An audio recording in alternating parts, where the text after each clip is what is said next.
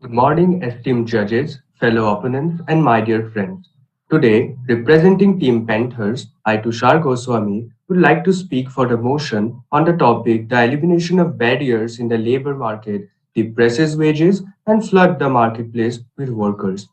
Labor market firstly refer. Participant, just give me a minute. We haven't begun the uh, debate. So just give me a minute.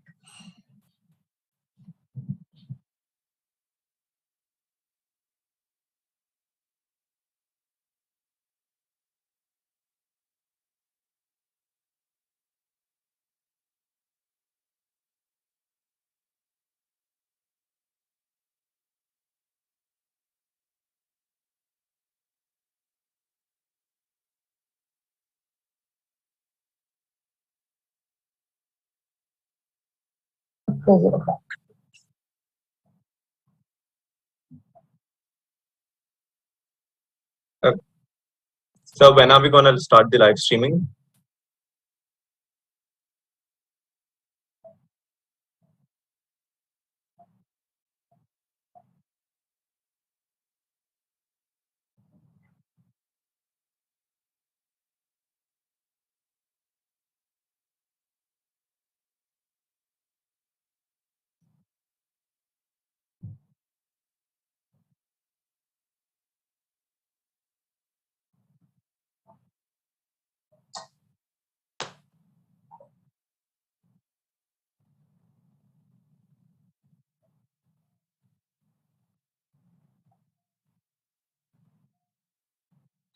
So when are we starting the live stream?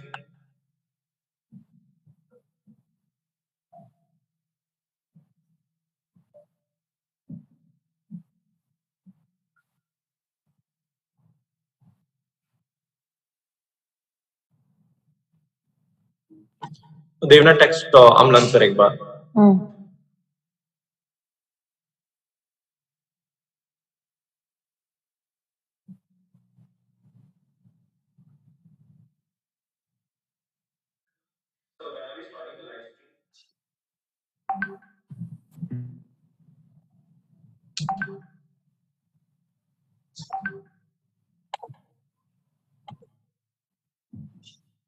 Yes, Yuvraj, I think you can continue. Is the live stream started? Yes, it has.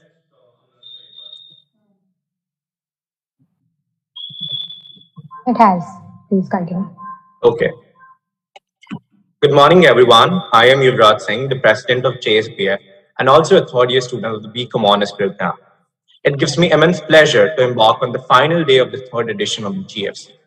It's 14th November, the birthday of Jawaharlal Nehru. Jawaharlal Nehru, an economic modernist who believed that the rapid industrialization was the most effective way to win the battle against mass poverty. The day is also marked as Children's Day. It's a day to celebrate the power of youth. It's correctly said by Franklin D. Roosevelt that we cannot always build the future for our youth, but what we can build is our youth for the future. The youth of a nation is brimming with untapped potential that can be polished and utilized to bring in advancements in every sphere. Indian history is full of youth icons that are example of the youth power in a country and also a great source of inspirations for many. It is no doubt that every young individual wants a great career and is willing to contribute his behalf towards the development of the nation. The youth can contribute to India's success and progress only if they are equipped with skills and knowledge. It is a great day to show you all how talented the youth of this country are. We have an entire day planned for many events which are student led. The 2021 edition of the Global Finance Conclave, hosted by the Jindal School of Banking and Finance, was to find answers to this question from scholars based on their rigorous academic research, from practitioners based on their grip of the evolving industry, from government officials based on their foresight of policy making, and from civil society activists based on their understanding of the complexities of our society. I would like to hand over to Devna to speak about the highlights of the day ahead, where we can see our youth shining their enormous power of knowledge. Thank you so much, Yuvraj, for that wonderful insight on Children's Day. Good morning, everyone. I am Devna Khandelwal, the Vice President of Jindal School of Banking and Finance. Planned for today are 5 student-led competitions, which include our signature debate called Arthavivada, GFC Trivia that tests one knowledge, mental equity, and the reflexes. The Globe, which is hosted by the Finance and Accounting Society to test knowledge about policies on taxing. Double Agent, which testifies the philosophy of understanding diverse perspectives before arriving on a conclusion. And Council of Cons, which is all about the logical reasoning in context of world of white collar crime. These events have been curated around topics like finance, economics, policies, and marketing. Each event will test the participants on their mental equity along with the understanding of fundamentals in the world of commerce. But before we start the events, we thank the committee heads, the committee coordinators, student leaders, and all the members of the committees who worked tirelessly to make this event a success. It wouldn't have been possible without their sheer dedication and support that our volunteers have shown to make this conclave a success. I hereby welcome you all to the final day of the third edition of Global Finance Conclave. Here's hoping that this experience turns out to be full of excitement and learning. Thank you.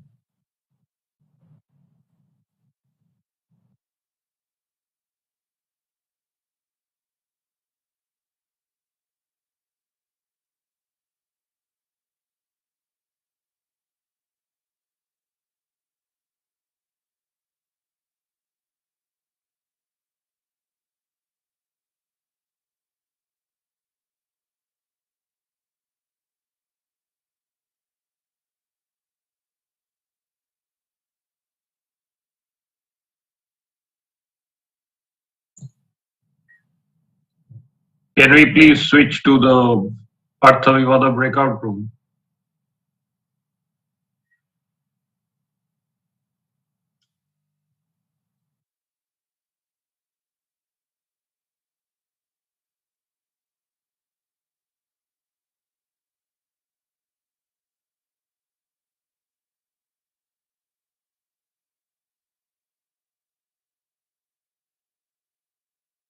Our team member is facing some internet issues, so if you can allow just couple of minutes for her to join, that would be great. The first debate will begin at 10:15 a.m. You have until then.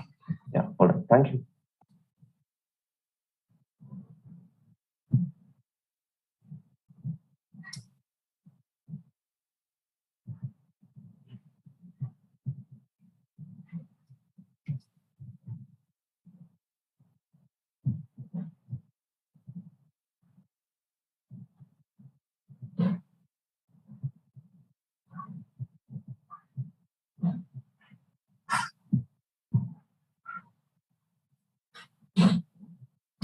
Judges, do you have your spreadsheets before you? Yes.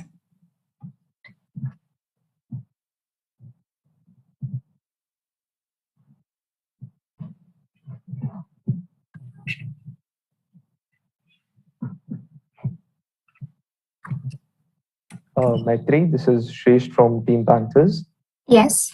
Yeah, this is to inform that our third team member is traveling because of medical emergency.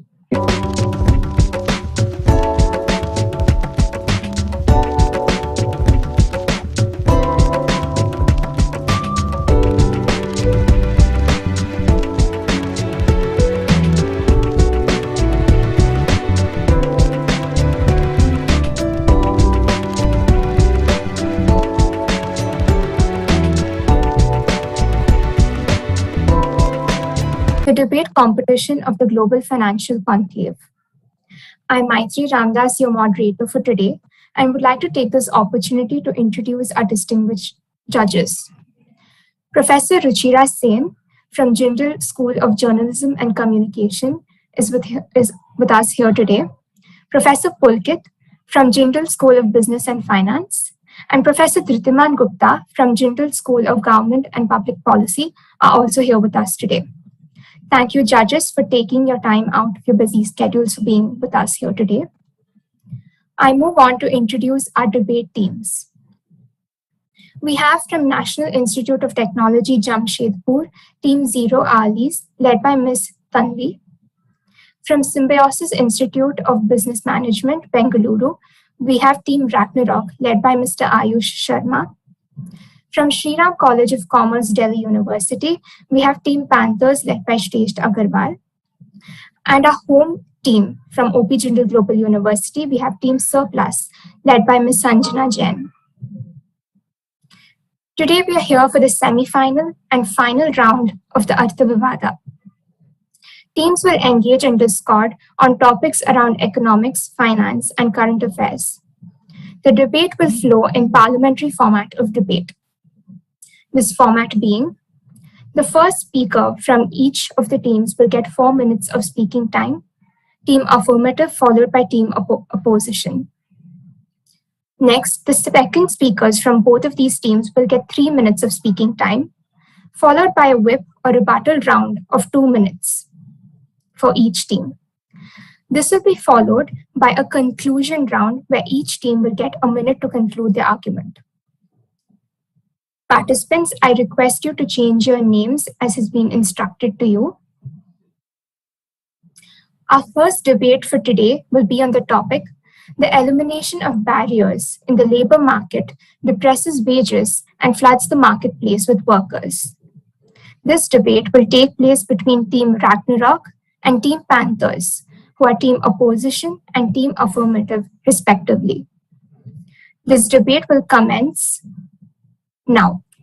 Can these teams please rename themselves as instructed? Judges, we are now ready to begin. Our timekeeper for this debate is Diya Jain. Participants will be notified when they have a minute of speaking time left and when their time is up by way of the chat box. We will begin this debate in 4, 3, 2, 1. Speaker 1, Team Affirmative, you have the floor. Good morning, esteemed judges, fellow opponents, and my dear friends. Today, representing Team Panthers, I, Tushar Goswami, would like to speak for a motion on the topic, the elimination of barriers in the labor market depresses wages and floods the marketplace with workers. Labor market firstly refer to the supply and demand for labor, in which employees provide the supply and employers provide the demand. But there can be several barriers to entry into the labor markets, such as language barriers, educational qualifications, gender, age group, religion, government regulations, experience, etc., to name a few. But when these barriers are removed or are overcome, there will be an increase in the supply of laborers, which will depress wages. I would like to justify my argument with the simple rule of demand and supply. If we consider the factor market, wages are determined with the help of demand and supply of laborers. So when there will be a large influx of laborers in an economy, as a result of removing labor market barriers, the wages are bound to depress, considering large supply of laborers with a minimal or zero increase in demand, because the bargaining power of the laborers will decrease and the employers are likely to give the jobs to those demanding less wages. For instance, if we consider an example, suppose there is a person who is seeking a laborer and he is ready to pay 100 rupees as wage. Now, suppose that for this purpose, there are 3 persons who are ready to take up this job, and out of the 3 persons, the first person or the first laborer, he is asking that he should be paid 130 rupees as wage for the purpose of doing this job. There is the second laborer who is ready to work at 100 rupees as wage, and then there comes a third laborer who is even ready to work with as low as 80 rupees as wage. So this is a simple instinct that the person who is seeking one laborer would likely employ the third person who is asking as low as 80 rupees as wage. So this example will clearly illustrate that when the supply of laborers are high, keeping the other factors constant, the wages are bound to go down. Also, in certain states in India, the state governments have imposed several restrictions on jobs. That is, a major chunk of the state government jobs and even the private sector jobs have been reserved for the domiciles from their own states. For example, few months back, the Haryana government notified a law providing 75% reservation for locals in the private sector jobs offering a monthly salary of less than 30,000 with effect from January 15 next year. Now, suppose hypothetically speaking, if we assume that these barriers are removed by the respective state governments, so this will encourage people from every nook and corner of the country to take up jobs in these states where these barriers are removed. So obviously this will flood the labor market with more and more number of workers, and obviously the wages are bound to go down. Moreover, an increase in immigration to a country can also grow the labor supply and potentially depress wages, particularly if newly arrived workers are willing to accept lower pay. With this, I'd like to conclude my part of the argument. Thank you very much.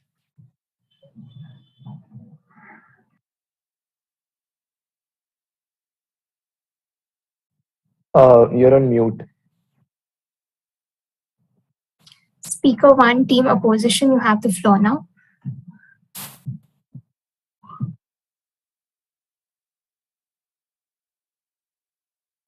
So there's this issue that the speaker one dropped off just now, and she's there in the waiting room. So if you can add her, she'll return to the breakout room, the main event room.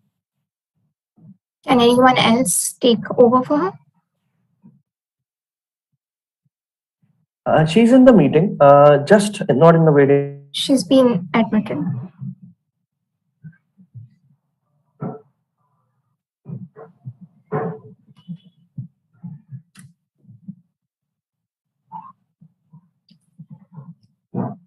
Right, she seems to be facing technical issues. Can someone please present her arguments until she's here with us?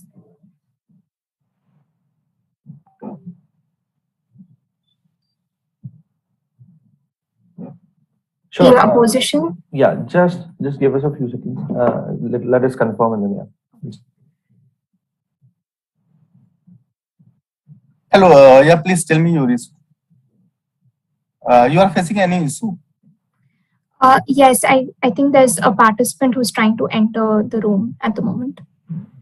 Kriti Kanoria, am I correct with that name? That's right. Yes, Kriti Kanoria. Yeah.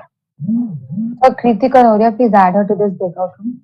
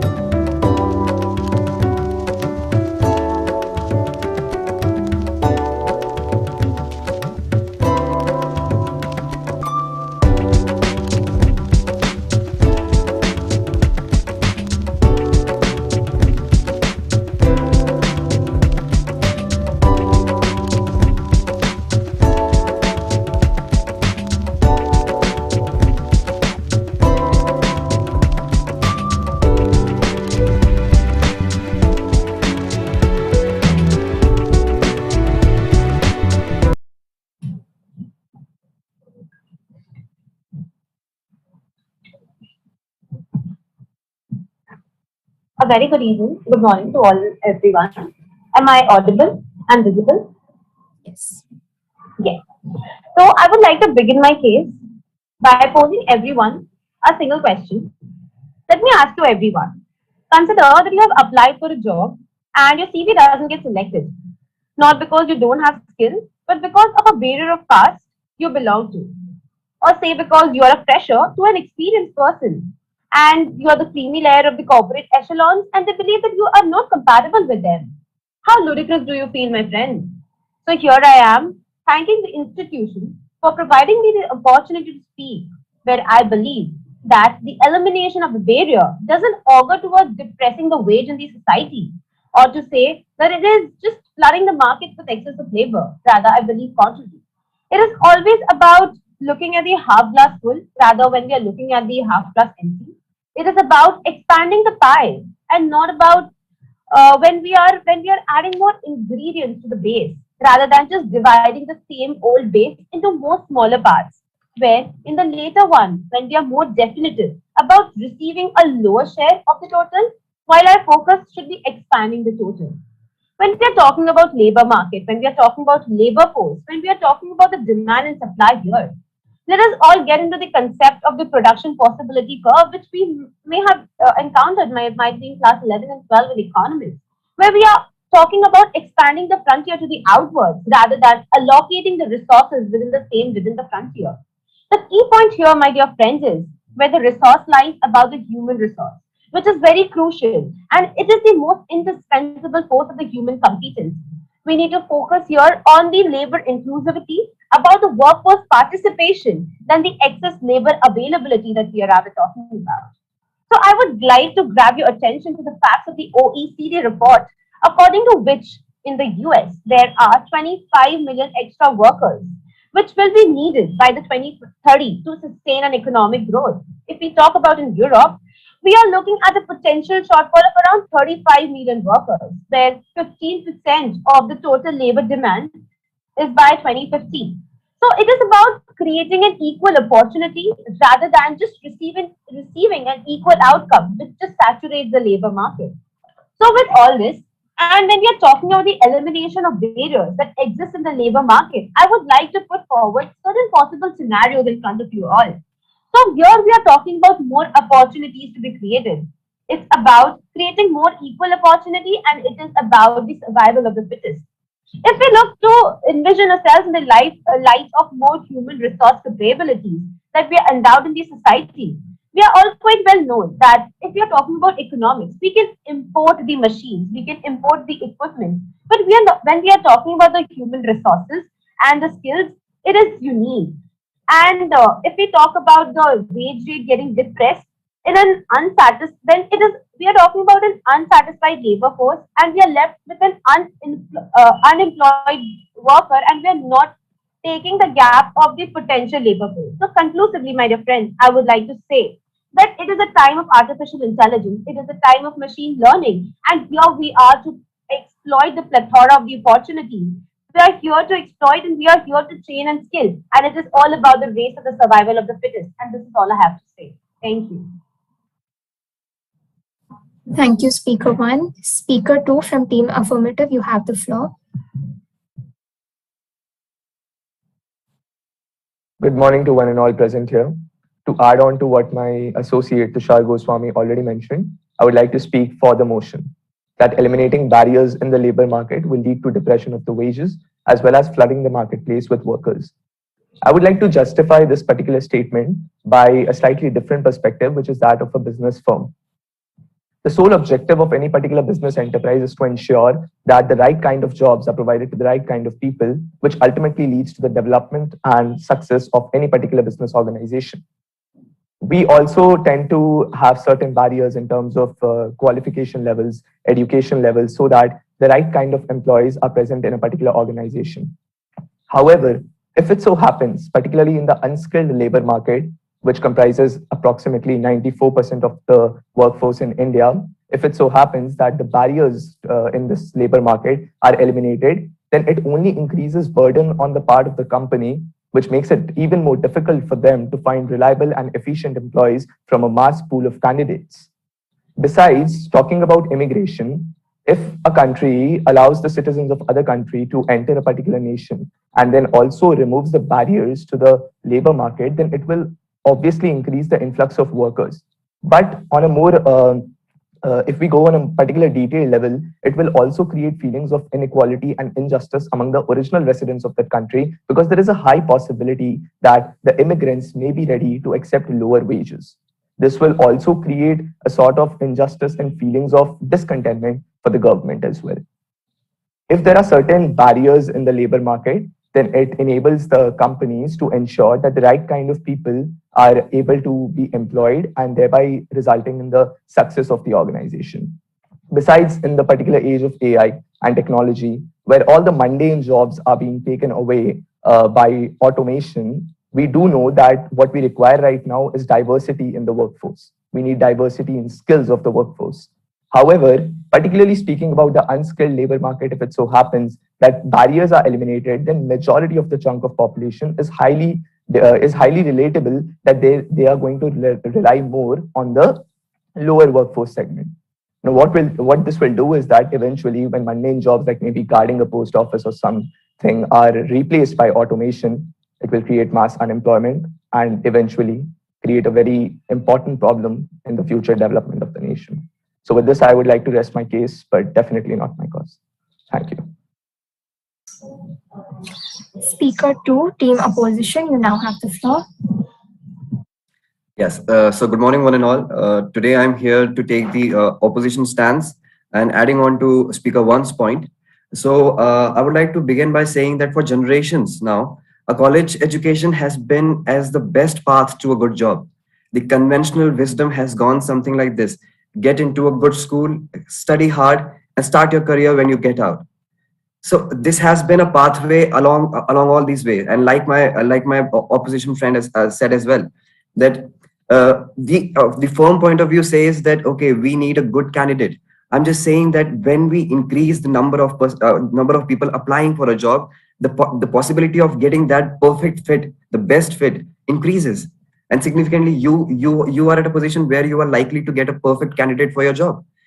And one more fact I would like to throw here: 8% of the Indians actually graduates from high school.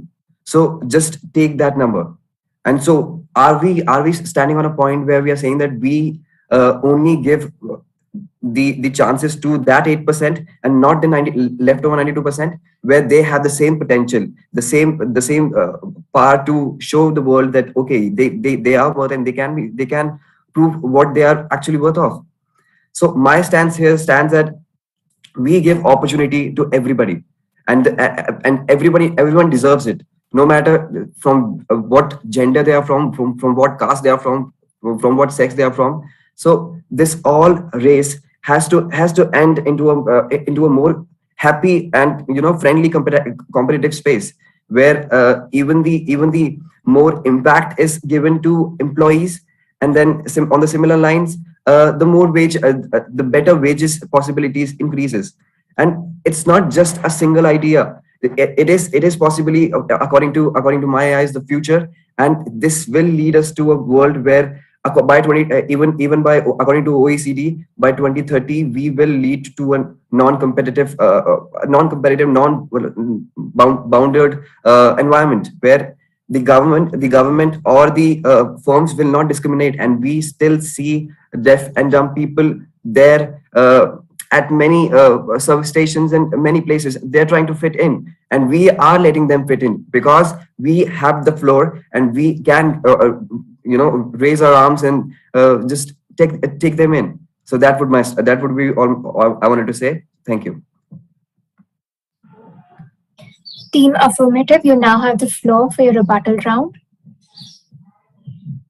Any counter arguments you may present now. So Team Opposition did mention that if it so happens that barriers are removed and more number of people do enter the labor market, then it will create equal opportunities, and the wages are not likely to depress. But what about the unskilled labor market, which comprises major portion of the Indian economy? Because as per the report, as per the Human Development Report of 2020, approximately 4 out of 5 laborers are actually unskilled. And when it comes to the unskilled labor market, removing barriers, because having a certain amount of barriers will, according to us, it won't play a very important role in sort of determining the wages. It's purely a game of demand and supply in that particular notion. So if Team Opposition could justify this particular statement. Thank you.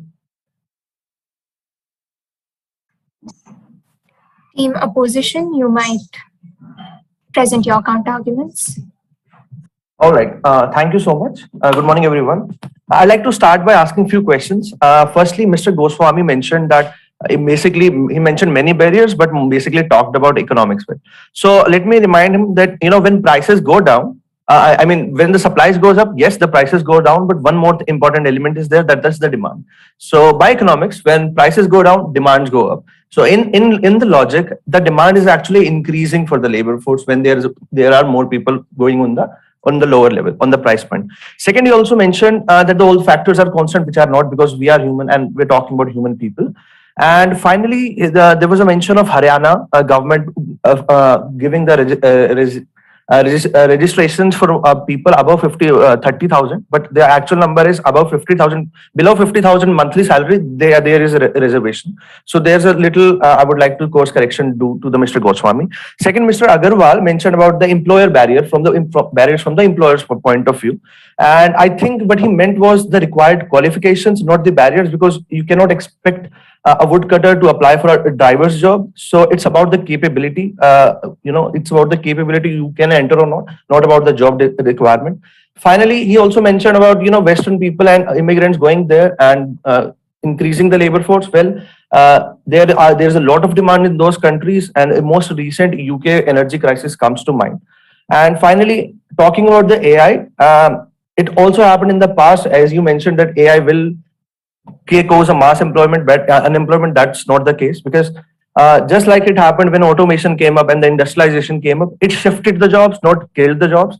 And so finally mentioning about the unskilled part, which he mentioned that 4 out of 5 people are unskilled. Well, there are a lot of investment done from the employer's point of view to actually skill the labor force according to their demand. So it's not really about the barriers, but about the intent of the employers. So concluding my argument, thank you so much. This is all the questions I have.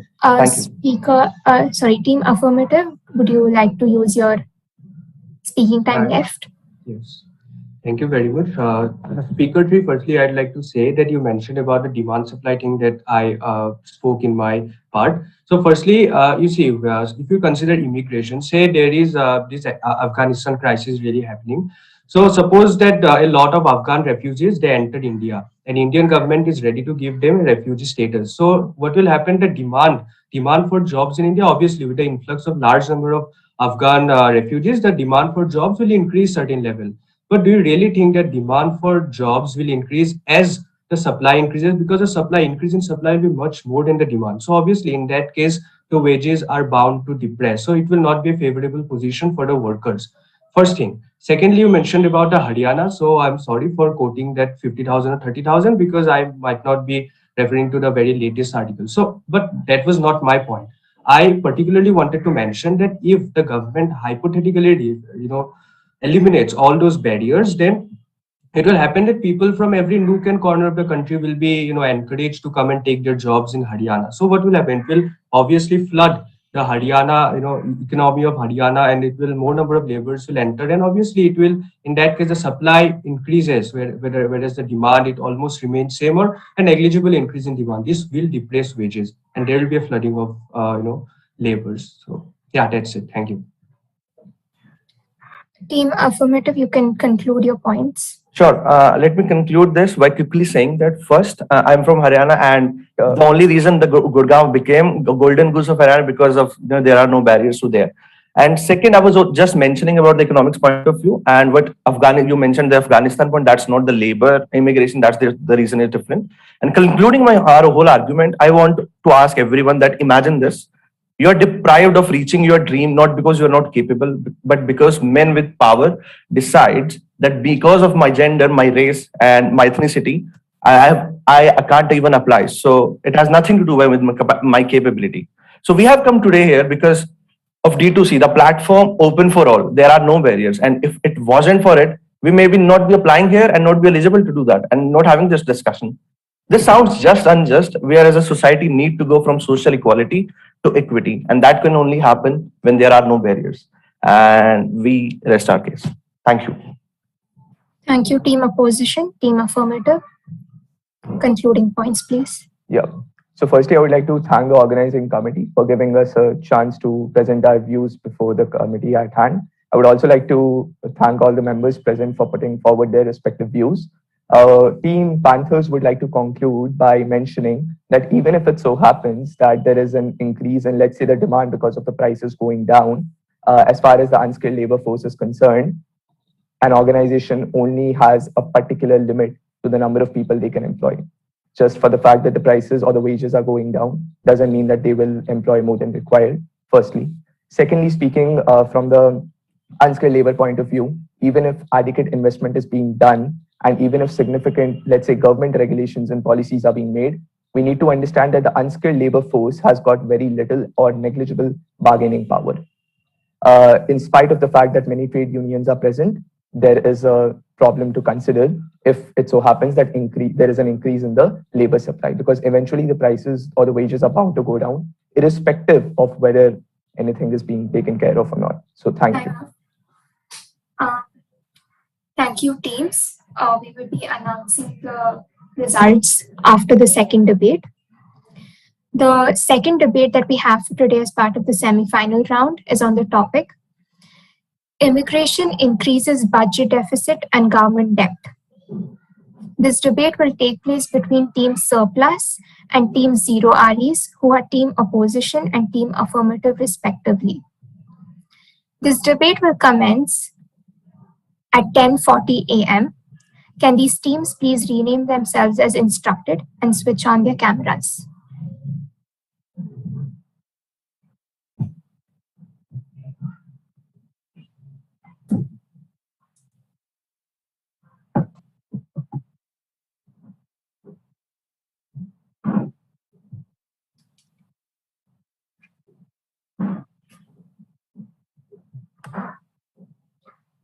Teams, are you prepared to begin?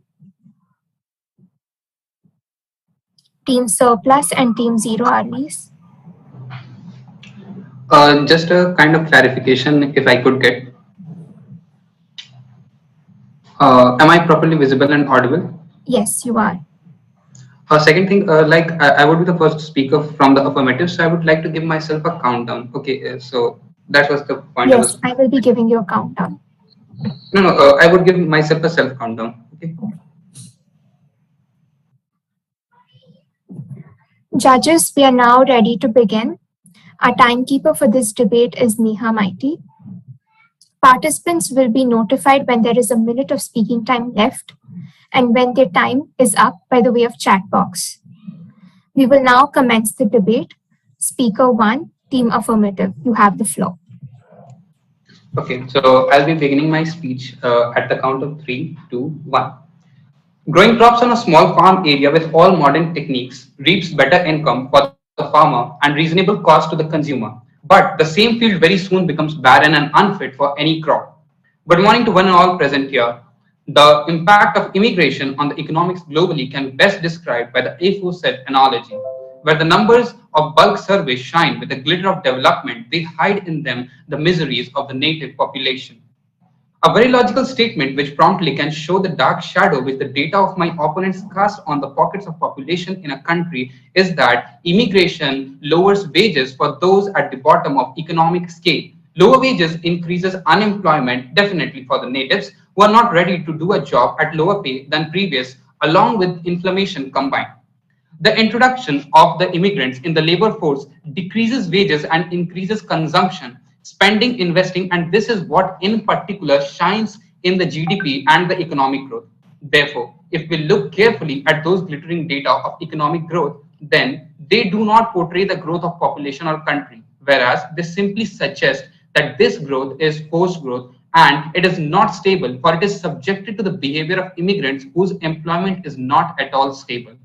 Let me put it like this, that the government of a country is actually under an increased budget deficit because it needs to spend on the welfare of natives as well as immigrants. But the immigrants provide a temporary pump in the economics of a country. Henceforth, the government is unable to sense the debt which it along with its people are subject to, and moreover, the government globally do not spend ideally for the welfare of immigrants, which hides the budget deficit. An analogy which shall better explain this is the pump and dump theory of share market, where the pump in the prices of a share is accompanied by sudden dump and total crash of the market.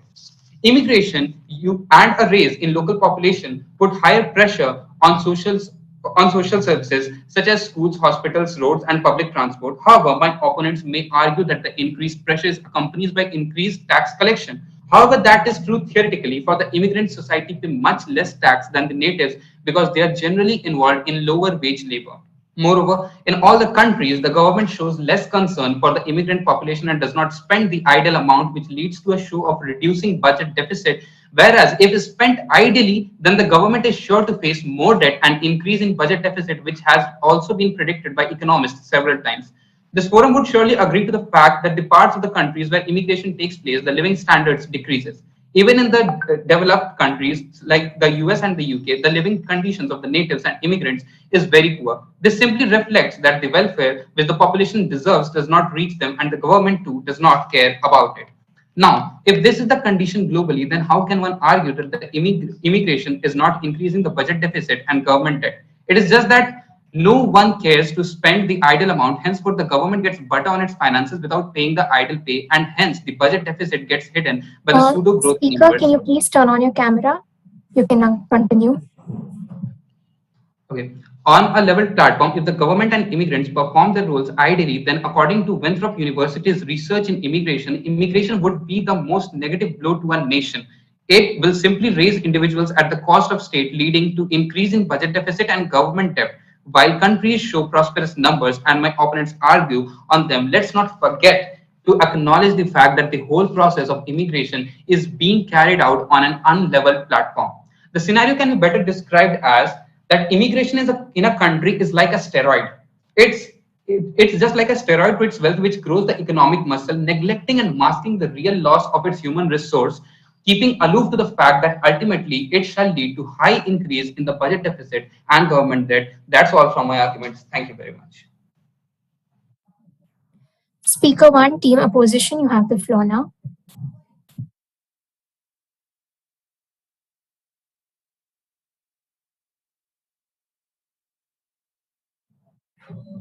Do we have speaker 1 with us? I think I've renamed myself wrongly. I apologize for that. And yeah, so may I commence my speech? Yes.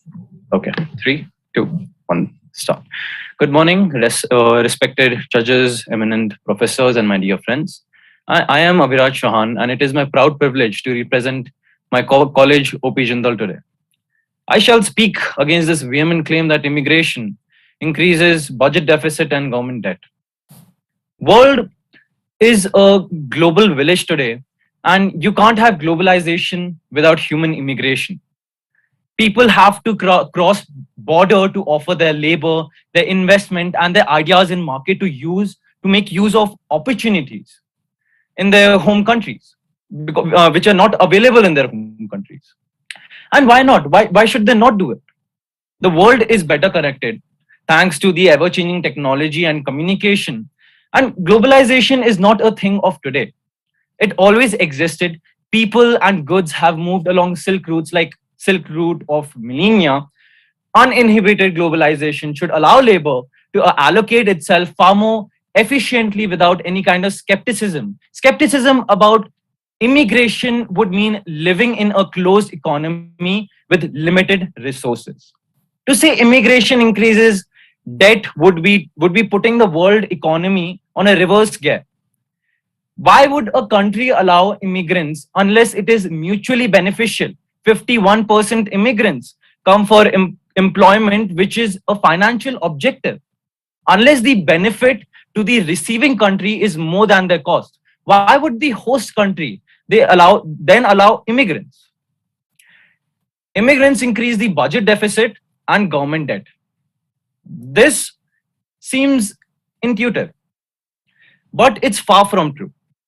Take the example of America. Many tend to come to America as young adults. They do not avail the benefits of private schooling. Agreed. Also, the retirement benefits will be availed by them, will come to them after many decades. An increase in immigration will grow federal spending, but those spending increases will be more than offset by increase in tax receipts due to two factors. The total population will rise, meaning more workers and more taxpayers, and immigrants will be more likely to be working on the books and paying the taxes they owe. Immigration in the United States have about a net zero effect on government budgets. This is a fact which has been analyzed through different stats. Critics have claimed that immigrants take on jobs, lower down wages, and drain too much tax money because of social services. However, what they do not realize that the jobs immigrants take are the jobs which require the skill that the host country may not have, or most citizens in the host country do not prefer to take. Immigrants fill up these jobs lighten the load of producers and consumers, and results in gain in economic welfare. It is a fact that immigrants are a source of low-cost labor, but these cost reductions are eventually passed on to the consumer. So host country citizens benefit from these as well. The goods produced through the efforts of immigrant workers can also generate additional profits as the goods can be sold at lower price, hence more the purchasing power of people and lesser the need for public expenditure and fiscal deficit.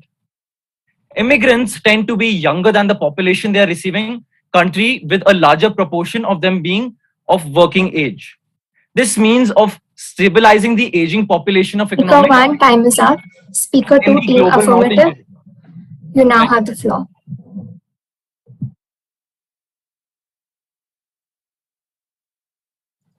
Speaker 2, team affirmative. Hello. Am I clearly visible and audible? Yes, you are. Okay, fine. So I'll start. Respected jury members, my dear friends, I'd like to add to my points what my friend Rahul has put forth. Immigration has always been an issue of financial distress for many developed and developing countries across the globe. According to the conservative group Heritage Foundation study, USA was hit with a financial burden of $54 billion a year only for illegal immigrants crossing from Mexico border. Let alone the world, just a portion of immigrants in USA costs such a whopping distress on taxpayers' money. Imagine how much amount of remittance might run into. Talking about immigration, immigration is majorly of two types, legal and illegal. My friend today have quoted about data of taxes paid by legal immigrants of those with citizenship or visas. Let me remind them for every one legal immigrant, there are millions who come without legal documents and consume the resources of citizens and enjoy services on the hard-earned taxpayers' money.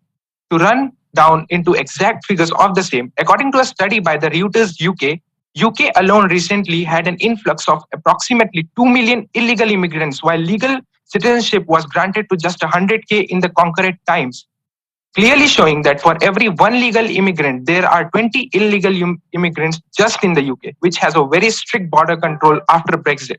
So if my friends are expecting to portray the balance sheets of the legal immigrants, let me remind them that they are forgetting the major chunk of unregistered illegal ones. The scale of this problem is the major issue which hits several countries in the world today. Several decent countries have to spend a huge chunk of hard-earned money of their citizens on setting up asylum camps, arranging food, medicines, and all amenities of those people who are not even a part of their country. All of this takes a hit on the economy and creates a deficit and debt.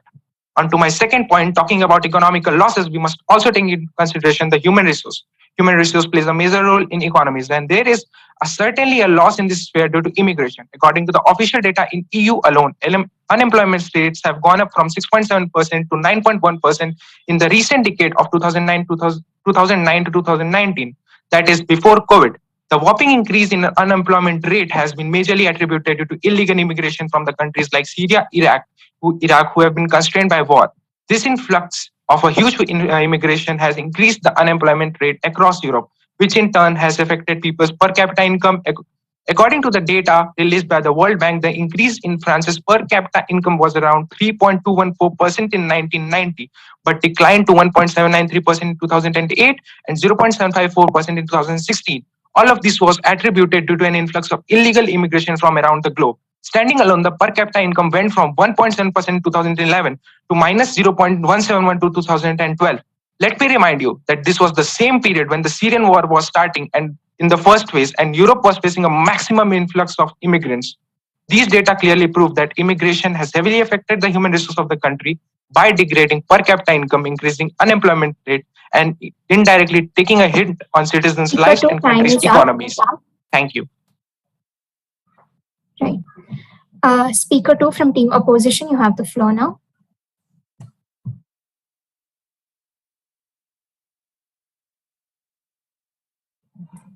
Speaker 2, team opposition, are you here with us today?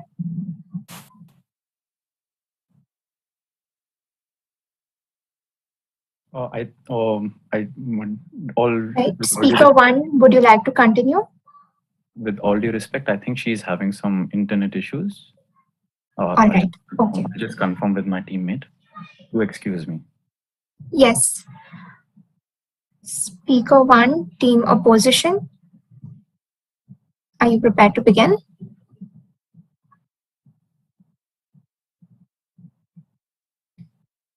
Speaker, you are unaudible.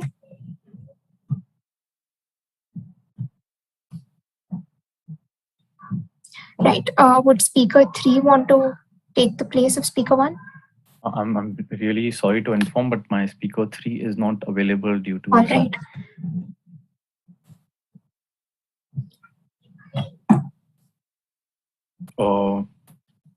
May.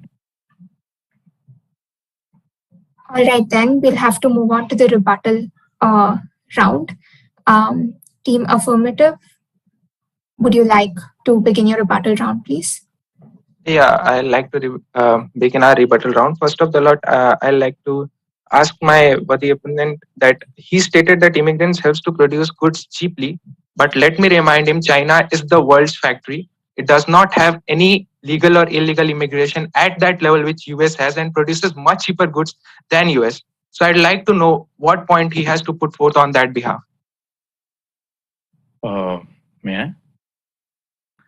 Okay, with all due respect, Speaker 2, let me remind you that the functioning of China is completely different from how the US country is functioning.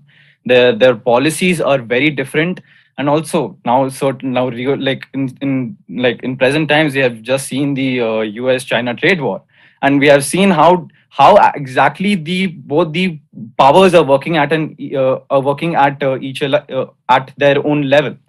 Though answering to your question, which you asked how the goods have been produced cheaply, let me also remind you one more thing. China has a very stringent policy regarding their produce. They have been also mistreating their laborers and their workers very badly, and this actually have been proved through certain datas and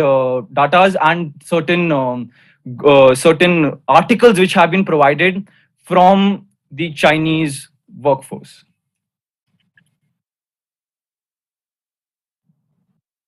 All right, team affirmative, do you have more points? Yeah, thank you. Whatever points you have put forth, I'll very thankfully. But I like to state that you did not quote any of the things related to immigration.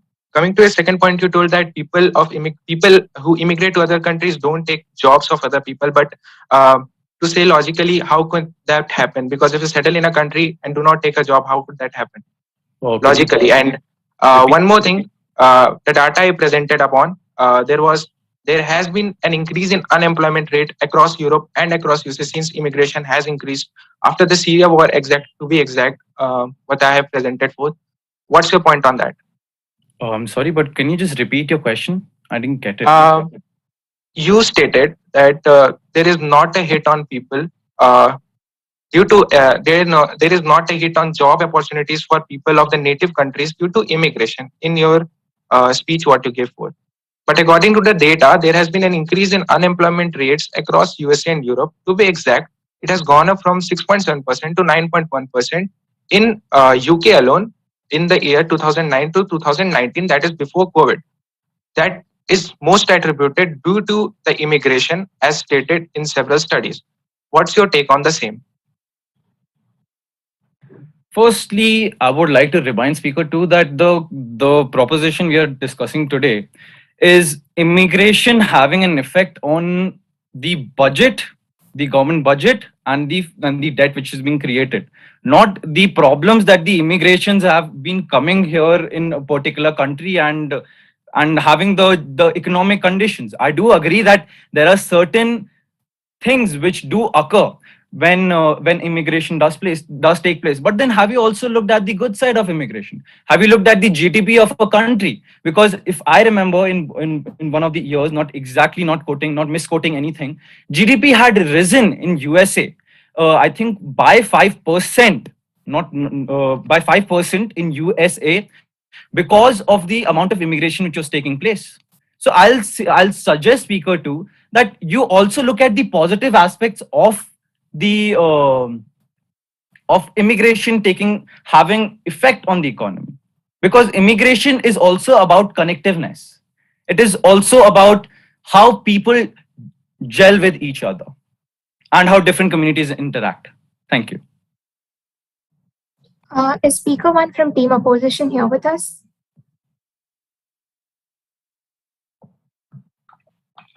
So, yes, please take the floor. Respected judges, faculty members, and my dear friends, I, Sanjana Jain, today have the proud privilege here to be representing my college, OP Jindal. The topic for today of our debate is, does immigration lead to government debt and budget deficit?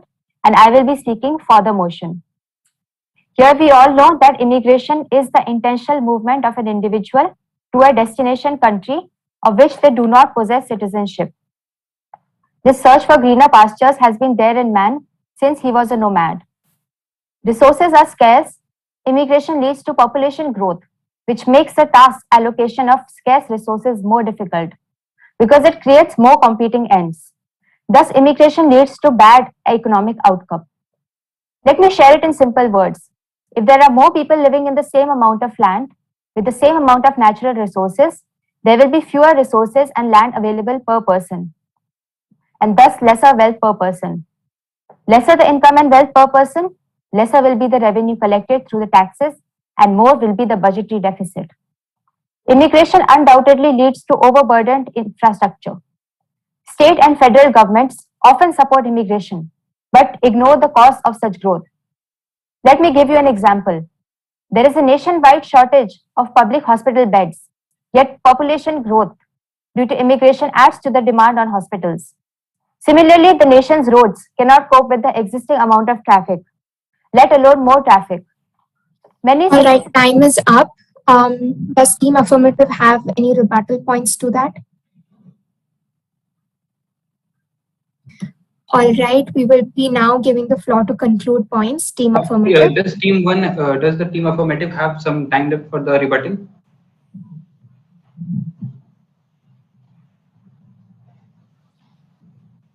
Team Affirmative, you can now conclude your points.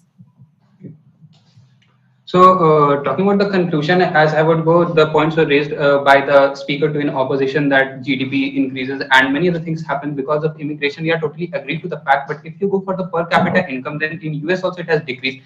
Talking about the other points which were put by the opposition that cheap labor is available, then because of that cheap labor to the Native Americans in the mostly in the agricultural and the construction field, they are suffering, and that has been released by one of the major colleges of major Ivy League colleges in one of the researches. So we cannot say that immigration and cheap labor is doing anything good. Then if we say that because of cheap labor the GDP is increasing, then let me tell you that it's the country's native population which is getting affected by it, and therefore the country is getting affected improper. So if we are just putting up the fact that because of the GDP increase the debt is not increasing, then it's totally wrong, because in fact the human resource is going inside debt, which is the greatest debt which a country can afford to have. And secondly, the country is not in the control of its own population. It is going in the control of some population which is totally unaware of the country's geographical and political condition. Thank you so much. Team opposition, your concluding points. Yes. Everywhere immigrations have enriched and strengthened the fabric of life, we have to understand they're not a problem, but a solution to many economic causes. Especially when looked at a country's GDP, as stated before, a rise in immigration led to a rise in GDP. But it is agreed, a population boom in any country may cause certain problems, be it economic. But on an international sphere, it can be dealt with. So let me remind you something, that the greatest economic need is a human. Without a human, an economy cannot function. Every human being in an functioning economy is important, and he can provide the best economic need for each and every country when combined collectively. Thank you. And speaker opposition rests his case. All right, thank you, speakers. We will now be moving on to the final round of the Artha Vivada. We will be announcing the qualifiers from the semi-final round by 11:05. We will then commence the debate after the winners are announced of the semi-final round. All right. The third debate for today, which is the final round of Artha Vivada, will be on the topic, is foreign direct investment in retail sector good for India? We will commence this debate at 11:10 a.m. Right now, judges will be collecting their overall so that we can decide on the qualifiers. Thank you. Thank you.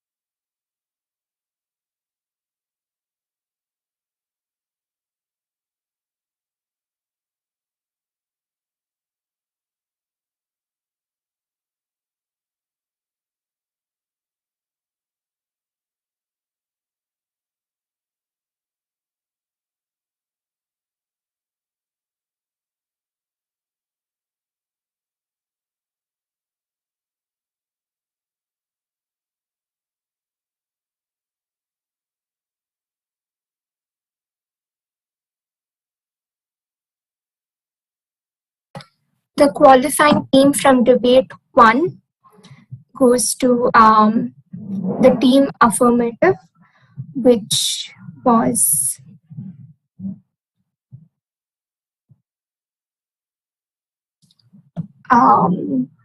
Team Panthers. Team Panthers, you have qualified for the final round of debate.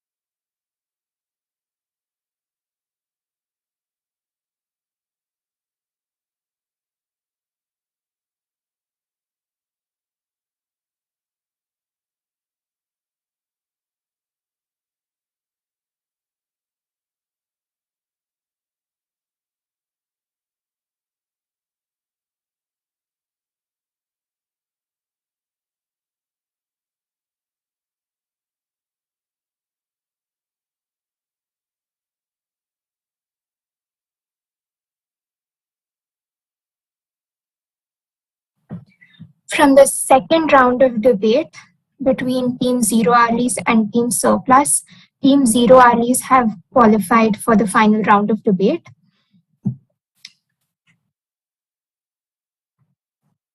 Are both teams prepared to begin the final round? We have Team Panthers.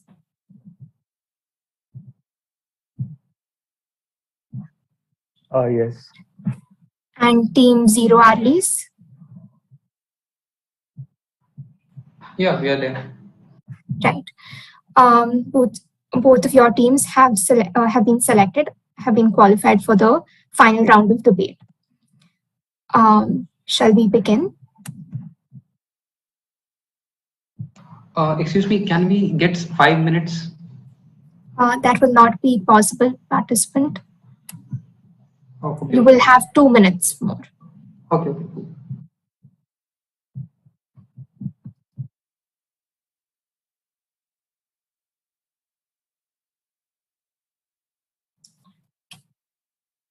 Team Panthers, you will be team affirmative for the final round of debate. And team Zero Andes, you will be taking the opposition.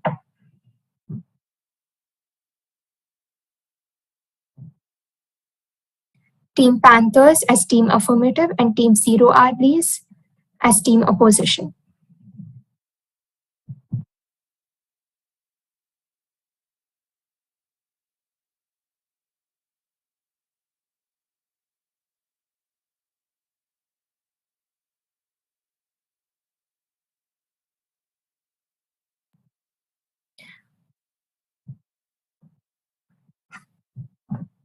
Teams, we will be preparing to begin now. Our timekeeper for the third and final round of the Artha is Dwani Goyal. Dwani, can you please turn on your camera? Participants will be notified when they have a minute of speaking time left and when their time is up by way of chat box. Teams, are you in position to begin? Yes. All right. So the final round of debate between Team Panthers and Team Zero Allies on the topic is foreign direct investment in retail sector good for India begins in 4, 3, 2, 1. Speaker 1 of Team Affirmative, you have the floor. Good morning, esteemed judges, fellow opponents, and my dear friends. Today, representing Team Panthers, I, Tushar Goswami, would like to speak for the motion on the topic foreign direct investment in retail sector is good for India. Firstly, let's begin by defining what foreign direct investment really is. A foreign direct investment is an investment in the form of a controlling ownership in a business in one country by an entity based in another country. Now, if we talk about the retail sector in particular, it is that part of a country's economy that is made up of businesses that sell goods through stores or the internet, etc., to the public. The Indian retail market is said to be worth 600 billion US dollars. It comes in the top 5 retail markets worldwide by economic value. It is also one of the fastest growing markets with a surging population of more than a billion people. The retail market is expected to grow tremendously as per the latest policy issued by the Department of Industrial Policy and Promotion. 100% FDI is allowed in case of single brand retail and duty-free shops through automatic route. This has enormous potentiality. The micro, small, and medium enterprises sector has suffered due to the lack of branding and lack of avenues to reach out the vast world markets. While India has continued to provide emphasis on the development of the MSME sector, the share of unorganized sector in overall manufacturing has declined from 34.5% in 1999 to 2000 to 30.3% in 2007. This has largely been due to the inability of this sector to access latest technology and improve its marketing interface. Thus, the rationale behind allowing FDI in Indian retail sector comes from the fact that it will act as a powerful catalyst to spur competition in retail industry due to the current scenario of above listed limitations. Now, there are several challenges in the retail sector in India. In India, the retailing sector has a long way to go, and to become a truly flourishing industry, retailing needs to cross various hurdles. The first challenge facing the unorganized retail sector is competition from the unorganized sector.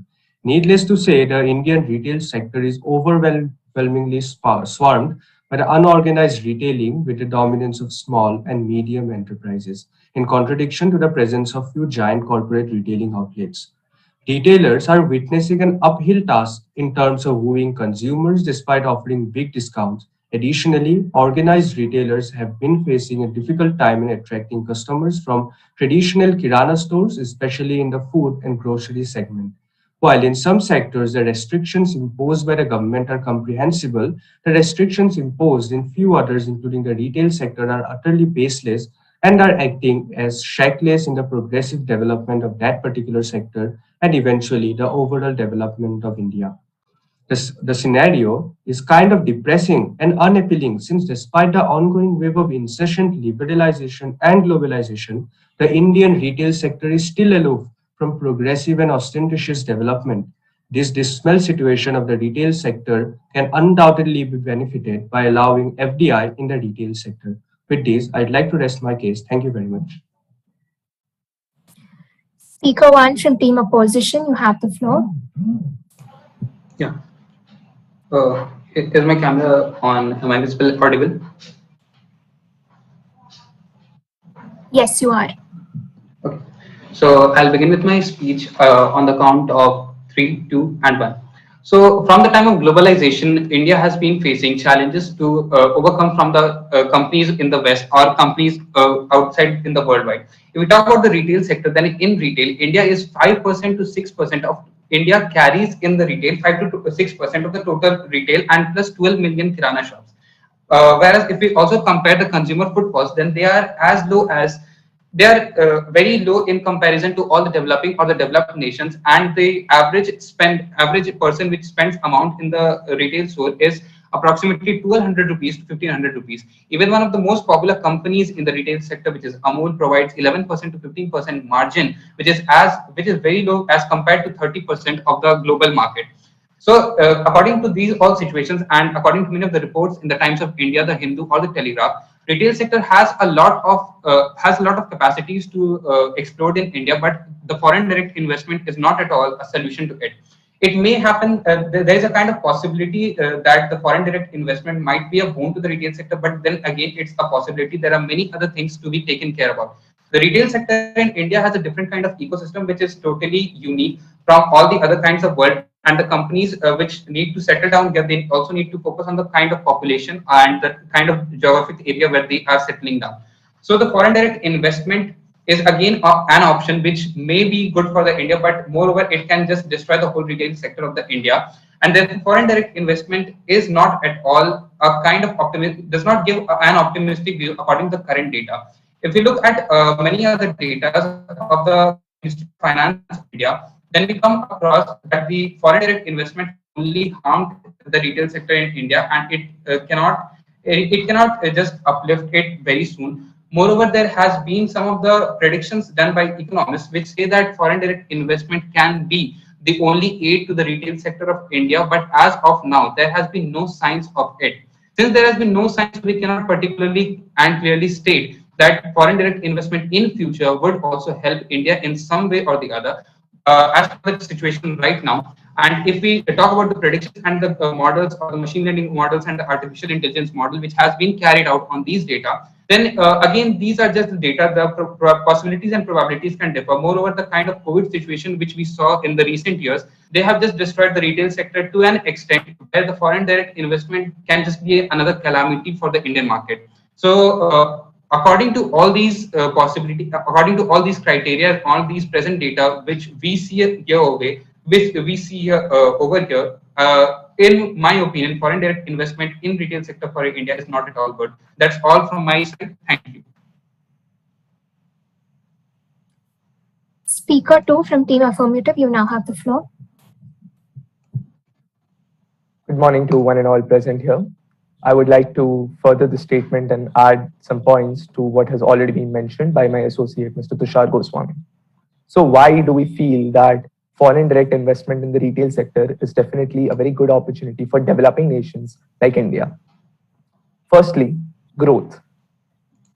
Basic economics mentions that if there is significant investment in a particular nation in the development of the infrastructure, in inflow of technology, skills, and high-level knowledge, then it will gradually lead to the growth and development of the nation. Not only will it enable the current workforce of the nation in becoming adaptable to the jobs that are likely to emerge in the future, it will also create a lot of employment opportunities particularly for the workforce which is employed in the metros. However, critics might often wonder that this particular statement also mentions the fact that adequate employment opportunities won't be distributed equally, but that is also not the case because different firms right now, which are also operating in India as well, not particularly the foreign firms, but even the firms which are operating in India, are likely to provide internship opportunities as well as placements to the people who have adequate skills. Further, if we speak about the domain of agriculture, then foreign direct investment is likely to have a huge level of impact. The reason being that in the agriculture space, there are a lot of middlemen involved, and so is the case in most of the places. But because of the middlemen being involved, the problem arises when the middlemen sort of slice the major chunk of the profits of the farmers, leaving them on the disadvantaged side. So what will happen in case of foreign direct investment is that a smooth process will be established, market linkage will be established, and this will ensure that the farmers are able to ensure that they are able to get a reasonable price for their crops. Further, another important factor to consider is that it will result in an increase in the demand as well, because the consumers will be provided with a lot of benefits. With foreign direct investment, the consumers will be able to make choices from a variety of options available. And definitely, the fact that quality will be upgraded is not to be mentioned. Productivity boost is also an important factor that we must consider. With the inflow of foreign direct investment and modern technologies, a certain level of retail stores which are operating at a slightly high level will be forced to compete for the better. They will be forced to ensure that they are adopting strategies which are eventually going to prove empathetically opposing in the long run so that they are able to disrupt the competition of such MNCs. So it's also important that competition is going to play an important role in the development of the nation. And lastly, I would like to rest my case by mentioning the issue of quality control as well. As the reports mentioned, I'm unable to recall the name of the report that I read, but it mentions that there are certain level of firms operating in India where employees are present to do mundane jobs, such as maybe checking the scope of leakages in the oil industry, because it can be very expensive there. However, with foreign direct investment, such things, mundane things, can be automated, Time up. resulting in the best development. Speaker Thank 2 you. from team opposition, you have the floor now. Okay, thank you. I'd like to add to whatever points my friend Rahul has put forth. FDI has definitely been beneficial as well as been problematic in the past, as we have seen in the case with Vietnam. There have been several instances with countries running away due to several issues, because whenever foreign companies come into investment into a country, they do not have a liability on it. Whenever they face problems or issues, they run away from the country, leaving the country in a ruckus and the country's economy in several problems and issues. So giving our whole retail market into the hands of a foreign country can hamper the whole logistics as well as people's daily needs into the hands of those companies. Definitely, based on these points, I believe retail sector does not need FDI in India. India is a capable country. We have our own resources. There are several big conglomerates working in India, which can in itself help India get all the needs which we have.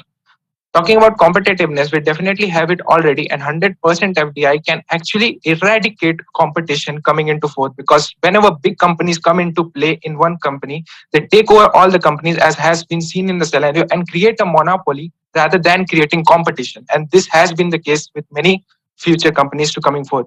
Currently in India, several companies have been acquired by big companies from international market, and a monopoly has been created rather than creating competition. Google, Facebook, going into IT sector, taking for just for an example, they have created monopoly rather than creating competition. So how can we create that there will be a competition in through FDI sector rather than there will? It is rightly to say that there will be more of a monopoly. Coming to the status of where we grade FDI to create better opportunities for jobs. Jobs are actually created when we jobs could actually be created by home companies rather than FDIs. Whenever companies come into play in such sectors, I believe they can create jobs, whether it be Indian companies. We have seen Future Group into play. Future Group is an Indian company. It was not foreign direct investment, but it provided hundreds of employment, more than what could have provided by FDIs. And they are liable for what they are doing because they are an Indian company. They won't run away. So I believe that also has an important role to play, because that provides stability, instances, and some responsibility when it comes to the companies which are from same origin as the country, and they provide more competitive market to it. Thank you. Team Affirmative, you now have the floor for rebuttal round. Thank you. Yeah. So I would first like to highlight three of the points which were mentioned by Team Opposition. Uh, Team Opposition mentioned that FDI is going to give a boost to the retail sector, and in the very next line, they told that FDI can destroy the entire retail sector. According to me, the two statements are highly contradictory because if a particular venture is expected to give boost, then it is not likely that it's going to destroy the retail sector entirely. Secondly, the speaker three also mentioned that giving the entire retail market in the hands of the foreign company will create disruptions. But the topic that we are currently discussing is the fact that whether foreign direct investment is likely to be a good thing for India. We have nowhere mentioned that the entire control of the retailing part of the nation will be given to the foreign company. The government can very easily create laws around that. And also, you mentioned about IT, sir. Just to like add on and clarify things, IT and retail are very different ventures. IT, firstly, as far as a nation like India is concerned, a very minute portion of the workforce is actually dependent on IT for their living. However, when we consider the retail segment, the major chunk of the workforce is dependent mostly on retail. So my question to you is, sir, that why do you think that foreign direct investment is likely to create disruptions if it so happens that it is going to bring in technology, it is going to bring in, let's say, smoothness in the process, and when the government is obviously going to ensure that certain laws and regulations are in place so that they don't, let's say, hamper the local interest? That's my question, sir. Okay. First, to put forth, as you graded that IT and retail sector are two very different things, I like to say that it was just an example what FDIs and international community can or international big conglomerates can do, because it has been already done in one sector, so it can definitely happen in two other. So coming to fourth your point, as you stated that we stated that FDI will benefit and will not benefit. We actually wanted to grade that any kind of economic flow into the country may help the country, but it in the current position is not going to help, as we have seen in the example of several countries in the past, where foreign companies have heavily invested into those countries, but when the time has come, like they have got a hit, they just run away from the country without any liability or help to the people, as has been seen in the case of Ford right now. Ford was having a very big plant in Chennai, which employed more than, not to run into exact figure, I believe 20,000, around 2 or 3,000 employees. But Ford did not take the responsibility of all of them and just ran away, giving it into the hands of Tata, whatever they want to do with all those employees. But since Tata is an Indian company, when Tata handed over its plant in near Salem in the iron plant in Salem to Jindal Works, it handled all its employees properly and guaranteed that all employees get proper employment opportunities in Jindal Works. So I believe that liability is proven without FDI, and the companies, when the companies are of Indian origin, much more.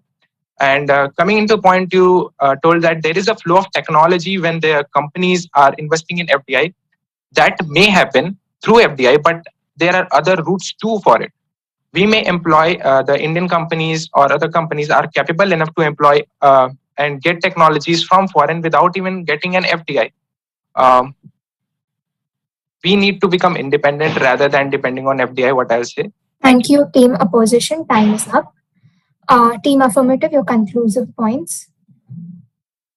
Yeah, so firstly, I would like to again thank the members today for putting forward their respective views while agreeing and respecting all the views and facts which were put forward. Team Panthers would like to conclude by making a statement that foreign direct investment will definitely play a very important role in development of the nation as a nation in large and the retail sector in particular. However, another important point that must be considered is that this will happen provided the government is taking into account that there are certain laws and regulations in place which ensure that the local retail segments are not hampered. Because we all know for a fact that as far as the local retail segments are concerned, it won't be possible for them to compete initially with the MNCs operating in the nation. Another important fact is that it will help the workforce of the nation in becoming adaptable with future jobs, thereby ensuring that there is diversity in the skills as well as the talents in the nation. Thank you so much. Team opposition, your conclusive points.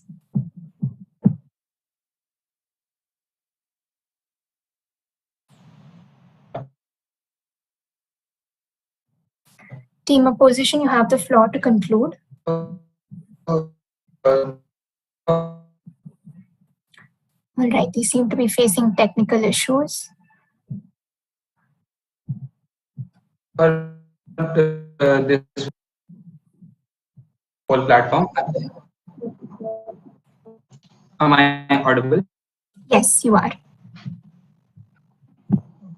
Am I not audible right now? Yes, Hello? you are audible. Hello? Am I audible? Yes, you are audible right now.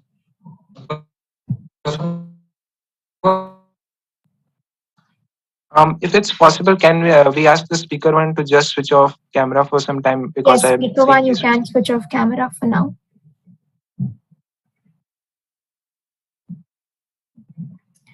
Speaker 2 from team opposition, would you like to conclude?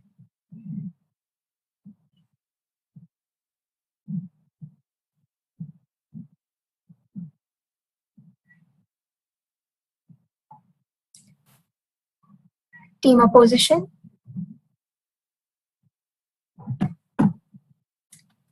All right, if all groups have presented their points, Okay, so since nobody is coming forth, I'd like to conclude from my team side. Yes. We would like, in the conclusion, we would like to say that Indian ecosystem or any ecosystem of a country is their own. They have a particular way of doing things, and in the retail sector, that is very important. So we believe FDI will rather destroy that environment and in the sector than providing into that problems.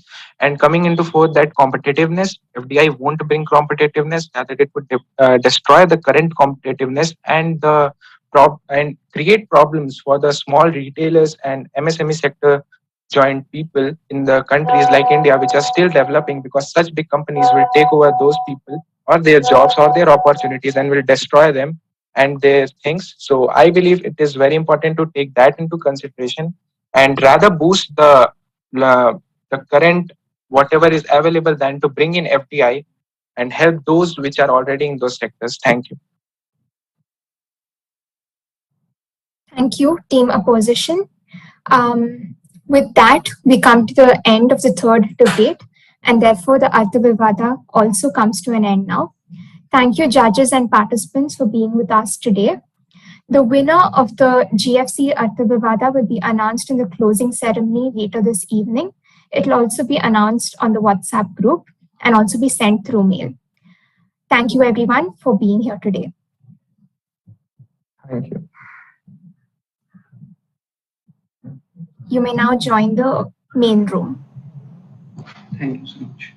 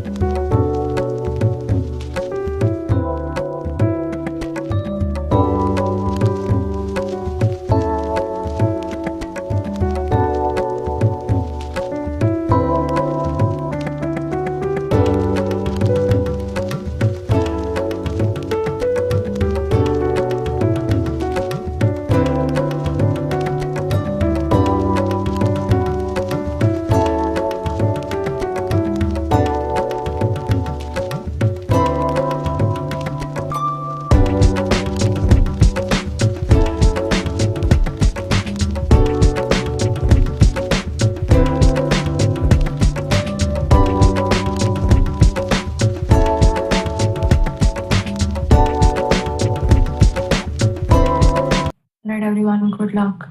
Do we have all our participants? Yeah.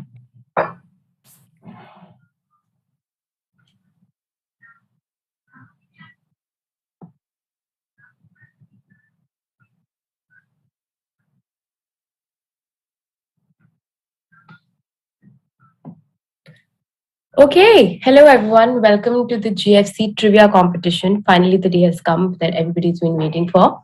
I am Kopal Arora and I'm going to be your host for today. And I am really excited to introduce you to my team. We have Sanaya as the scorekeeper today.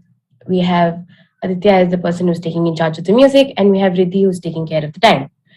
Additionally, we also have our wonderful, wonderful two teams. First, we have Team 1, which is the Zavarians, in which we have Aman Bardia and Jagrit Kaushik. They are from St. Xavier's College, Autonomous, Kolkata. And then we have our second team, Trailblazers, which has Sachin Kansal and Devansh Pahuja, and they are from the Thapar Institute of Technology and Engineering. So before we begin the game, on a very serious note, I would like to inform everyone that this is an absolutely safe space. Any inappropriate behavior, any inappropriate comments, suggestive jokes, remarks will not be tolerated, and very strict action will be taken against you.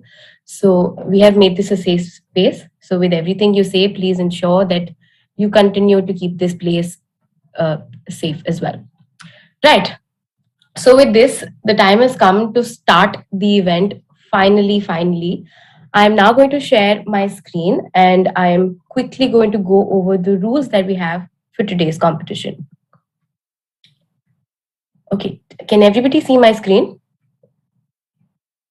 Yes. All right, Yes. thank you. Right, so let's quickly go over the rules. We have two teams, the Zavarians and the Trailblazers. In today's trivia competition, we have 6 topics: finance, banking, economics, marketing, business, and current affairs / general knowledge. There are 5-point categories in the game: 100 points, 200 points, 300 points, 400 points, and 500 points. Each team will be required to choose one topic and a specific corresponding point value. If the team members answer the question correctly, you will be given those many points. If you answer incorrectly, or if you do not answer the question at all, those many points will be taken away from your team's total. So for example, if I choose to do the question for banking for 200 points, if I answer correctly, my team gets a plus 200. If I answer incorrectly, or if I don't answer, my team will face a minus 200 points. Additionally, once a team has picked a question, the other team cannot pick the question again. So for example, if team 1 has already gone for economics 400, team 2 cannot choose economics 400 again. These questions, of course, are time bound, and as the points increase, the difficulty increases, and so does the time limit. For a 100-pointer question, you will have 35 seconds to answer the question. For a 200-pointer question, you'll have 40 seconds. For a 300-pointer, you'll have 50 seconds. For 455, and for the 500-pointer questions, you will have 60 seconds, which is the time of 1 full minute. As a reminder, since we have a timekeeper, we will send a message in the chat when 20 seconds are left, and you will also send a message in the chat when 20 seconds are left. Please ensure that we will send the message when 20 seconds of your time is remaining and not when 20 seconds have passed. So please do keep out an eye on the chat box to not exceed the timing. So these are the rules of the game today. Using our internet to answer the questions is strictly prohibited. Using unfair means may lead to disqualification from the game as well. So with that being said, do the team members have any doubts, any questions regarding the rules, anything at all?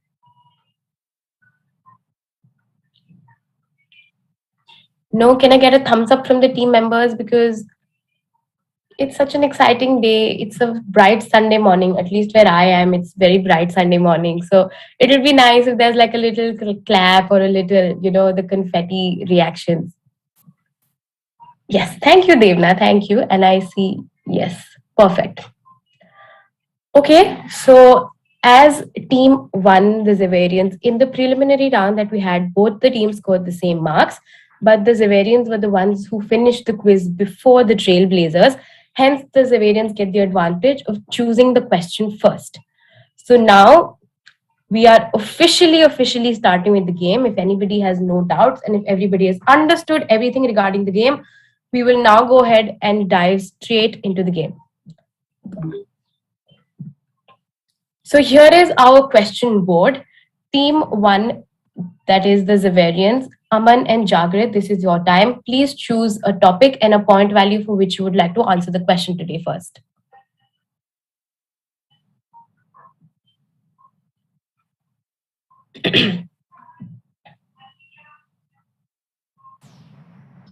Marketing, 100 points. Marketing 100 points. Let's go. First question of the day, guys. I'm really excited. Marketing 100. Let's go. Customers' evaluation of the difference between all the benefits and all the costs of a marketing offer relates to those of competing offer refers to. The question is on your screen.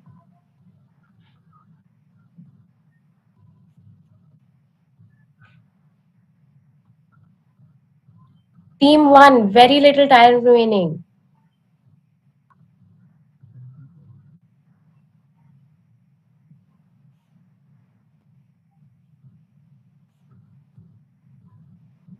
Sorry, Team 1, the time is up. Is it marketing plan? I'm really sorry. The time was up when you answered. That was not the correct answer, though.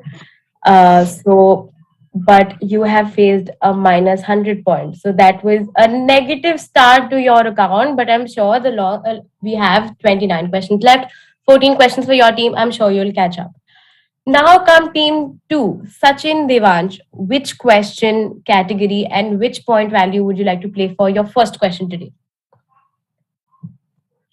I think we would like to go with business 100 points. Business 100. Business 100 points. Okay, business 100 points. Let's go. Safe choices, 100 points.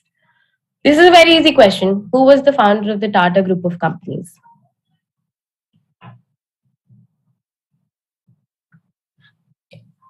Team 2. Ratan Tata. That is the incorrect answer. The correct answer is Jamshedji Tata. Jamshedji Tata. And that is a minus 100 points for your team.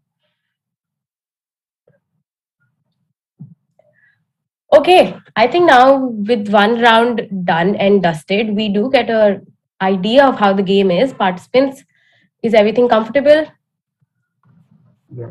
Yes, perfect. Okay, then I think a little smile won't do you bad. I mean, happiness brings good luck. That's the mantra I follow in my life personally. Right. Okay, so it's back to team 1. Team 1, topic and point value. Current affairs, 200 points. Current affairs, 200 points. Let's go. Which year and by which finance minister was the economic liberalization carried out in India?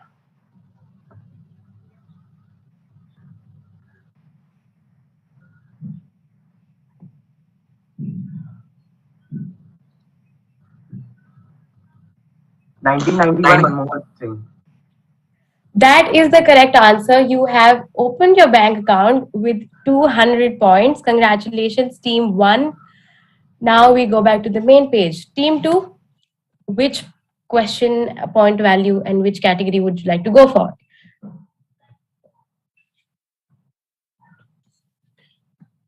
We would like to go with Economics 100. Economics 100. Okay, let's go. What does the law of demand state? Law of demand states that if the price of a product, the product increases, the quantity demanded will increase. Yes, but that is not the complete answer. We want the complete answer. There is another point in the law of demand that you're missing out. And vice versa? There is still a point that you're missing out. And other factors remaining constant. Other factors remaining constant. That is the correct answer. That is the complete answer that you were looking for. And that has given your team a wonderful 100 points. Thank you. Team 2 has opened a positive account now. Team 1, which point category would you like to go for? And which point category and topic category?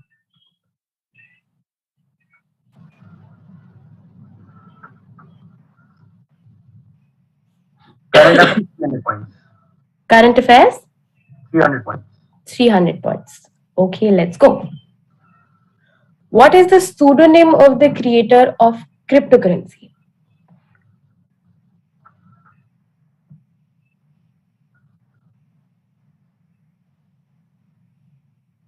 Satoshi Nakamoto. Yes, that is the correct answer, and that awards your team a gorgeous 300 points on the score table. Thank you so much. Right. Team 2, Trailblazers. Question points category. Finance 200. Finance 200. Let's go. When were the first and last 5-year plans introduced in India? What was the first year in which the 5-year plan was introduced, and which year did the last 5-year plan in India start?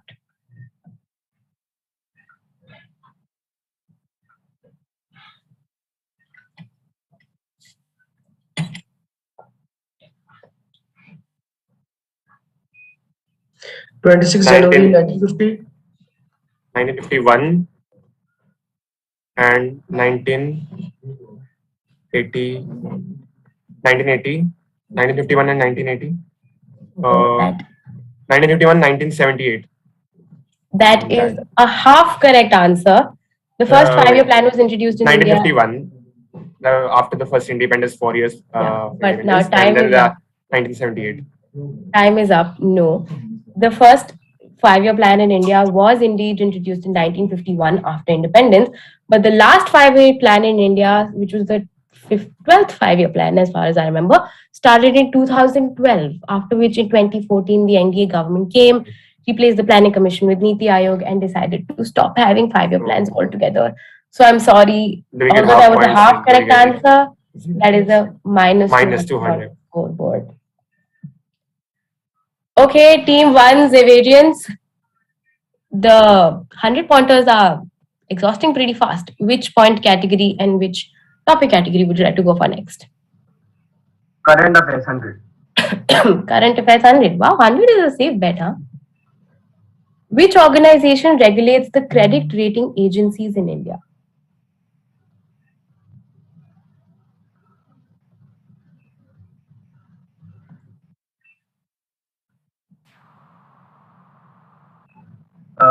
SEBI, Security Exchange Board of India. That is the correct answer, and that puts you up 100 points on the scoreboard. Jagrit, just to ensure, are you using the internet answering these questions, or are you genuinely doing this out of memory? Actually, we have some knowledge about it. Actually, we had studied it in class 12 and all. Yeah. I was just making sure. I'm not accusing you or anything. I just wanted to make sure, because it goes against the rules of the game and it's unfair towards the other team. Right, okay. With that. Sorry, actually, people may disheartened because you asked that question, because the thing is that we could see someone looking at the other side. So that this question. And that was like the third time, so I just wanted to confirm if you're checking the internet or it's genuinely taking that much time to think. But that's all. We trust. Yeah, we can carry on. Let's carry on. So, okay, Trailblazers, point category and topic category. I think we'll go for marketing 300. Marketing 300. Okay, let's go. What are unsought goods? Unsought goods are the goods that are not required by a customer, that are not in requirement by a customer in the market. That is the correct answer, and that puts you with a plus 300. Congratulations, Trailblazers. Now we'll go back to the main page. But before we move on to the next question, I very specifically requested one thing from all my dear participants here today, which was that happiness brings success. And suddenly, with after like 10, 5, 6 questions, the smiles are just like wilting away. So I think let's have a quick 5-second smile break and relax. You guys are live on YouTube. Say hi to the world. This is going to be there forever. So smile. Your memory on YouTube should remain a positive one. And with that, we're going to move on to the next question with our spirits high and up in the air. Zavarians, team 1, point category and topic category. Banking 300. Banking 300. Perfect. Let's go. Mention any 2 sections to which priority sector lending by banks in India constitutes lending to.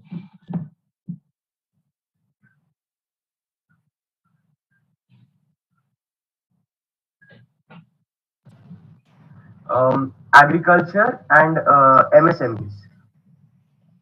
That is the correct answer. That puts you up by a plus 300 on the scoreboard. Good going, Xaverians.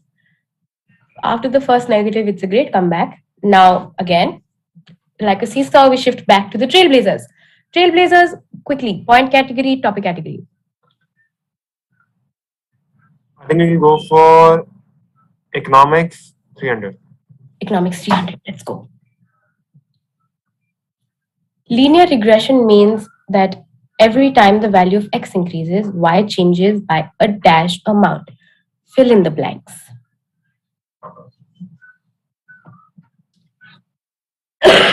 Excuse me.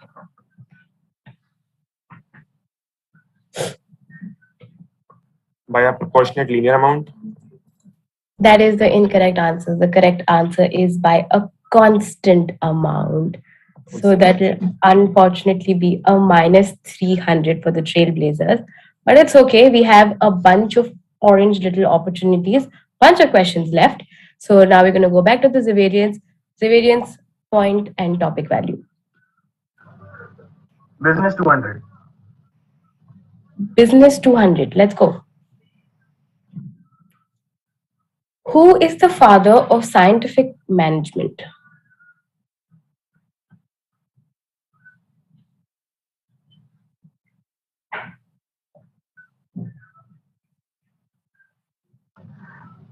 Frederick Taylor. That is the correct answer. The answer is F.W. Taylor. That is Frederick Taylor. So that is a plus 200 for the Xaverians on the scoreboard again. Right. Trailblazers with a smile. Next point value and topic question. We would like to go with 500 current affairs. 500. First 500 bet. That is good. Let's go. One of the leading cryptocurrency exchange has recently launched India's first marketplace for NFT. What is the name of the exchange?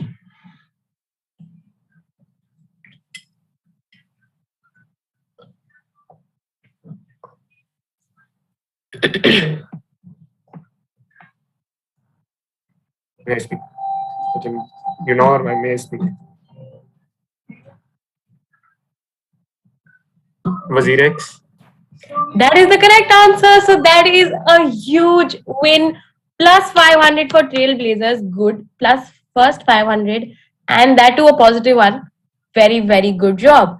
Okay, Xaverians. Now the Can you competition. please tell the scoreboard? What's the points now? Unfortunately, no, we are not going to reveal the scores right now. The scores will be revealed in the closing ceremony, which is later today. So you have to live in the suspense as I have to. So, Xaverians. Sorry, come again? Business 400. Business 400. Okay, let's go. The number of subordinates that can be efficiently managed by a superior is known as dash.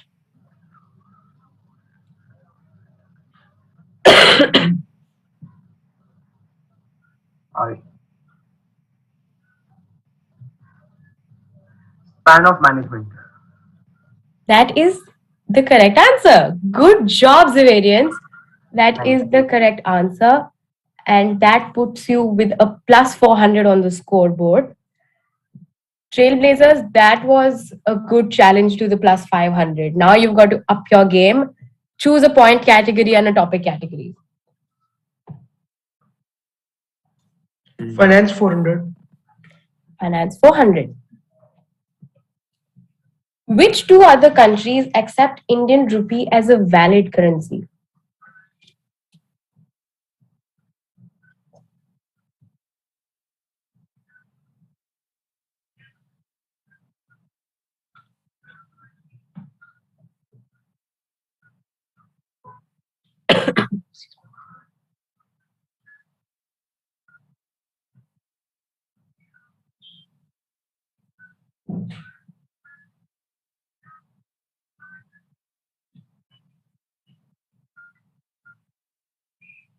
"20 seconds left. It is a 400-point wager for Trailblazers. Let's see what they answer with. 10 seconds, Trailblazers. Not answering will lead to negative marks. Nepal and And Maldives. that is the half correct answer. The correct answer is Nepal and Bhutan. The answer was closer home than you thought, but that was a close win. You got half the answer right, but I'm sorry, that still puts you with the minus 400 on the board. Okay, Zavarian, that was an interesting round. 400, 400. What is your next choice of question? Finance 100. Finance 100. What is the lowest slab of income tax in the Indian financial system with the, well, tax percentage?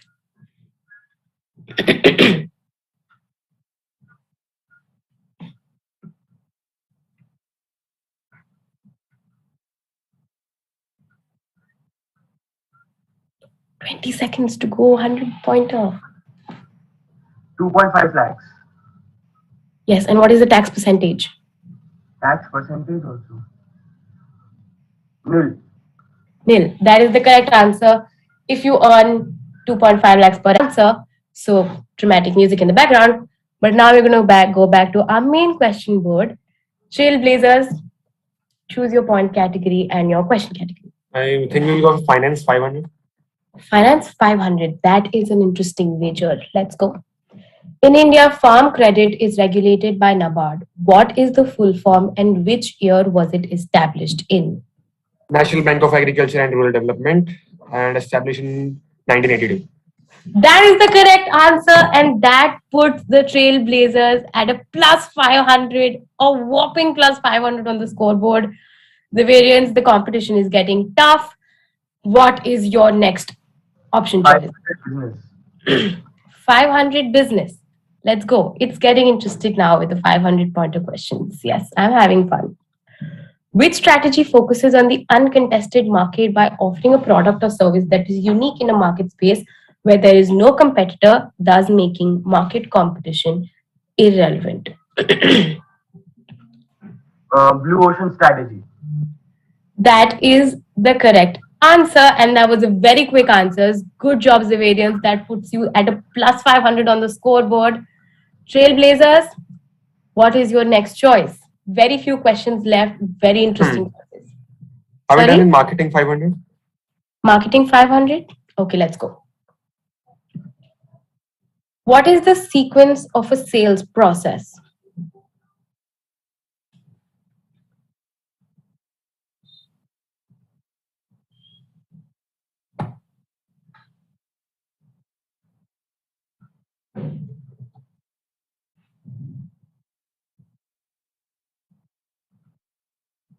Preparation, approach, presentation, handling objections, closing, and approach up. Wait, one is missing. There are 7 steps. Prospecting, preparation, approach, presentation, handling objections, closing, and follow. The answer on our board says lead generation, call, presentation, and sale. Well, It's a different answer. Different books, different syllabus. Maybe yours is. Yours can be correct. Then that was hard luck. Then I'm really sorry. That is a minus 500. It's totally all right. That is the spirit. That is the correct spirit to play a game with. Good job, Trailblazers. Okay, Zavarians, now it's time for you to have a good job. Do a good job. Which point, value, and topic would you like to go for? Banking 100. Banking 100. With that, we're exhausting our 100 pointers, guys. So it's going to get more fun after this round.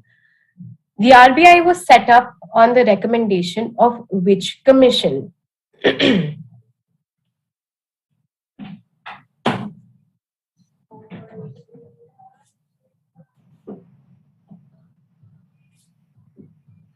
Hilton-Young Commission. That is the correct answer, Hilton-Young Commission, and that puts the Zavarians with the plus 100 on the scoreboard. So with that, we have exhausted all our 100 pointers. Now we have only 200, 300, 400, and 500 big wagers left with us.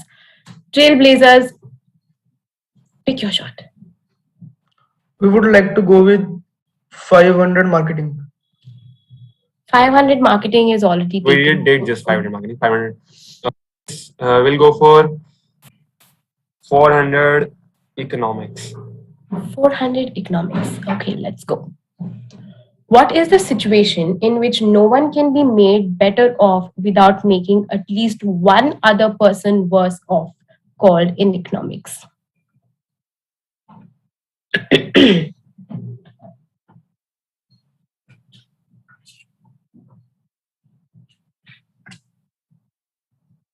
Pareto. That is the correct answer, Trailblazers. That is a plus 400 for you on the table. Pareto efficiency is the situation where no one can be made better off without making at least one other person worse off. That was an amazing comeback for the Trailblazers. Good job. Thumbs up for you as well.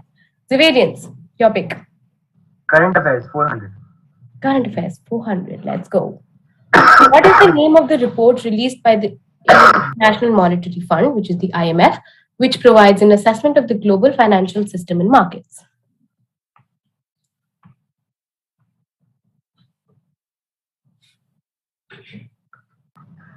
Global Financial Stability Report.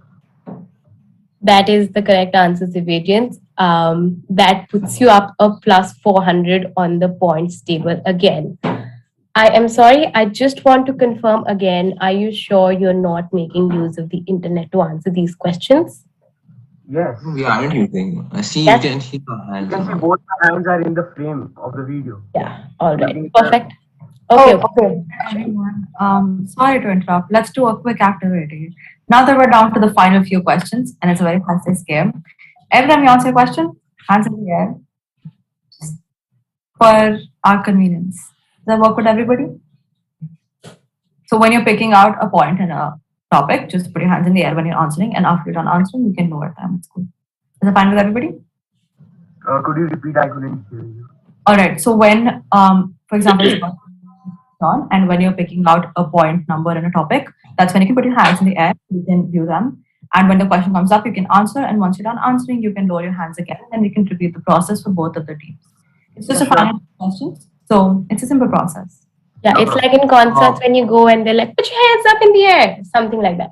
1 minute. Actually, I'm using my phone to join the meeting. So one hand is I'm holding with that phone, and other is here.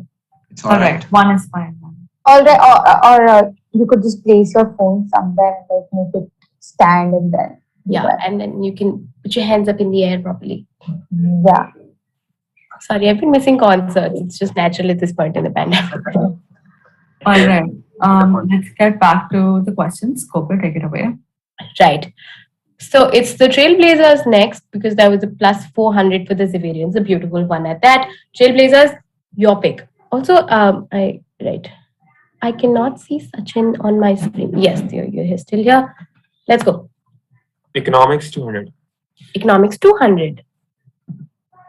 The dash coefficient is a ratio between the covariance, variance shared by two variables, and a measure of the separate variances.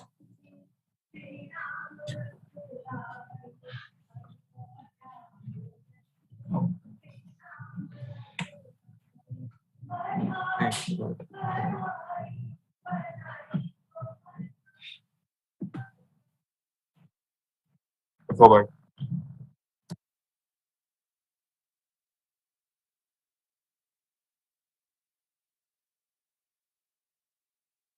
Correlation coefficient.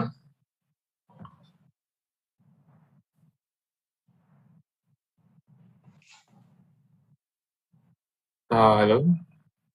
Host. Host just left the meeting. Kopal, you're on mute. Yeah. I'm so sorry. There was just a power problem and I got cut out of the call for a second. I will share my screen again. Yes. And by Sachin answered in time. Yeah, he answered. Yeah, correct. So they answered correlation coefficient. Correlation. That is the correct answer. So that is a plus 400 for you. Plus 200. Plus, this is a 400 pointer, right? No, you just opened the wrong question. This is Pareto. Oh, right. Oh, I'm so sorry. That was economics 200. Correlation coefficient. So that is a plus 200. Good job. Good job. Right. So we're going to go back to the main page and Where is our other team? Xaverians, which point value would you like to go for? Banking 400. Banking 400. Okay, let's go. State true or false. Statutory liquidity ratio is the minimum percentage of its deposit which every commercial bank is required to keep with the central bank.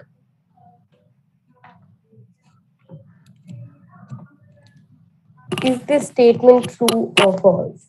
False. That is false. This is the cash reserve ratio's definition, and that is the correct answer. So that gives you a plus 400 on the scoreboard again. Okay, Trailblazers, very few questions left. Which point value, which topic would you like to go for?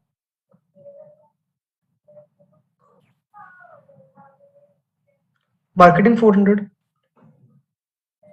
Marketing 400. Let's go.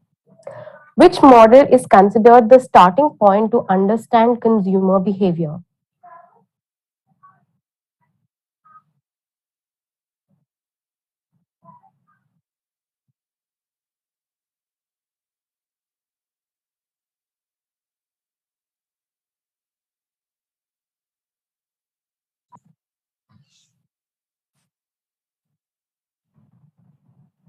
Stimulus response model. That is the correct answer, and that gives you a plus 400 on the scoreboard. Good job, Trailblazers. Now let's go back to the main.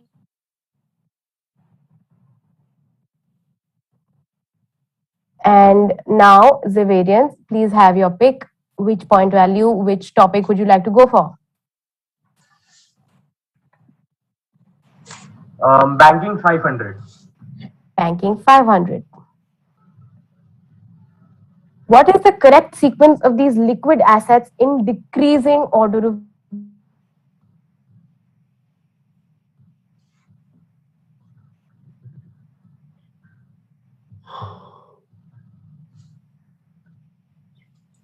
My apologies. I believe Gopal is facing some internet issues. That's all right. Volunteers, does anyone have access to the presentation other than Gopal? Sorry? Do any of the volunteers have access to the presentation other than Gopal? No.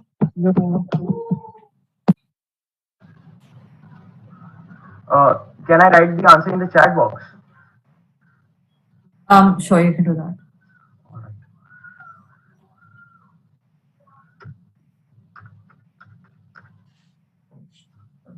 Answer is 4132.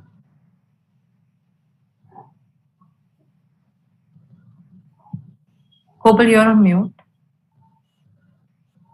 I'm really sorry. That is the correct answer, and that gives you a plus 500 on the score table. So we'll now go back to the main page. Trailblazers, your turn. Economics 500. Economics 500. Let's go. An insurance agent earns a commission on each policy sold. This person made 3,000 in commissions during 1 month and concludes that annual compensation will be 3,600. This is an example of which kind of statistical study?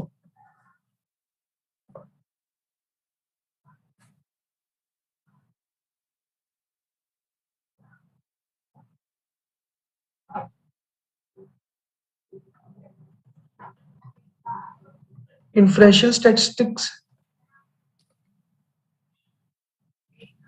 Inferential statistics. That is the correct answer, and that gives you a plus 500. Trailblazers, good job.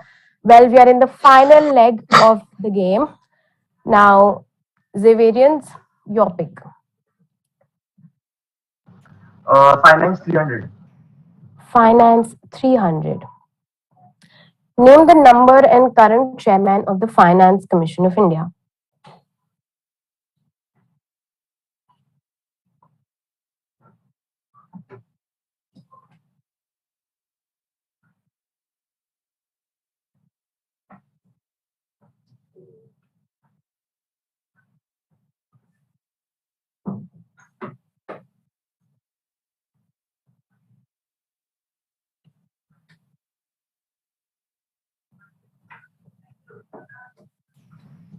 Nand Kishore Singh and 15th Finance Commission. That is the correct answer, and that puts you at a plus 300 on the scoreboard. And just a gentle reminder, you guys are not following the put your hands up rule. So next round onwards, please put your hands up. And last 3 questions left. Trailblazers, your pick. Business 300. Business 300. What is the formula for earning per share?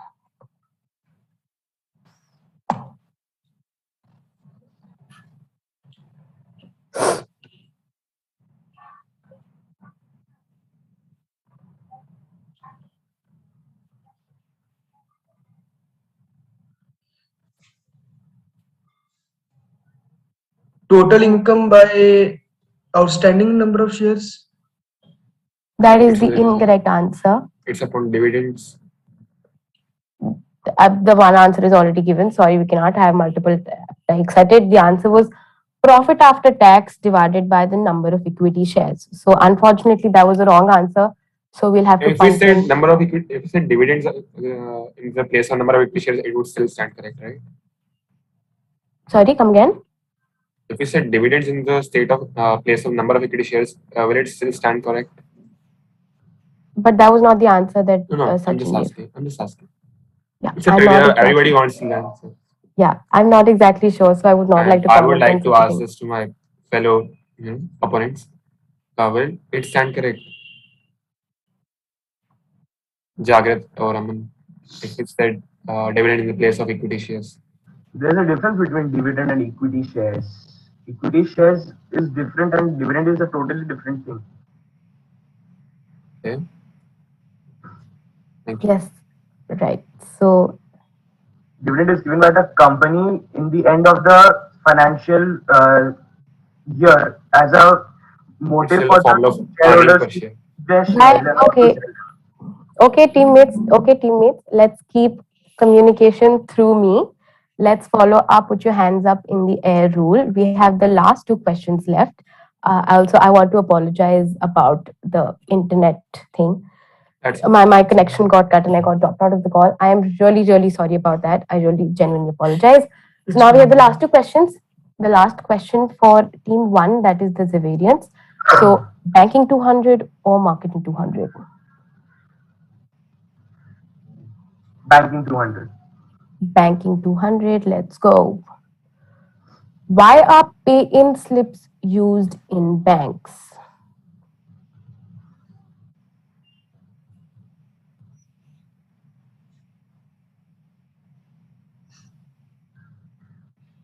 For depositing checks and cash. That is the correct answer. So final question has been a plus 200 for the Zavarians. Now we come to the final question for the Trailblazers. And the final question of this game, it feels like we started like 5 seconds ago. But Trailblazers, I'll pick it for you since it's the last question. Marketing 200 coming up for you. Last question of the game, guys. Let's go. Name the pricing strategies which is required in auctioning for prices. Penetrative price method. Who answered that question? Was it the Zavarians who answered the question? Because it was not audible to me. Trailblazers, you still have a chance, 20 seconds. What is the answer? Pricing. Come again? Tender pricing. That is the correct answer. Final question has been a positive question for the Trailblazers on the scoreboard. And that brings us to the end of today's trivia competition. Okay, guys, so how are we feeling? Trailblazers, we'll start with you. How was the competition? How was the experience? I think it was really interesting. It was really fun. Although we are definitely know we're going to lose because we did a lot of negative thing. And our opponents, Zavarians, you did really well. And we're not surprised that you're from BCom or a very good college. And you just outshined us because we're just better. And well, very well played. Winning and losing is a part of the game. That's all right. But we did really had fun.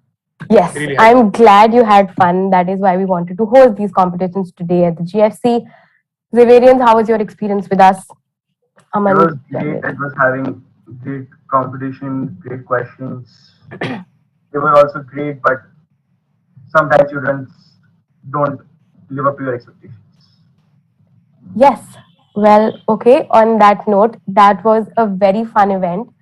So thank you so much for joining us today. We will not announce the results right now. We will now compile the scores, and you will have to join in today's closing ceremony. The link which be for the same will be shared with you, and where we will officially announce the result for today's games. So thank you so much for joining us today. Send a wave to everybody watching through YouTube, and on behalf of JGU and General School of Banking Finance, I want to thank all of you for registering, for participating in the prelims, qualifying, and playing this amazing round, which I had a bunch of fun hosting. Thank you so much, everyone. Thank you very much. Thank you so much. Thank you. Thank you. Thank you.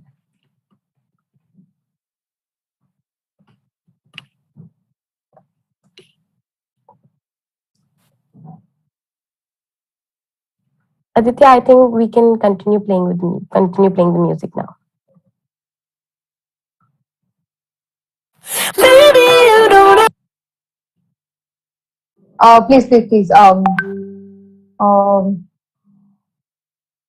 Vinny, are you there? Yeah, just hold on.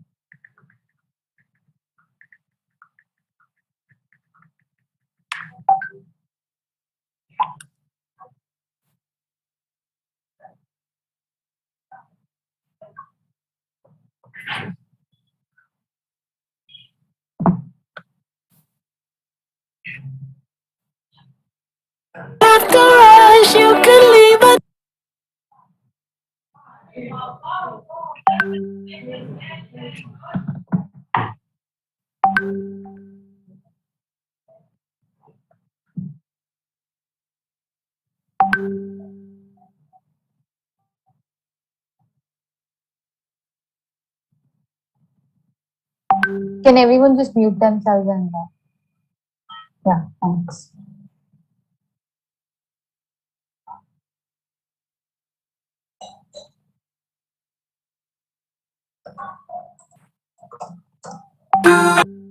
Um, Sorry. I was a mistake.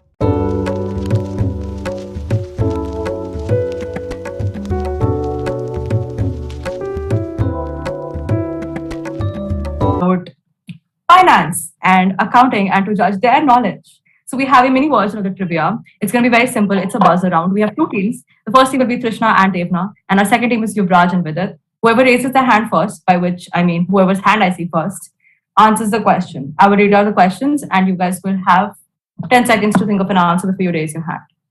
So the first question is, Dash is the father of modern marketing. Option A, Abraham Maslow. If you guys don't need options, let's go ahead and answer. Are we good without options? All right. Basic question. Since I saw Trishna's hand first. According to my knowledge, it should be Philip Kotler. We saw Trishna's hand first. We'll let Trishna answer this one. What is it? Yeah, so the answer is Philip Kotler. All right, that is the correct answer. Good job, Trishna. All right. The second question is, which of the following is not concerned with the long-term investment decision? Option A, inventory management. Option B, research and development programmer. Option C, opening a new branch. Or option D, management of fixed capital. And since I saw you, Raj, first. Is it inventory management? That is the correct answer. 10 points for you, Raj and Vidit. All right, question number 3. Department of Investment and Public Asset Management has signed an agreement with which organization for advisory services? Do you want me to read out the options here? Yes, please. We require that. No, I know the answer. All right, Devna, let's go. It's World Bank. All right, that is the correct answer. It is World Bank. So, moving on to the next question. This question has no options. The balance sheet shows the assets, liabilities, and shareholders' equity of a firm over a period of time. That is not a question. True or false? Yes, Trishna. No, so the balance sheet does not show assets, liabilities, and shareholders' equities for a period of time. It shows it as on a particular date. All right, that is the correct answer. The next question is, if there is no inflation, it is same to receive $1 today or receive $1 1 year from now. True or false? Yes, Yuvraj. It's a false statement. That is correct. Can you explain why it's false? So what I feel, I mean, like there is inflation if it's the case. So that is why I'm like the entire statement which says that if there's no inflation, just goes wrong over there. All right. Next question. Cash flows from a perpetuity occur every year in the future forever. True or false?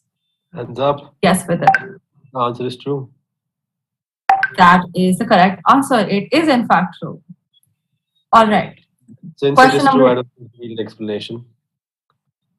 I wouldn't know. I am a law student, but I will agree with you. Next question. The yield to maturity is the return of a bond if you buy it now and hold it until maturity. True or false? Yes, with it. This is again true. That is the correct answer. Wow, you guys seem to know the answers of all the questions. Yeah, like we're in the third year of our finance, course. So we've been through this a lot of times. I'm sure you guys are stellar students. That's why you're in the steering committee and on the council. All right, the next question is, what is the full form of IBRD?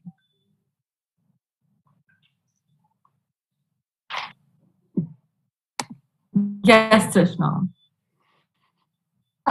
So I think it's the International Bank of Reconstruction and Development. All right, that is the first question someone has put thought into. Interesting. Next question is, which of the following public sector banks has the largest number of branches in foreign countries? Bank of India, Bank of Baroda, Punjab National Bank, or Corporation Bank? Yes, Yuvraj. Punjab National Bank. That is the correct answer. Oh no, wait, it is not. Correct answer is Bank of Baroda. My bad. That is the first incorrect answer. Therefore, your team gets minus 10 points. If our scorekeeper Rohan would please keep that in mind. The next question is, which private sector bank sold its stake to Aegis Insurance, which led to the new brand name Aegis Federal Life Insurance? ICICI Bank, Yes Bank, IDI Bank, or Axis Bank? Yes, Devna. It's IDBI Bank. That is the correct answer again. And by this, we can conclusively say that the girls have taken the lead here. All right. Next question. Which of the following schemes of the Government of India is associated with the health sector? Option A, NRDP, B, IRDP, C, ASHA, or D, Bharat Nirman? Okay, with it. I guess it is option C, ASHA. That is the correct answer once again. Moving on to the next question. Which of the following agencies, organizations has proposed to impose global taxes on all the banks? IMF, WTO, World Bank, or the Federal Reserves of the USA? With it again. It's the IMF. That is also correct. You guys really know the answers to all the questions. The next question is, what is the theme for the second cohort of the RBI's regulatory sandbox? Option A, financial inclusion. Option B, fintech. Option C, Aadhaar-enabled payment systems. Or option D, cross-border payments.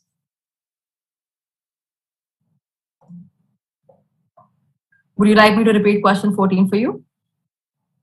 Yes, please. What is the theme of the second cohort under the RBI's regulatory sandbox? Option A, financial inclusion. Option B, fintech. Option C, Aadhaar-enabled payment system. Or option D, cross-border payments. Any lifelines? Sure. The lifeline is referred to a professor who is probably watching at this point.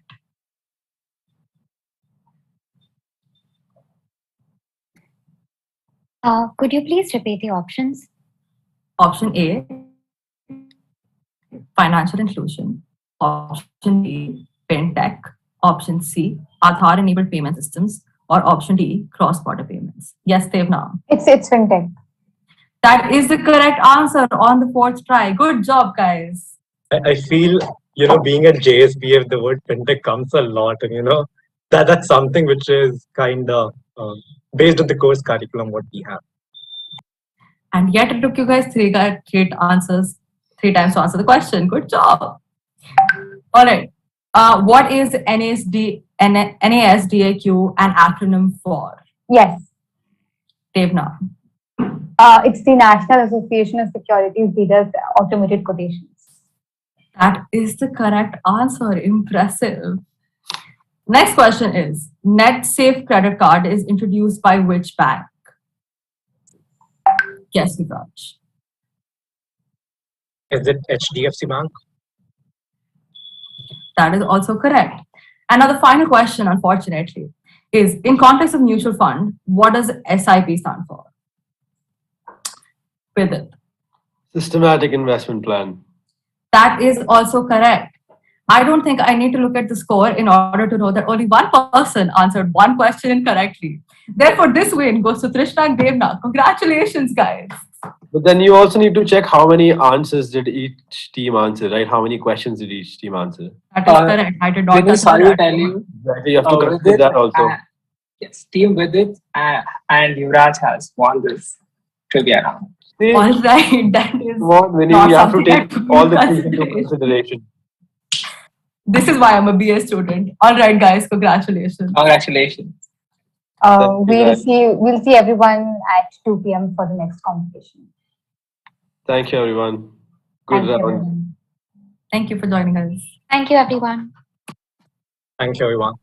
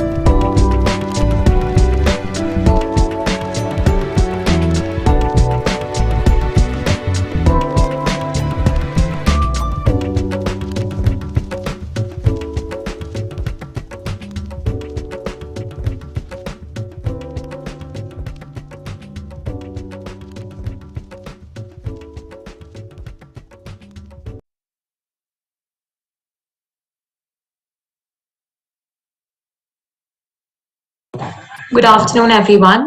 Today we are here to conduct the event, The Globe, which is a taxation event. The event is being held at the Global Finance Conclave, and it is in collaboration with the JSPF Finance and Accounting Society. The JSPF Finance and Accounting Society is a society which is led by students, and sessions are conducted regularly on various topics and various professional degrees. I will now request my fellow mate Ishan to introduce the judges. Thank you so much, Ishi, for the lovely introduction. Now, thank you so much, judges, for taking out time and judging for this event. Now, the three judges are Professor Ayushi Behl, who is a lecturer at the Jindal School of Banking and Finance. She holds a BCom honors degree from Khalsa College, Delhi University, and a certification from the ACCA. She has worked for 5 years in KPMG Global Services as senior audit executive, where she led and executed risk-based external audits of PSUs in the UK. She has expertise in leading business development projects and managing projects that includes detailed review of financial statements and compliance. She has worked extensively on IFRS, financial audits, and verification procedures relating to balances to financial statements. Our second judge is Professor Himang Harjai, lecturer at the Jindal School of Banking and Finance. He holds a BCom honors degree from Guru Nanak Dev University, and he is a certified chartered accountant. He has more than 3 years of experience as senior audit executive at KPMG Global Services. He has worked extensively on end-to-end audit of hedge funds and asset management companies with IFRS, USGAAP reporting framework. Our last judge is Professor Vatsalya, Assistant Professor at the Jindal School of Government and Public Policy. He holds a PhD in economics from the Tilburg University. His interests lie in using tools of macroeconomics, particularly game theory, to better understand how societies organize themselves. His recent work is on classification institutions such as social norms, cultural traditions, religions, laws, or regulations. As an offshoot of his work, he is interested in discovering how religious and cultural myths can act as carriers of socially sanctioned heuristics for decision making. Overall, all three judges are the perfect fit for this event. Now, let's start with the event. The first team would be Team Surplus. Can Team Surplus please start with the presentation?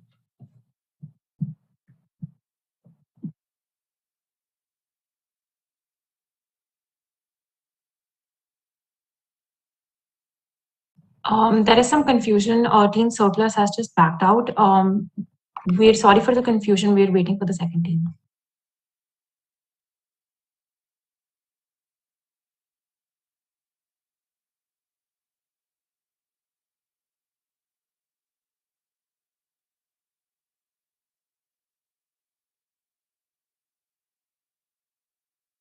We would like Team Truckers to please join.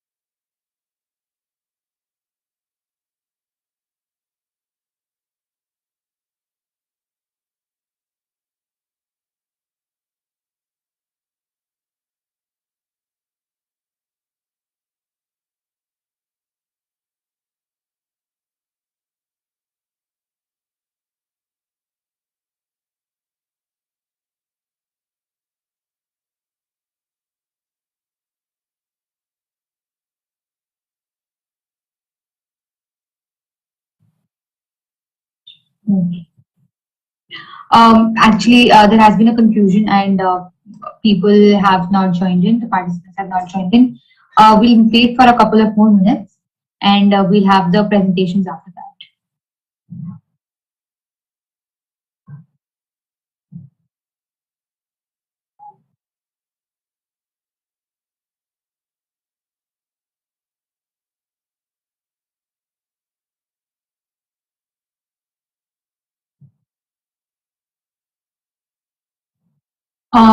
Till then, Ishan, do you want everyone to know about the Financial Accounting Society?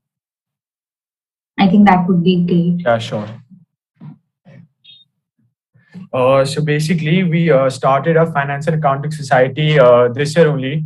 So the purpose of a financial accounting society is that we try to ensure that all of our school, like not only our finance school, but throughout a college, financial and accounting education is imparted. So on every Thursday, we conclude sessions relating to the stock market, information about various professional courses such as the CFA, the CA, the ACCA, and every other week we try to incorporate quizzes as well, just to know that the participants are taking like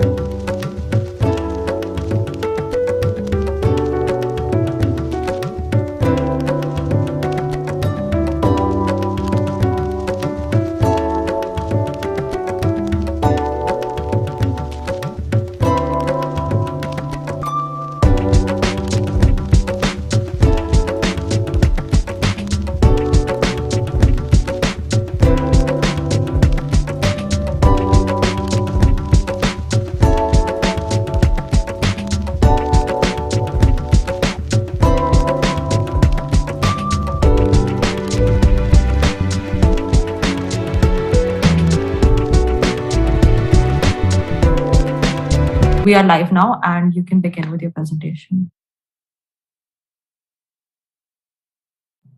Now we have Team Druckers who are going to start with the presentation. All the best.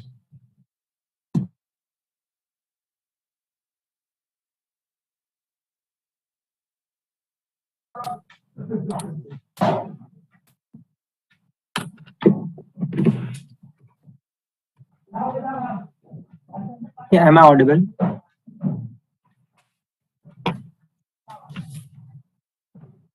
Yes. Yes, participant. Good afternoon, judges. We are Team Drucker, me and Sumedha. Our country allotment is Kuwait. So basically, Kuwait is an expertise country for 70% of Kuwait population. Kuwait has the largest opera house in the Middle East. Kuwait has a rich music scenario, and like Kuwait, sadhu weaving is an important traditional craft which was followed in Kuwait. And afterwards, like what is in short GST? Like GST is a nutshell. It is an implementation after it. GST is like an indirect tax which was followed by a common market.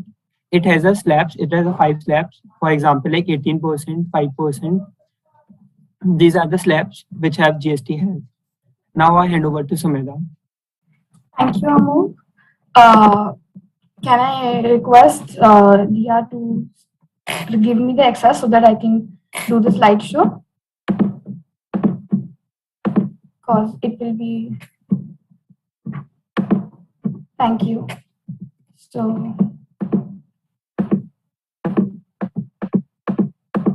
So now, when we talk about the problems that Kuwait has been having, mainly we could categorize them into three.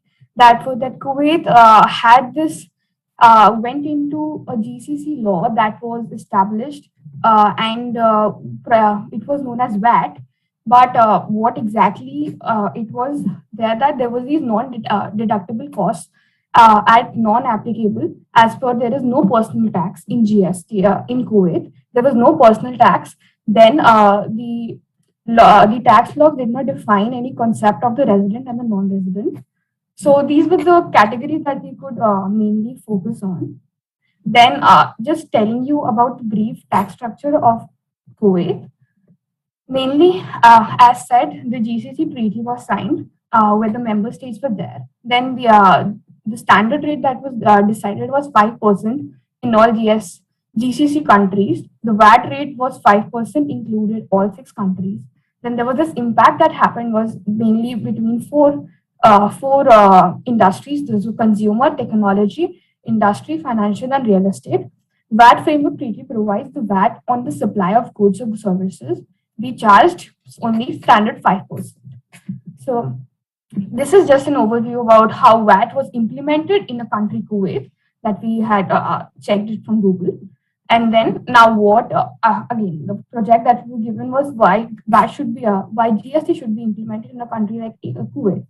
So now implementation. So now government in Kuwait follows the GCC VAT system, as said before, due to the recent developments of the global economic environment. A strong and sustained focus on the base erosion, profit shifting, and the transparency in the sharing of the financial information has led to Kuwaiti authorities to introduce several new laws, which has made a chaos in the business and the industrial sector, which is having a lot of problems for the people and the business people who come enter the Kuwait for exports and imports. For the direct cash flow, GST should be implemented so that the Kuwaiti government can have a larger amount of cash, because VAT is a brief and it lacks a specificity and a brief scope of interpretation, despite having a few sentences from tax and single tax system. Import tax deduction shall only be allowed when the supplier of the goods and services has actually deposited the tax with the revenue. So now when we take what can be better than taking an example of India, where GST has been implemented, when you can see there was this 3 billion. So now in India, what target was given was 3 billion invoices per month. And GST in India was targeted like this. So as a team Drucker would suggest, country like Kuwait to have such similarity, because there are a lot of registered entities which have which have unregistered individual receipts of goods and services, which should be taxed under a reverse charge. Businesses are still trying to understand the confines of the out of the scope treatment for supplies and treatment of supplies of goods and services.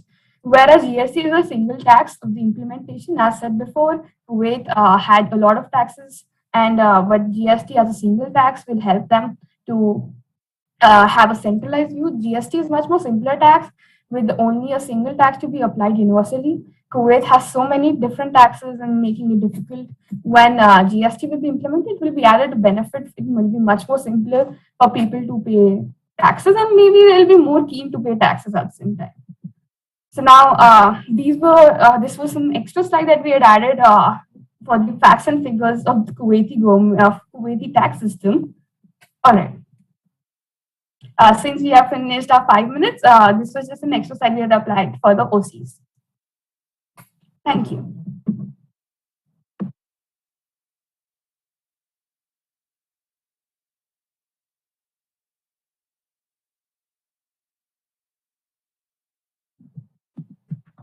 Thank you so much.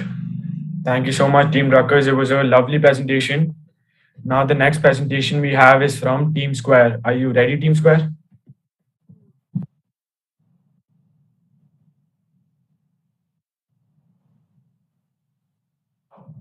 Before we move on to the next team, we'd request the judges to ask any questions they might have for Team Druckers.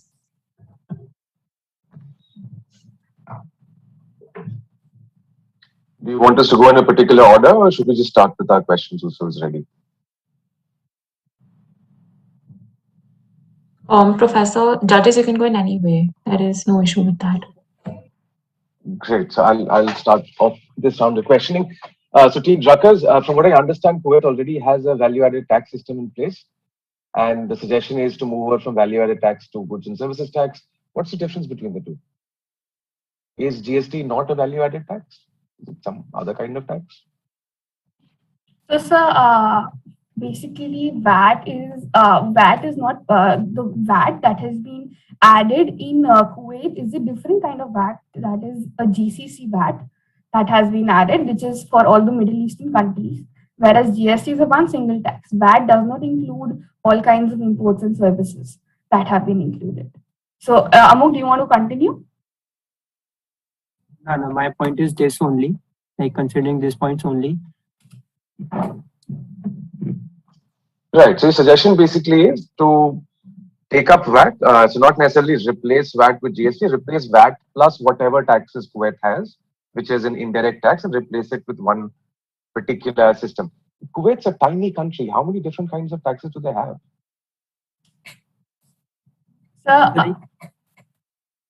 So may I continue?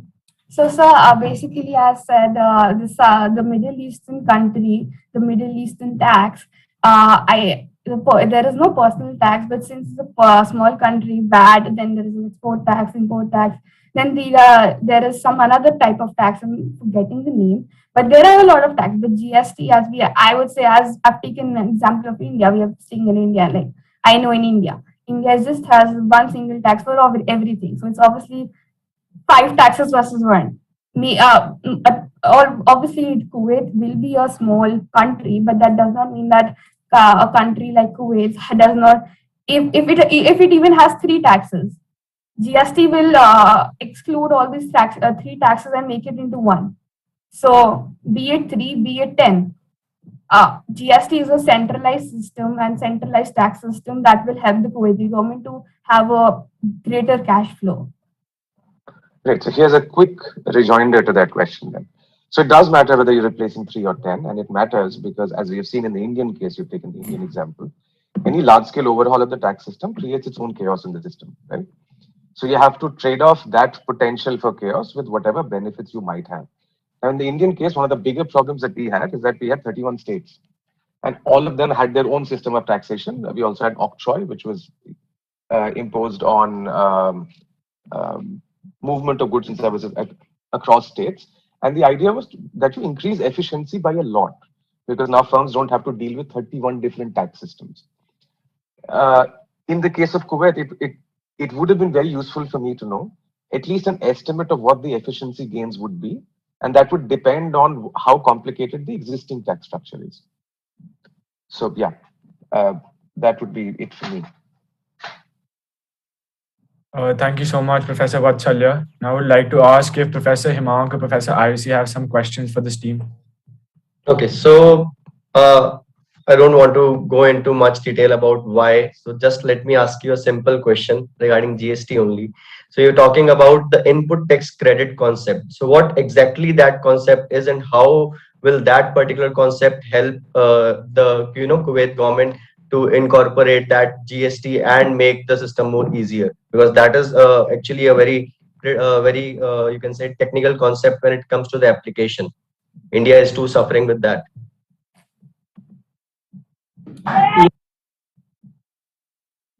Yeah, basically, so like in Kuwait, we are following VAT. So like as Sumedha said, if we are considering one tax only GST, like in Kuwait, they are following 4 or 5 tax as per like current situation. So like rather than following 4 or 5 taxes, we can go for only one tax. So it will also like there will be a good flow of cash. So we can just consider one GST tax rather than going for 4 or 5 tax. which Kuwait government is like considering now? Now, sir, now if I'll tell you about the import tax that we were discussing. The basically what exactly is an input credit tax? It was basically if I take an example that I purchase a good for I'm an industry, I'm a shopkeeper, for example, and I from the wholesale market I take a good for maybe 500 rupees, and after that I go and I resale it to suppose you for that matter.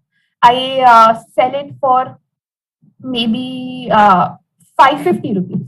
So the 50 rupees that is there can be claimed into an input credit tax. So this was exactly this. But now, if we take an example in the Kuwaiti government, Kuwait government is more into import and exports. It's larger scale. It's almost GDP is dependent upon the imports and exports that the Kuwaiti government does. So now, if you ask from the team Dhaka's side, I wouldn't think that the input credit system would be that much applicable and useful for the Kuwaiti government. It will just a simple GST tax regulation that will be a simplified tax that will be required, since as what Salya sir said, it's just a small country, and India, we can't compare India versus Kuwait. So an input credit GST system would be much applicable in a larger country like India, but not Kuwaiti government. Are you saying that it is not applicable at all?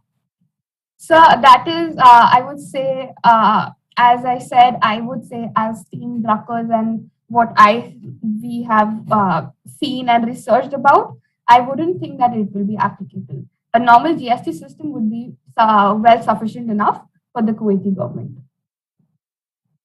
Okay, and in the GST system, the input tax credit concept is not relevant when it comes to Kuwait, you're saying?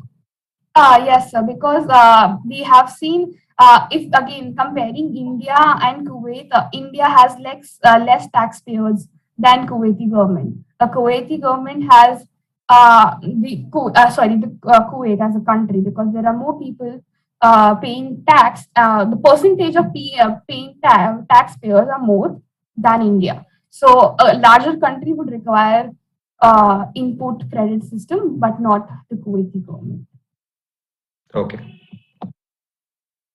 Okay, so Sumedha and Amog, I think you very well explained what input tax credit is, and I think that I'm impressed by your answer. So whenever any new taxation or any new system comes into place, so for example, back in 2017 when GST came into place in India as well, so at that point of time there were a lot of shortcomings and there were a lot of issues coming up, and people, they take time to digest, because India is a country of such a number of population. So what do you think the problems will come if we apply the same GST into the Kuwait system? So what do you think the challenges they will face initially in few years?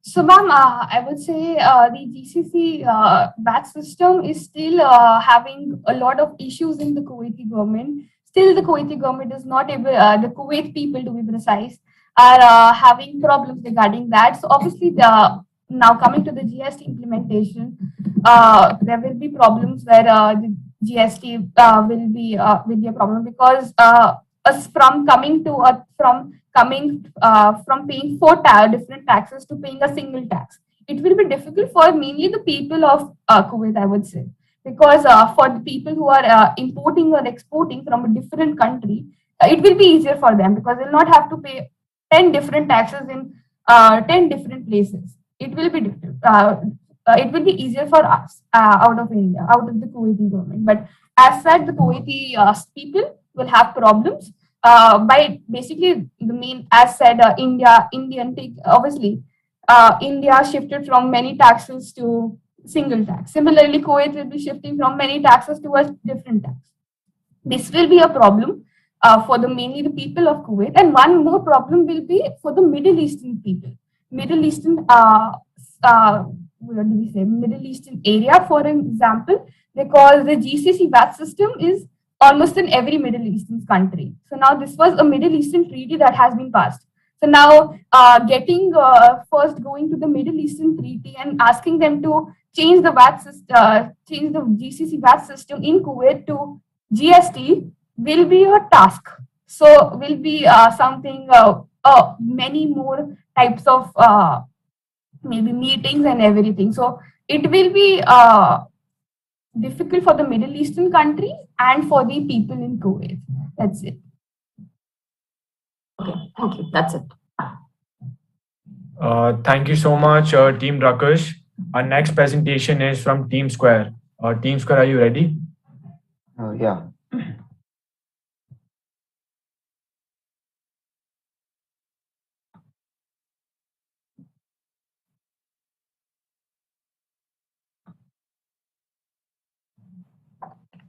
So can we start? Yeah, please do. Yeah. Hey guys, this is Team S Square here to present on the topic why GST implemented in Bahamas. Next slide. GST, Goods and Service Tax, is an indirect tax imposed on the supply of goods and services. It is a unified tax reform, tier rate structure. As we have four tier rate system in India, there is a turnover limit for firms to register under this act. Next slide, please. The present state in Bahamas. So basically, Bahamas right now has two types of government: central government and the local government. The local government has no right to collect tax, and the central government, on the other hand, imposes seven different indirect tax in their economy. And there is a VAT over there, and it is there are two slabs under VAT. There is 0%. Exceptions are there, like medical supplies and supply for charity, and there is 12% for domestic supplies like rice, wheat, and other commodities. Next slide, please. Who will be sad if the prices of goods fall with the same income? Bringing in GST will eliminate the cascading effect. For example, let's take a car manufacturing company. In the old system, that is during VAT, the buyers has to pay 10% excise duty on cost and also 10% VAT again, which will cost 3,63,000 as given in this slide. But in GST system, the buyer has to pay only 20% GST, which will cost 3,60,000 in total. By this, we can understand that the people are saving a lot of money. Next slide. According to Bahamian government, companies with more than 1 lakh Bahamian dollar should only register under VAT, because of which small businesses and companies incur the input tax as a cost. To prevent this, they merge with other companies in order to bring their combined turnover more than 1 lakh Bahamian dollars. 1 lakh Bahamian dollar equals 75 lakh Indian rupee. So it is better to implement GST as the minimum turnover is just 20 lakhs, that is 26,900 Bahamian dollars. Next slide, please. Benefits for the people on the go. As Bahamas is an island, their major source of revenue is from tourism, which is estimated 51% of their GDP. Most of the people who visit this place are to party and have fun. So the consumption of alcohol is more. So we can increase the tax for these items to increase the revenue for the government. Also, people can start their own factory for producing alcohol, which in turn increases the employment. As the government is charging more tax on alcohol, it can reduce the tax rate to 5 to 10% for the essentials, which will encourage the people to buy more. Next slide. So import and export. So Bahamas import commodities like dairy products, beverages, spices, tea, etc., and export commodities like avocado, banana, basically tropical fruits. By considering all the factors, we can say that import is more than the export. So reducing tax on farmers' input will lead to reduction in the prices, which would increase production, and eventually this would make a surplus which can be exported and used to earn foreign exchange by the government, from which they can meet the import requirement as it is an import reliable country. So by taking next slide, please. So by taking everything into consideration, we can conclude by saying that GST should be implemented in Bahamas so that both the people and the government can benefit. Thank you, Team S Square. Signing off. Thank you. A great presentation, Team Square. Now I would like to ask the judges if they have any questions or feedbacks for this team. So, would it be possible to keep the slides on while we're still asking questions? It's useful to have them as a point of reference. I can do that.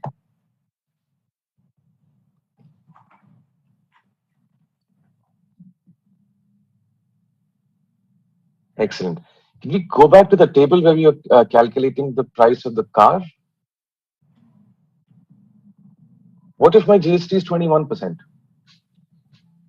21%. We are. It's just an example which we are giving. Even if I we are. understand. I understand that that's an example. The trouble is that your core argument for a GST would be that it simplifies the structure, right? So rather than having the cascading effect, which you mentioned, you'll need to have calculation at only one stage. Yeah. But a supplementary argument that you made and did make repeatedly after the slide was the idea that it will necessarily lead to a reduction in prices. That's not necessarily true. That depends on what tax rate you choose, right? Yeah. So if I have simplified the tax structure, which means that now probably you don't have to hire 5 CAs to calculate your taxes, maybe I want to increase the tax rate. If you also go on to the couple of slides later, when you talk about the tax on alcohol, you're again talking about increasing and decreasing taxes, which is more to do with the exact tax rate that has been chosen, which is something that will be taken up by the government, whichever way the government of Bahamas decides. But it says, or it informs me very little about the benefits of how GST is structurally different from the older system. So I commend you on first pointing out the taxes that do exist and how you can combine it, and that would simplify things. But a lot of the arguments that I heard were about what the tax rate could be, should be, potentially could lead to a decrease in prices, which GST or no GST, that's a separate discussion. So now if I ask you again, forget about what the tax rate is, forget about what the government can do by taxing alcohol more and therefore making other things cheaper. Besides simplification and removing the cascading effect, which I think, and good job on having that table up there. Tell me one benefit that you would get beyond, let's say, reducing complexity in calculating taxes. So basically, it would be like a GST when we have it is like right now in Bahamas there are 7 different indirect taxes. It would just combine them all, and the fact all the producers have to pay only one tax, one simple tax for that. It would be more feasible for them to pay a single tax, and like all you said, like hiring 5 CAs would cost them a huge money. So yeah, we mentioned about the reduction and increase in the taxes. That's the different thing. I agree to your point also. But basically, it would ease the whole process of taxing the producers and the whole taxation in the economy. GST is there for that one. Yeah.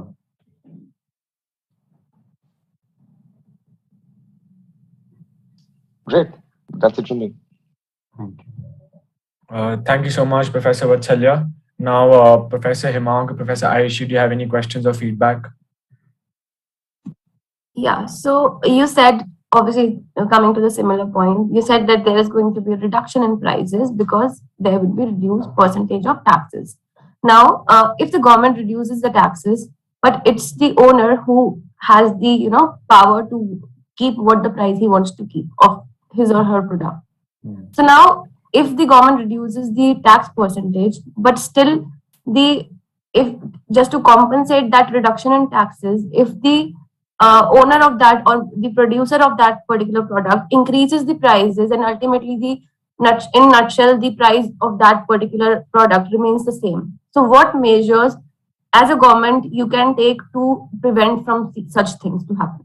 We can make like tax slabs for the taxing system like we have in India, 5%, 12%, 18 and 28% for the regulation of different commodities and different producers, different industries. And B, if they like you always the owner would go for more profit. Yeah. At the end of the day, he will say, but see this industry is basically they are importing more of the goods because they cannot grow rice and wheat etc. because it is they don't have like fertile land and etc. in Bahamas, so they have to import everything. So for that the government needs to earn a foreign exchange. For that we impose that there should be more taxing on alcohol and related industries because there is the tourism over here and the hospitality sector is growing and it is on a boom. So basically we can tax more on that thing. and earn foreign exchange by importing more goods, exporting more goods. Sorry. Okay. And if I specifically talk about the homegrown products, like for example, there is a manufacturer who used to sell a particular commodity at rupees 10 per unit. Now the tax percentage on that particular commodity was earlier 10%. Now, if the government reduces the price, reduces the tax percentage, let's say earlier it was 10% and now it is 8%. Now, ultimately, if the producer wants to take the benefit of that taxation, what he will do, he will increase the price of that product, and then he will add the remaining tax on that, and ultimately the MRP that we call, it will remain the same. Now, in order to prevent such situation and give the benefit of that reduction in taxes to the consumers and not to the manufacturer or the seller, what benefits or what measures the government should be giving to the general public, or what should they do ideally to prevent such activities? My question is that. So in the beginning, they can before implementing any act, they'll be giving some rules and regulations to the government and to other companies. Like they'll be priorly noticed regarding this one. So in that notice, they can mention that for the first particular years or first 3 to 4 years, they can mention that the profit percentage should be maintained in the same level in order to people to come into this GST line. Okay, and do you think if I talk about the Indian economy or Indian government, are they doing something related to that? Have you come across any of such measures or any of such policies? No, we didn't do, but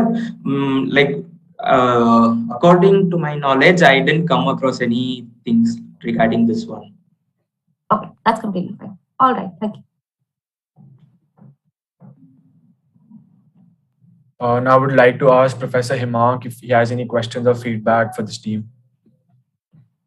The same feedback that Professor Vatsalya was, I had the same questions in mind, that how the tax, how increasing the tax would be considered as a benefit for the country to implement GST. So that could be implemented in the current regime as well. If you want to have the benefit of more revenue, if you want to take the more revenue into consideration, you can increase the tax rate. So that was the major feedback, because why GST has still not been answered aptly, I can say, because simplification is there, definitely, that is one thing. But again, for the if also I'll talk about the import, you're saying that if there are a lot of imports more than the exports, so how will those be taken into consideration when it comes to GST? How will the imports benefit will be there? Will there be any benefit or not? Yes, we can reduce the rates for that one. Under GST, the rate for these things are very much low. According to this government, there is only 2 slab, as we mentioned before. It is 0 and 12%. We can bring that to 8 or 7, 4% slab in the GST plan, so that it will benefit the farmers and the importers. Again, the tax reduction only. Okay, so thank you. That's it. Thank you so much, Team Square. Now the next team we have is Team Backbenchers. Team Backbenchers, are you ready?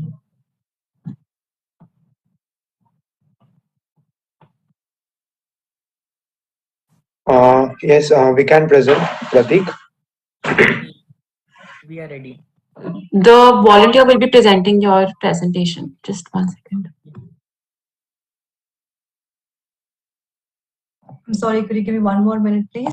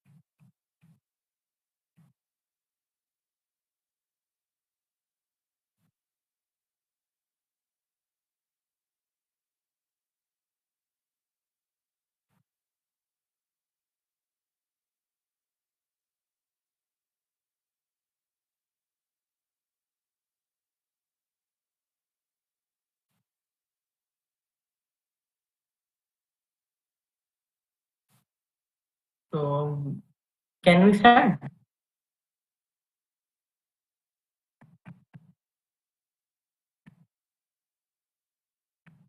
Just 1 second.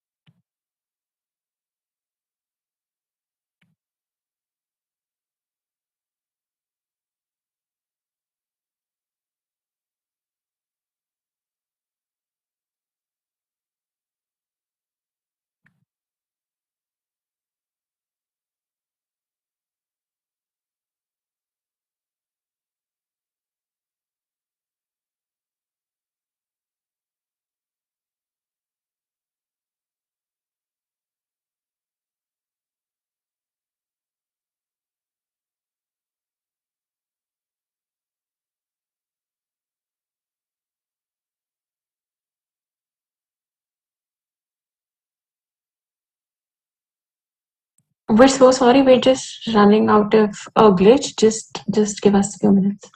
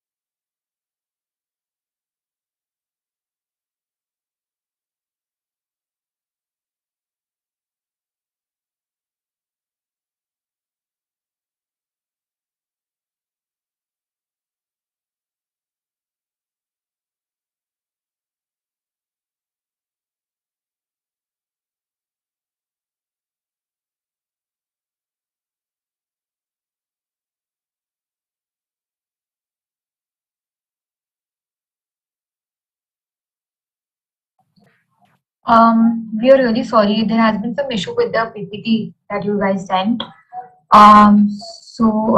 Is it possible that we can take your presentation at the end? We can have another team. Can we share our PPT? Will that be okay?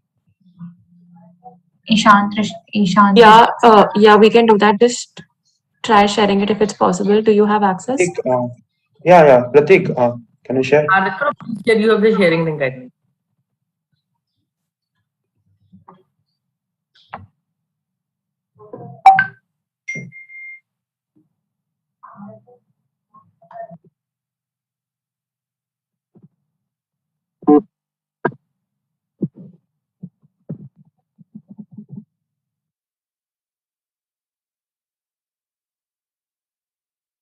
I'm sharing.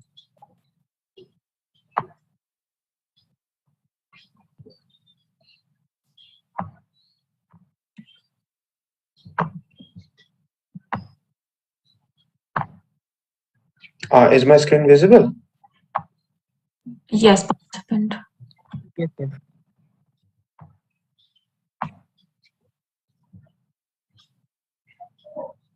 Okay, so can I start now?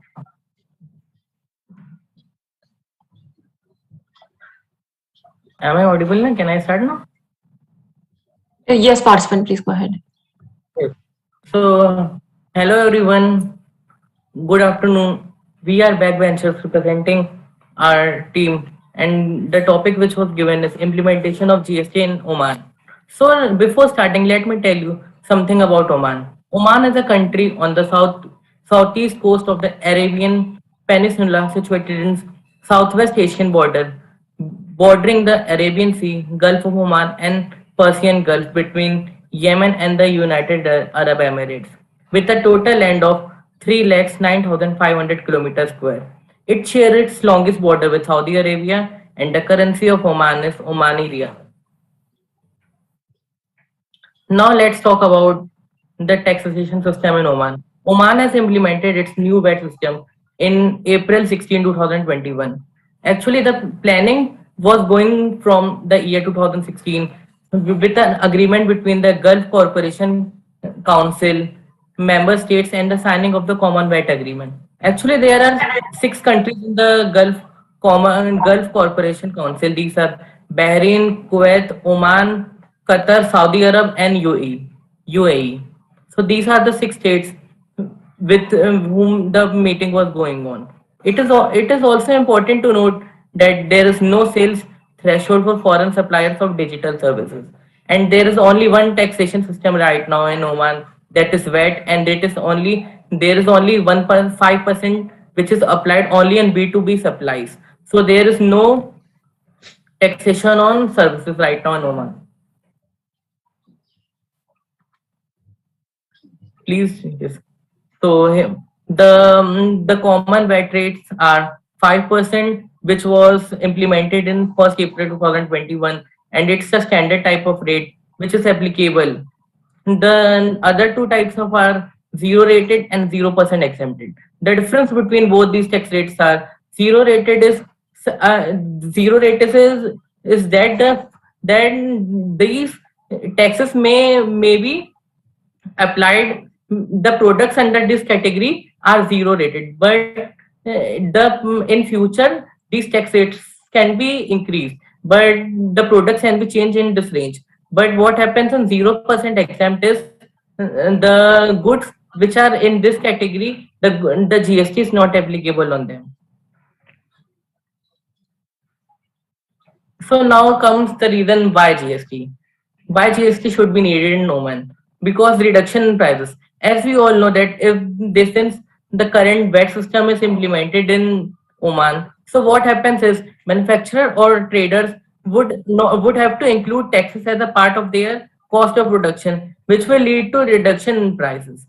So what happens is the values are added over and above in current VAT system. So the prices of the such goods will decrease. Also, lower compliances and procedural costs. This will reduce in the lots of maintaining compliances, because because the states will not have to keep the separate records of CGST, SGST, and IGST separately. GST will also bring a more transparency system, because the tax is collected only one time, and it's not that the taxes are increased, means at every level of production each one has to pay their own taxes. So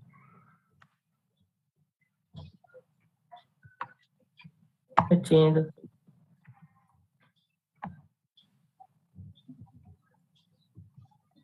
Why GST? And the best and the foremost approach which it should be applied is the removal of local bias approach. What happens is that the tax shouldn't be the hindrance for the investment of any individual or for any investor. So if there would be GST, there the whole nation will have only one tax system. So if there are any states in the country, there will be only one tax system. So now what will happen is the businessman will not have to think that it has to operate in which other states for enjoying the tax benefits, as because all the places and all the cities and all the states will have the same tax structure. So the business will feel comfortable and it can start its own business and take decisions relatively. This would also boost the business in undeveloped locations, because the tax structures are same within the whole country. So now after here my friend will continue. Thank you, Pratik. So moving forward to the exceptions, broadly VAT exemptions in Oman are given for supply of certain food products, specified by a decision from the chairman, supply of specific medicines and medical equipments, investment gold, silver, and platinum, supply of rescue planes and rescue and assistance boats, supply of oil, oil derivatives and natural gas, healthcare services and related goods and services, educational services and related goods, underdeveloped land, also known as bare land, resale of residential properties, local passenger transports. So moving forward to input tax. In a tax period, the taxable person can deduct and adjust recoverable input tax from the value of the output tax liability. In Oman, uh, eligible input tax credit can be claimed by a taxable person within 3 years from the date of valid tax invoice. So here we are ending our presentation. So we found out that GST is pretty much the best option rather than that in a country like Oman, as it reduces the hindrance which people face in the time of face with VAT, whether it is related to the burden on seller or the double counting. Also, it brings a uniformity in the tax rate because like VAT has different rates in different states, so GST brings a uniformity in that. So that's where we would like to end our presentation. Thank you so much, sir. Thank you so much, ma'am. This was all. Thank you so much, team backbenchers. I'll now request the judges to ask any questions that they might have. Will I share my screen? Will I keep on sharing? Yes, if you can do that, that will be great. So just to be clear, you started off your presentation by explaining the current taxation system in Oman, and you mentioned that there is one tax, one indirect tax, that is VAT, correct? Yes, sir. Which is at the 5% rate, which is what the GCC had agreed to. So essentially, your proposal is to replace a single tax structure where there are no other taxes with another single tax structure and changing the name. Yes, sir. So we are doing so because what will happen in GST that a double counting of tax will reduce. So That's not ultimately, true. even though there is a single tax structure, VAT also solves that problem. So what you mean by double counting of taxes potentially can happen in a structure where there are multiple taxes imposed on the same product. But here you started off with the argument that Oman just has one tax, right? That's VAT 5%. That is it. There's no excise, there's no octroi, there's no state-specific taxes, there's no location-specific taxes. There is one tax. Now, there could be a concern that if you are taxing the same product at different levels of the manufacturing process, there you could have double counting. But VAT was designed to solve exactly that problem, which is why it's value added. So you tax whatever value addition has happened in every step. So I ask you again, is your proposal to change the name of the tax from VAT to GST? Because nothing else seems to be changing.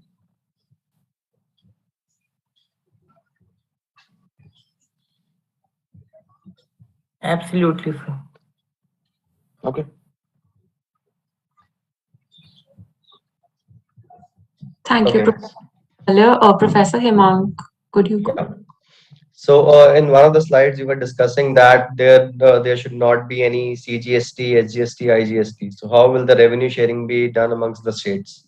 That will be a huge problem, because otherwise, No, in the current scenario, is there a separate VAT in every state? No, sir. Actually, what we were mentioning is that by maintaining a single GST, keeping records of separate CGST, SGST, and IGST separately would not be required. So, sir, means if there is VAT, then we have to keep a record of tax collection by state government, tax collection by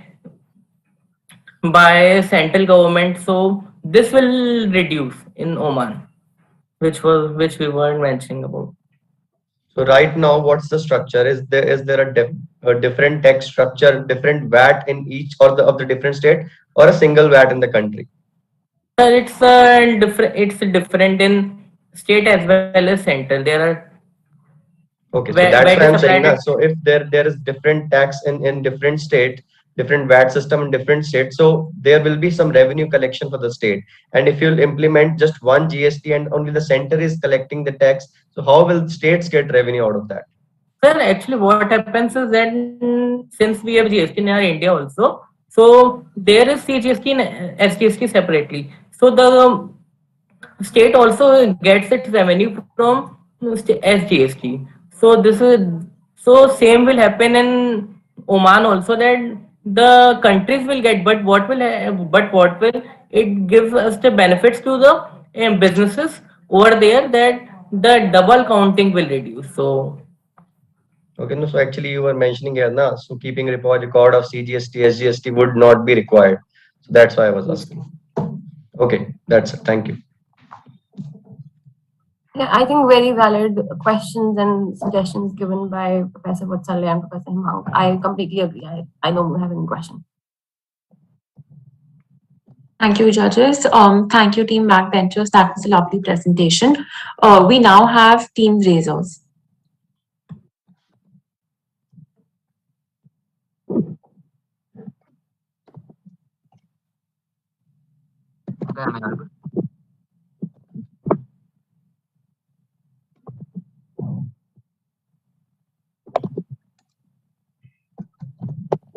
Team raisers, you can start now. Good afternoon, everyone. Am I audible? Yes, participant, you're audible. Yeah, good afternoon, everyone.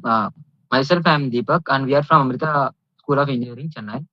And my co-teammates are Venkatekrishna and Nagesh, and I call upon them to here to introduce themselves.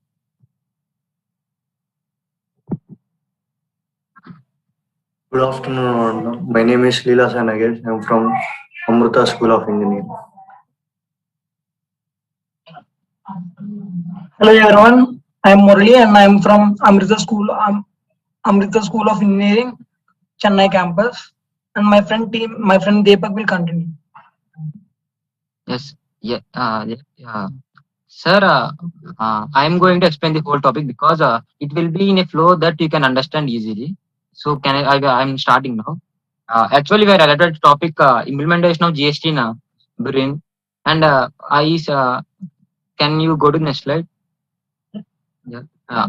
First of all, we should know about GST. GST stands for goods and service tax, and the GST is a alternate way to remove the additional taxes applied on the products or goods.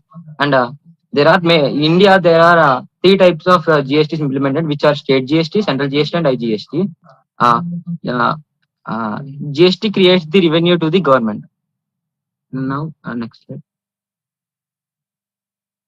And now, as we know, as we should know about the country's physical structure.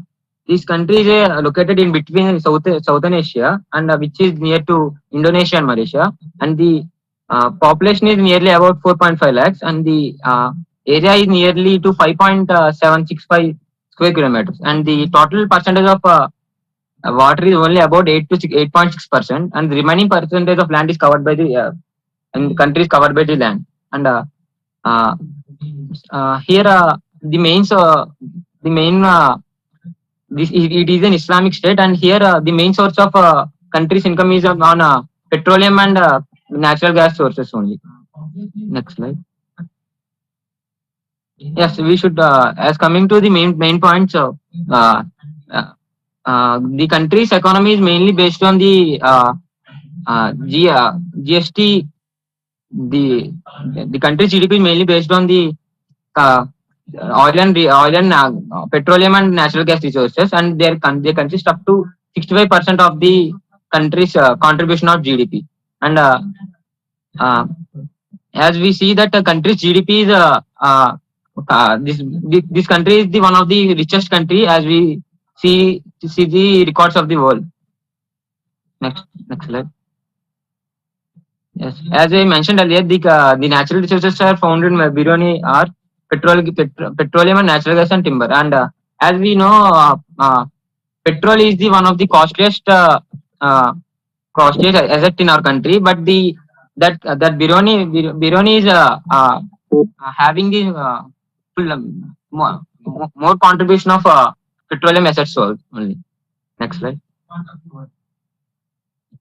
The main problem comes here. Can we implement GST on Bironi? Actually, as we researched, we came to know that GST shouldn't be applied on in Bironi, because as we know, as we see the country's tax implementation,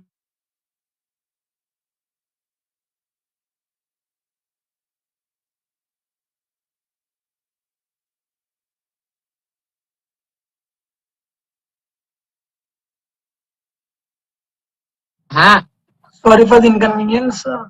hello, am I audible now? Hello. You are Yes, audible, but not participant, you're audible, but your voice is breaking. Yeah, we are.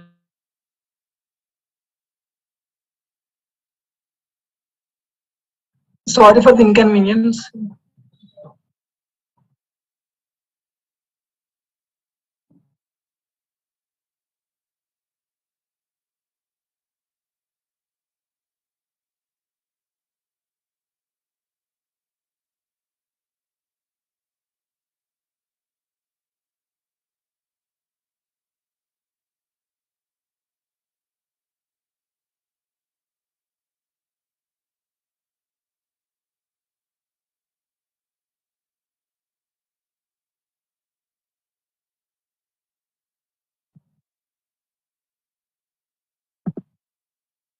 Hello.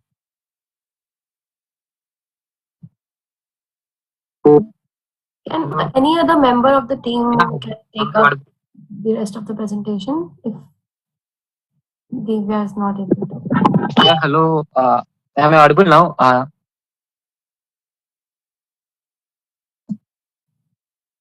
You're audible, Deepak.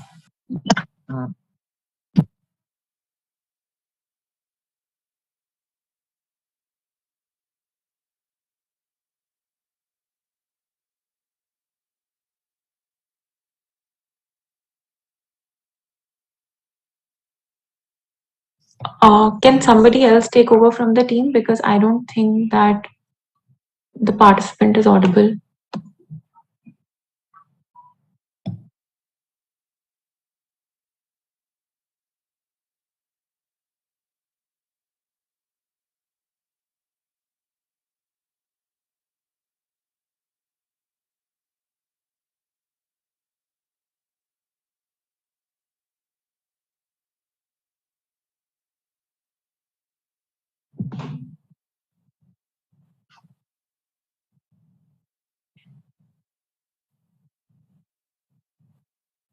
In that case, Ishi, I think we can continue with the next team. Team challengers, are you here? Yes, we are. Okay, Dia, can you share the PPT made by team challengers?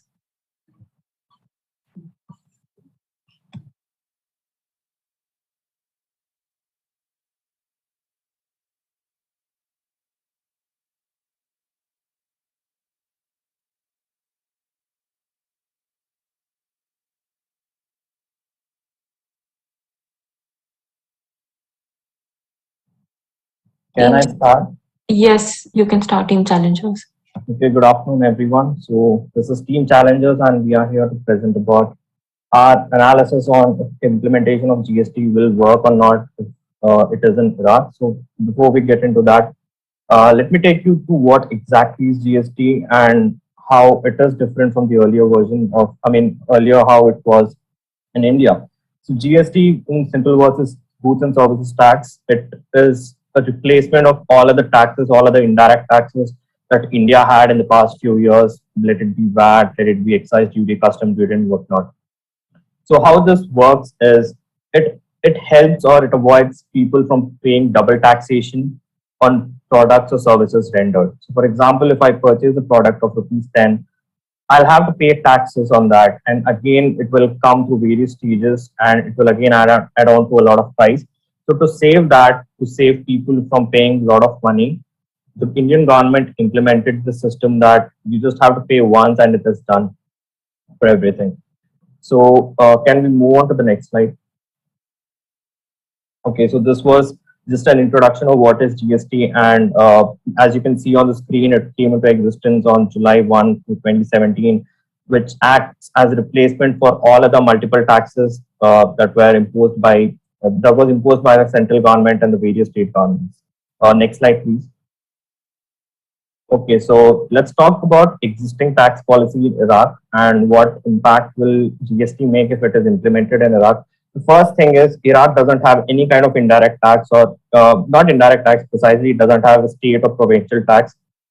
So as you can see on the screen, a sales tax of 300% is imposed on all alcohol and tobacco sales, and this is in addition to the services rendered by deluxe and first class restaurants and hotels, which are subject to again 10% sales tax. So I was saying earlier that Iraq doesn't have any provincial or state taxes. So implementing GST will be of no help because there is no way a state government will get any help from all service tax. Everything will have to go to the central government, and it doesn't make much of sense. So that is from our side. We are done with the presentation.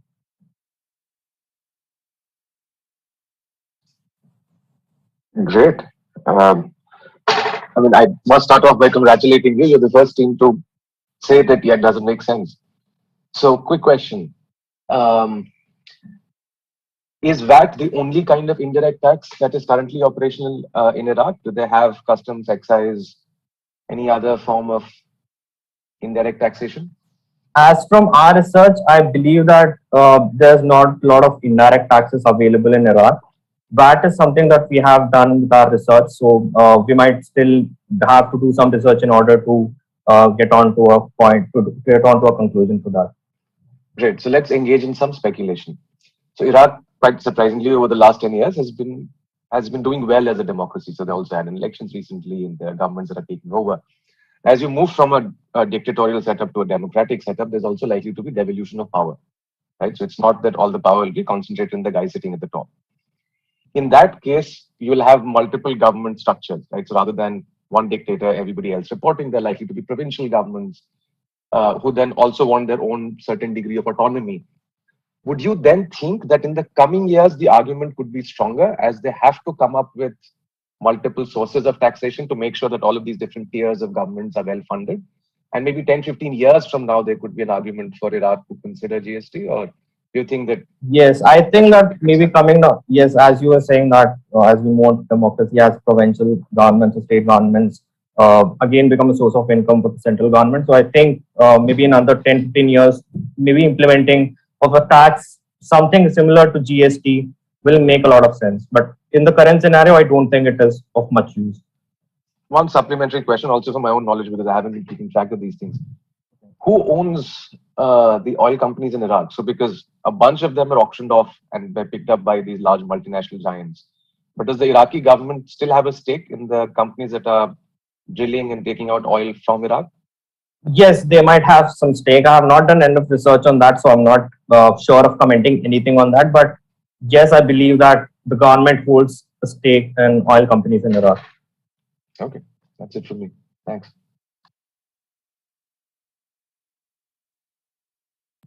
Okay, so one follow-up question from what Professor Vatsalya was asking. So he was asking that whether it would be implemented, whether it should be implemented 15, 20 years down the line. And you are saying that if we want revenue, we can implement. But if we just talk about revenue, can't we increase the tax in the current regime only, and why to implement GST, which can be a complicated thing if VAT is going fine? I think it depends on the situation, because we don't know what coming down the line, coming down 15, 20 years will look like for any other country, not just Iraq or any other country. So no, just talking about on the revenue grounds, that if we just want to increase the revenue, can't it be increased in the current regime, or should the implementation of a different regime is required for that? I think the current regime is working fine. A different regime won't. I mean, it shouldn't. It will not. I don't know what to say. I'm pretty much sure the current regime is going fine, and the revenue is generated with the help of current regime. Thank you. That's it. Okay, so you're just saying that the current regime is going fine. So you were not able to come across any of the shortcomings or any of the issues that are going right now in the country related to the current tax regime. So there were nothing as such. I won't say there were nothing, but it again depends on the research. We have to do a lot of research to comment on that. So yeah, I might be wrong, but I accept that. Yeah, we have to do a lot of research in order to get to a point.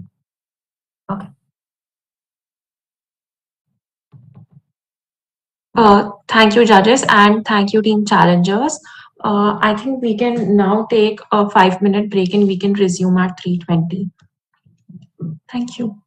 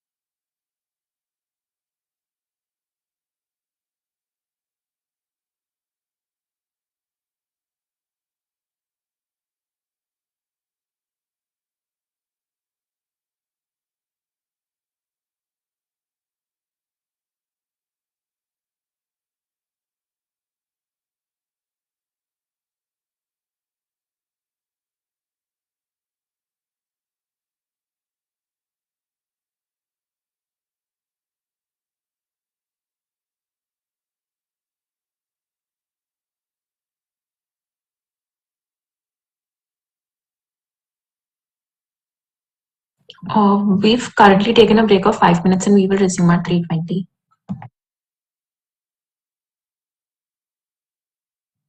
Yeah, hello. Yes. Yes, can we start our presentation from starting, or can we continue that? Or you can start from the very beginning of your presentation again. Okay, thank you.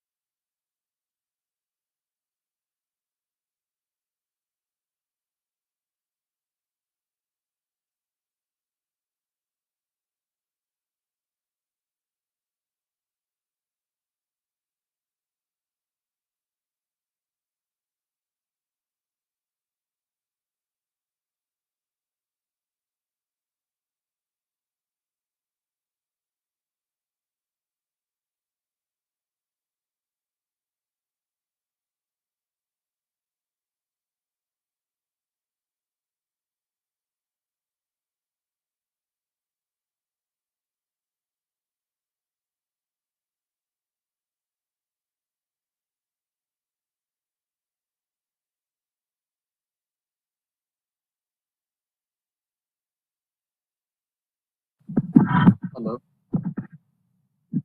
Yes. Shall we start? I hope everyone is back.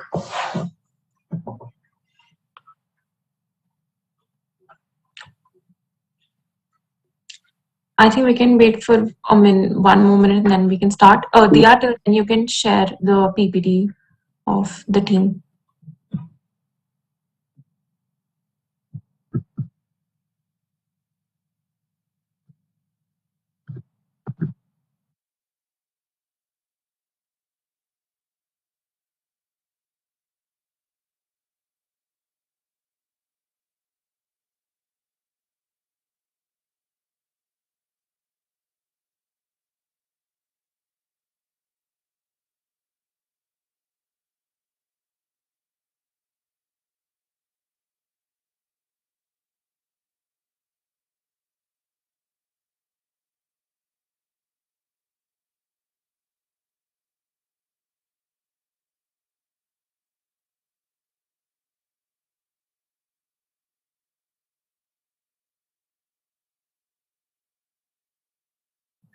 Yes, I think Razor's Gang, you can start your presentation now. Sorry for the inconvenience. We are facing a cyclone. That's all right. That's all right. Yeah, can you move to the next slide? Yes. Shall I start now? Yes, participant, please go ahead. Yeah, GST stands for goods and service tax. It is the indirect tax imposed on the supplies of goods and services. And it is implemented in multi-stages like central GST, state GST, and IGST. And this GST is first implemented in France, and after that, countries like Canada, Australia, and Spain, etc., implemented in the country. Actually, GST has to come in India by 2000 year 2000, but due to some reasons, but they didn't implemented that. And during September 2017, under the governance of Narendra Modi, we had implemented GST in our country, successfully implemented GST in our country. And this GST provides revenue to the government, and this GST helps to remove the extra taxes like VAT, excess tax, and excess tax to be service tax and etc. should be to be removed. Next slide. Yeah. Biruni is a country which is in Asia, and this is located in southern part of Asia, and the area is nearly about 5.765 square kilometer, and the country consists of 8.6% of water, and the remaining percentage of country is filled with land, and the country's population is about 4.5 lakhs according to the reports given during 2020. And this is Islamic country. Next slide. Is moving to the economic review on Biruni. Biruni is one of the richest country, and it has a high HDI index. And this Biruni is majorly consisting the assets of petroleum and natural gases, and the 65% of the national country's income is based on the petroleum and natural gas process. Next slide. Natural as we seen in the previous slide, the major natural resources found in Biruni are petroleum, natural gas, and timber. And this Biruni exports their petroleum to mainly to the Japan, which is 95% of their which is up to 95%. Next slide. Now, as coming to the main point, can we implement a GST in this country or not? Actually, considering the country's assets and natural assets and all, the country is majorly filled with the petroleum assets from the starting. As we see that they did not have any tax for personal income, manufacturing, sales, and export tax, and they didn't take any tax on the person, and they had kept a they had a rule that every person who is non-residential or residential should pay 5% of their income, and they had implemented tax of 22% to the corporate sector, and during 2010 it is up to 23%.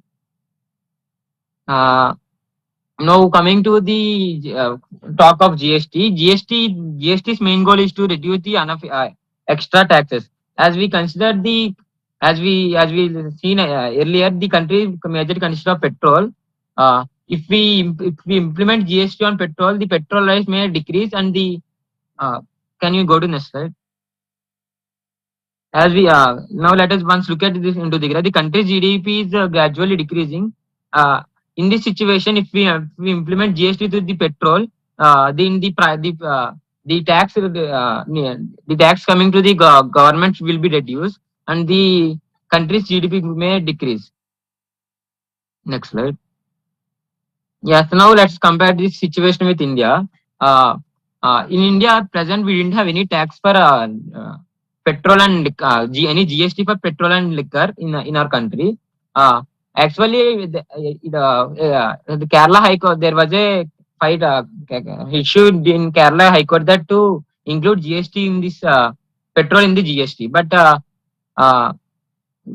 our Minister Nirmala Sitharaman ji said that this couldn't be done because of the country's income is mainly depend on petrol and these liquor. Countries and state income is mainly depend on petrol and liquor business, liquor shops, and as we see that if we implement petrol in country's GDP, country's GST, then the prices should be decreased, so that the state and country's income will be decreased. So in India, the GST not applicable for this petroleum. So as we seen, petrol is the main asset of Bironi. So we prefer to say that GST shouldn't be implemented in that country. Thank you.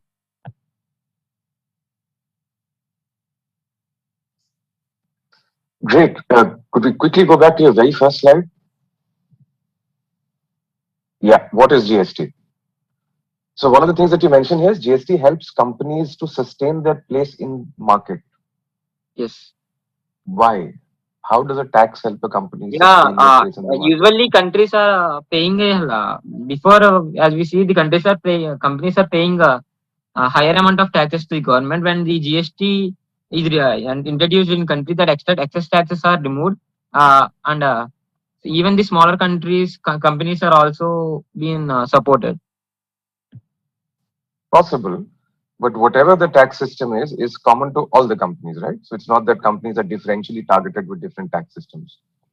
No, so when you're talking about right, so when you mention sustain their place in the market, your position in the market is a relative measure. So how well are you doing in the marketplace relative to your other competitors? Now it's possible that if a more efficient tax system comes about, that every firm benefits, but that need not differentially benefit one with respect to the other. So one thing that I wanted to point out. Second, more importantly, so Brunei is an oil sultanate, as you mentioned, which is also true for many of the Middle Eastern countries. But we've already seen in a couple of presentations here that the Middle Eastern countries actually got together as a part of the GCC, and they decided to reduce their dependence on oil-based revenues. And which is why many of these countries have introduced things like VAT. Would a similar consideration also hold for Brunei?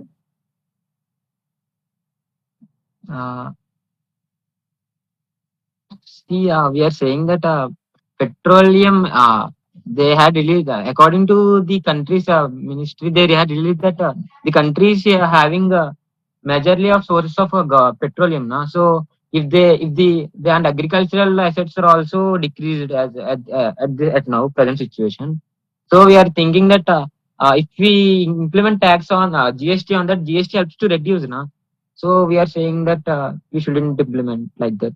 That is fair enough, which is why I'm not talking about specifically GST on petroleum or not. And one, by the way, let's make this clear again. Whether you have GST or any other tax system, that says nothing about what the actual tax rate is. So you could have GST with 80% tax rates, right? So it's not necessary that it has to be low. But the more important question that I'm trying to get at, as you correctly pointed out, the government currently depends almost entirely for its revenues on petroleum sales. Now, we have seen the example of other Middle Eastern countries where the governments also depended almost entirely on the sale of petroleum products, that they decided that they should potentially diversify the source of their revenues.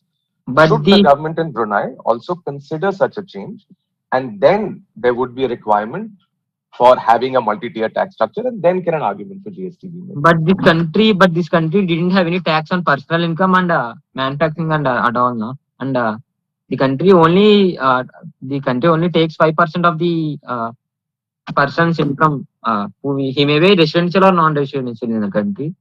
But I'm saying that they didn't have any even VAT system also in there. So I appreciate that, and which is why I'm giving you an example of other similar countries who in very recent times have felt the need to introduce a VAT system because they thought that they should probably get their revenues from other sources too. Because just because there's a lot of oil in Brunei doesn't mean that people don't engage in transactions. And the area of then the country's area is also low. If they do like this, it wouldn't be benefitable for the country development. I'm saying. Okay. That is the main asset. Now, if the country should develop, there should be their economy should be good and like that. If they are mainly dependent on petrol. Now, that is the main problem I'm saying. Or else we can implement GST there. But this is the main reason we are thinking we shouldn't implement. Am I correct? Fair enough. Thanks. Okay, so you in one of the slides you were saying that implementing GST will reduce the GDP. So how? Yeah, GST means I will say GST increases reduces the tax rate, na, and the country's income will be reduced. No, it is not that. It is not like that. So tax rate could be it is like that 5% in India, 12%. So it could be 30%, 40% in your particular country. So it is not the fact. And that country didn't have any other taxes. Na. They just tax on a corporate up to 22% like that, and no personal income work tax like. So we are thinking that like that in a way that it should people or citizen in country should be also developed, and in other hand, country should also develop. So they should be in the current position. Means they should be in the way they are now. Means they shouldn't change their way. I'm saying like that. Means okay. That's it. Thank you. So, first of all, for the feedback, I think you have very well concluded your slides and things have been put in a very good manner. But just one thing I think that other panelists would also agree that when the first time you were not able to speak, you went offline for some time, your team members should have come in and they should have started taking the rest of the PPT. So that's one thing, but obviously some things are ignorable and we can do that. I just want to ask you a very basic question. I won't get into the technicality. So whenever we have to see or whenever we are considering that GST can be applied or cannot be applied in a particular economy or in a particular country, what are the factors that you would look upon and you would consider to conclude your facts that we should be applying that or not applying that?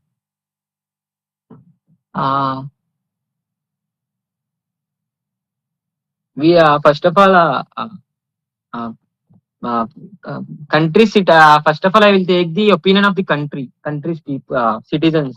If they are that means the people in the country have the right to ask, na. So if we should also have their right. They also have right to ask one question, and that is the one factor I will take. And looking into the assets dependency of the government country's income, these two main factors I will say in implementing GST. Country. Okay. Okay. No other pointer. I mean, you can pick up the points from your own PPT as well. So that can be a hint for you. No other pointers?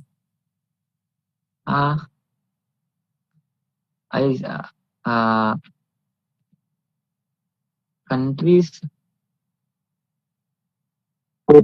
These two main points. Okay, that's completely fine. Okay, it's fine. Thank you. Thank you so much, Team Razors Gang. We now have Team Luge.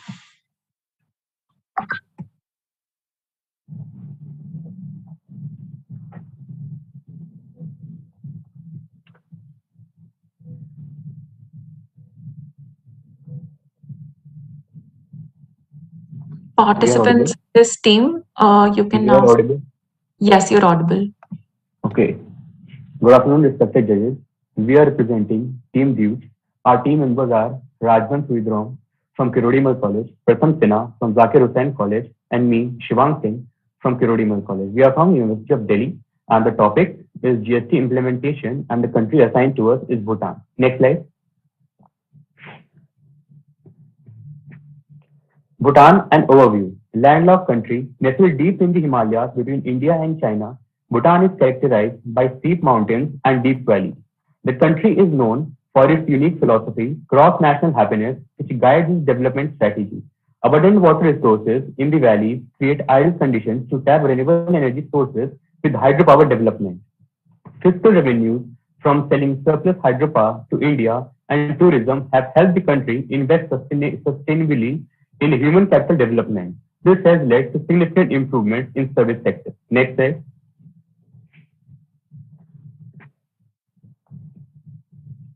Bhutan, an economic overview. Bhutan has a stable political and economic environment. It has made tremendous progress in reducing extreme poverty and promoting gender equality with continuing efforts to address social inequality issues and regional disparities. Bhutan's macro-fiscal stability has remained sound over the past decades. Like other countries around the world, Bhutan's economy also faced challenges from the protracted COVID-19 pandemic. Bhutan has been successful in fighting the COVID-19 pandemic thanks to stringent containment measures and speedy vaccinations, with over 90% of the eligible population fully vaccinated by August 2021. Cases have remained low. As of September 23, 2021, there have been 2599 confirmed cases, and the number of fatalities has remained at 3. Yet, it came with high economic costs. The border remained closed in financial year 2021. Tourism activities did not resume since March 2020, and non-hydro industrial activities were adversely impacted by foreign labor shortages and trade disruptions with India. Bhutan's largest trading partner, as a result, the unemployment rate rose to 5% in 2020 from 2.7% in 2019. Next slide. Bhutan, the new GST Act. On 1st July 2020, Bhutan fully implemented the Goods and Services Tax Act 2020 to eliminate other indirect taxes, resulting in double and triple taxation. The GST Act will be implemented by July 2022. A move to a new GST regime means Bhutan will replace its existing sales tax and customs and excise duty systems. GST will be applicable on B2C and B2B taxable supplies and taxable imports. The changes, supported by the International Monetary Fund and the World Bank, were announced by Bhutan Ministry of Finance back in July 2020. Affected digital businesses must register to collect and remit Bhutan GST if their sales exceed an annual threshold of 5 million Bhutanese ngultrum at the time of publication. This is circa USD 70,000. While the rules are set to come into force in July 2022, we know digital businesses are currently looking into registering with the authorities in Bhutan. The applicable GST rate on affected supplies is 7%. For affected supplies and services, the entity liable for the collection and remittance of GST to the Bhutan authorities will either be the electronic distribution platform or the supplier. In Bhutan GST Act, an EDP means a service including a website, internet portal, gateway, store, or marketplace that satisfies the following conditions, among others. Service allows persons to make supplies available to end users. The service is delivered by means of electronic communication. Next slide. Okay, Pratham, you may for this. Thank you, Shivam. Now we look into the fact of the GST Act and its future aspects. So GST is basically a consumption tax, and it will affect the imports, which is actually very normal because any tax imposed on any good actually affects the imports. It is a good GST is imposed. GST being an indirect tax is imposed during the consumption phase. The introduction of GST is expected to just a second is expected to reduce the price of goods for which the consumer bears, as previously because of taxation at different levels of a process of from production to delivery caused excessive taxation, and it was not very feasible to go ahead with it. And GST will bring a simpler tax administration and as well as increase the tax revenue, bringing the economy closer to the Laffer curve's efficiency point. And return it will also ease the return filing as because as it will be very much digitalized, so it will be easier. However, the effect of GST is that it will affect the service-based industries adversely. Primarily, flights, movies, etc., will get expensive, which can be considered also because of lack of service sector jobs and service sector in the economy itself of Bhutan. Other announcement of GST bill 2020 includes imposition of 20% excise equalization tax on unhealthy goods, 100% tax on alcohol or tobacco, and 20% tax on the plastic wrapping, which is very much falls in line with Bhutan's policy. Bhutan has nearly 84% forest cover, so they are imposing tax on tobacco, alcohol, and plastics will help it to keep its forest cover sustain longer. And also tax on unhealthy goods will promote well-being of the people of the nation. Next slide, please. Just a second. Yeah, so our analysis is that Bhutan, being a country which actually uses happiness index for its policy making, Bhutan can use its GST, which actually will be positively affecting the wildlife and the human's health. It will enhance the productivity of the manual labor, and also may lead to better innovation. So it will ultimately lead to economic growth. Bhutan has also been known to be a land of spiritual seekers, and so it can actually use this opportunity of lowering the tax, lowering the imposition of GST, which actually lowers the tax which actually lowers the price of consumable goods, which will be a better, actually a better for the people who travel to Bhutan for these spiritual purposes. Trade could be carried out in sustainable terms and a potential hotspot for renewable infrastructure and research projects. Bhutan has the potential because of its location in the high terrain and very vast flora and fauna. It can somewhat develop R&D in these sectors. Human resource is the potential backbone for the economy of Bhutan, which is actually very true. Wildlife and other flora and fauna could be great resource for the globe, where research and scientific innovation could lead to service to mankind in terms of pharmaceutical industries. Bhutan could also be a global hotspot for ultimate well-being and spiritual pursuits of this arena. Next slide, please. Actually, it's the end. Thank you very much. Great, thanks a lot. Although you made GST sound like Sanjeevani Booty. It solves all problems, fixes flora, fauna, increases spirituality. Wonderful. Right. So one again for the fifth time today, GST does not necessarily reduce prices. GST is a form of taxation, does not determine how much you are being taxed. So let's be very, very clear on that. You guys have had it a little easy because this country has actually chosen to go ahead with GST. But let me ask you a quick question then that has nothing to do with this country.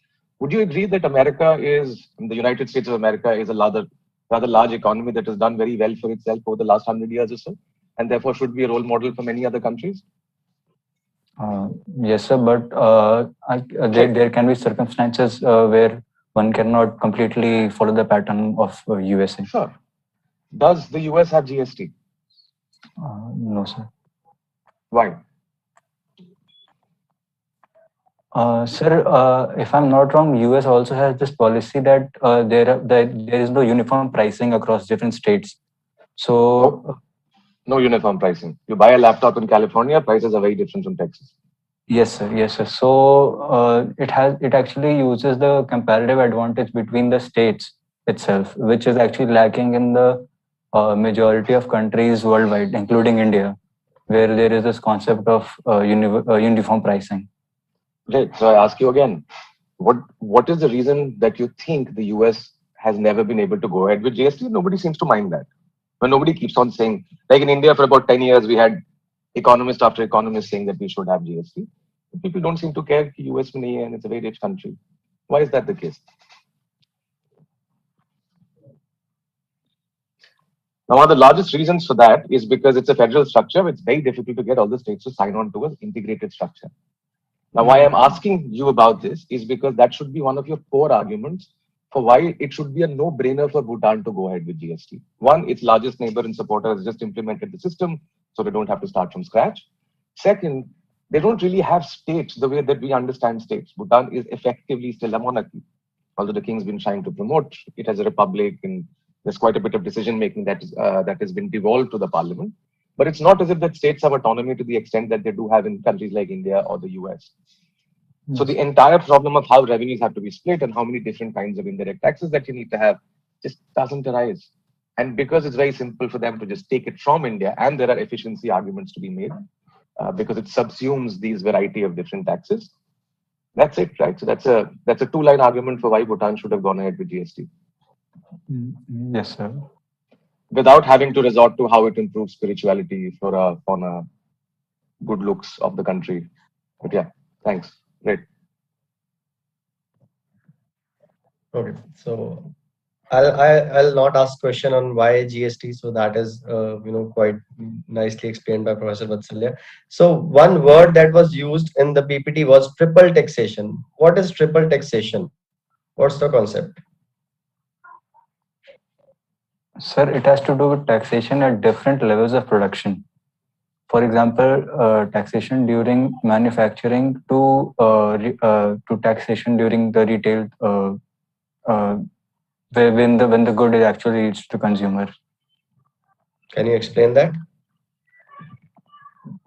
Sir, I can think of an example which can be similar to this, which is taxing, which is like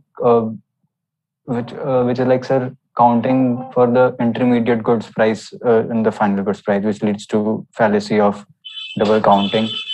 Similarly, if we continue taxing at different stages, it becomes really inefficient and that is double taxation. What exactly yes, is triple taxation?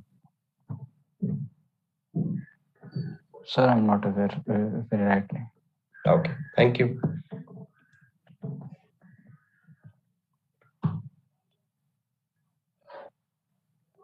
Okay, I guess I don't have any further questions to ask.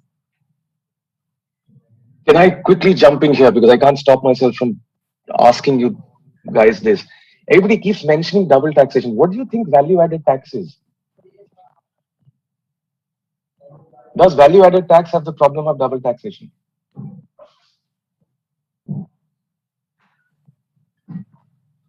You guys are from KMC, man. That's my old college, which is why I'm spending more time on this.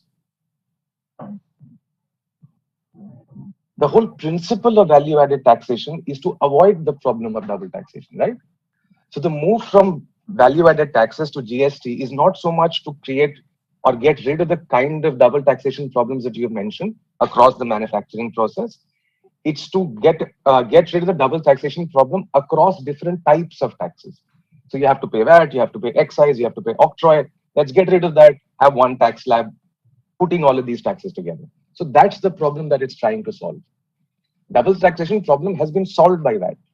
And that was solved, I think, in the Indian case when, 97, 98, I think, was when we moved to the value-added tax system, roughly around that time. So, yeah, great, thanks. Judges, and thank you, Team George. We now have our last team for the event, Team Wizard of Finance. Volunteer, can you please screen share their PPT? Thank you.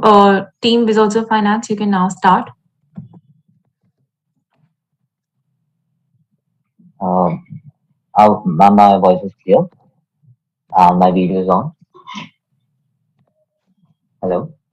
Yes, participant, you're audible. My video is on as well. Yeah, we can see you. Okay, great. So good afternoon to the judges. We are the team Wizard, and we are being given the GST implementation of the Bahrain country. So moving ahead with the next thing.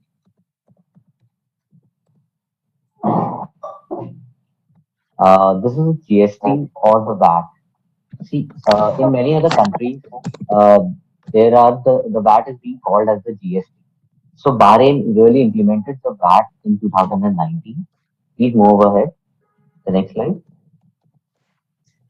GST or the VAT. Yeah.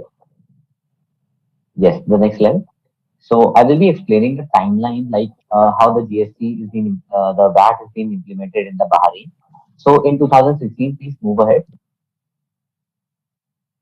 So in 2016, there was the announcement by the Federal Tax Authority, and they announced like the GCC countries need to be announcement of the VAT taxes. And in 2017, the federal nation approved, the UAE approved the VAT. And after that, moving ahead, the next piece. In 2018, the VAT was being introduced in the GCC countries from 1st January in 2018. And please next. And after that, in 2019, from the starting, the Bahrain introduced the VAT tax. Please next slide. So coming to the introduction of to the Bahrain, the value-added tax, which is being implemented on the January 2019. They have been they have done in the three stages. There was the large companies, and then coming to the medium enterprises, and after that the small companies. The companies need to prove their more than $3 million. They should have their corpus. Then they are being considered as the large cap companies. So in the starting of the 2019, the in 2019, the large cap companies have been started, and after that the medium and the small enterprises. Moving ahead, the next slide. So why VAT? Actually, why the GCC countries came up with the VAT and why they should be implementing it. So the main reason are the diversification, the economic diversification. They need to be done because there was the short in the price of the oil, and they know that the GCC countries need to diversify their businesses because the future is of electric, and in India we are being seen the major consumer of the oil are being shifting to the EVs to reduce their cost. So the GCC countries know that we need to uh, get into the another field as well. And GCC countries almost they own 50% of oil all over the world. The demographic pressure that they are having, the aging population and the jobs majorly. So and the creating new resources, and they have also introduced the new subsidies.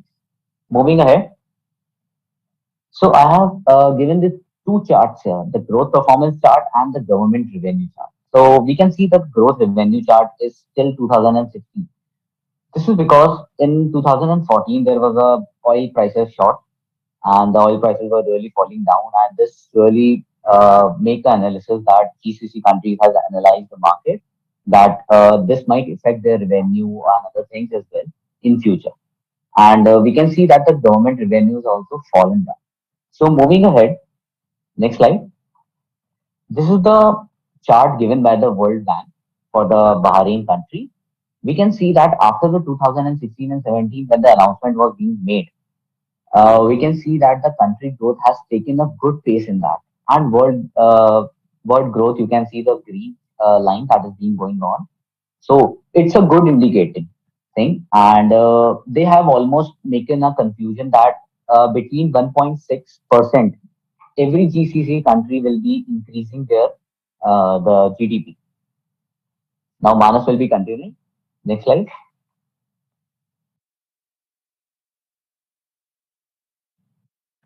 So good afternoon to the whole panel.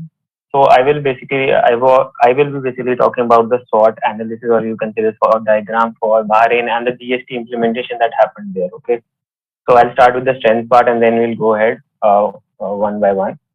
So basically, the major strength or the major reason that why even the GCC countries like UAE and Saudi Arabia and even now Bahrain, they have implemented VAT is because they want to create an additional stream of revenue for themselves.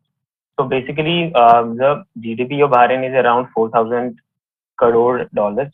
Okay, and there is an estimate that around 1.5% of GDP they can get in revenue from VAT alone. So that is why they want to decrease their dependency on the oil and natural gases business. Okay, like Aditya talked about, like how around 50% of the world oil and natural gas is being produced by them, and how the world is going towards EV. So that is why it's very important for them to think about the future. Like Dubai and other countries like other Emirates, they have focused on tourism, different sectors. So VAT is also one thing that they have taken into consideration in increasing their economic power, you can say. Okay. So this covers the strength part to a certain extent. Going towards the opportunity. So like I talked about the strength part, in that only I talked about the opportunity as well, because this is one unified thing. Okay. So basically the country has the opportunity to create a diversified field. Like we as common people, like we might be doing a job, but we are also doing something like we are investing into SIPs, mutual funds. People are going behind IPOs. Why? There is a very simple reason. Even if you are a country or you are an individual, you want to create different streams of income. Okay, you don't want to be dependent on a similar or a declining source of income. Like in their case, oil is one thing, or natural gas is that thing. Okay. So going towards the weakness and the threats part of things. So basically, when you create a new system, like in India, also GST was implemented around 2016. So it's not very easy to change people. Like I have seen in my family, as also personally, like the CAs and even my father who's into business, they used to talk about that nobody understands GST and the Modi Sarkar or whatever you want to say. They have just implemented this in a forceful manner, and it's not till today, even till 2021. A lot of changes have been made, which I will talk going forward as well. And the thing is that a lot of people have a lot of confusion about these things. So this can basically create something like a awkwardness for the whole corporate as well as big global MNCs.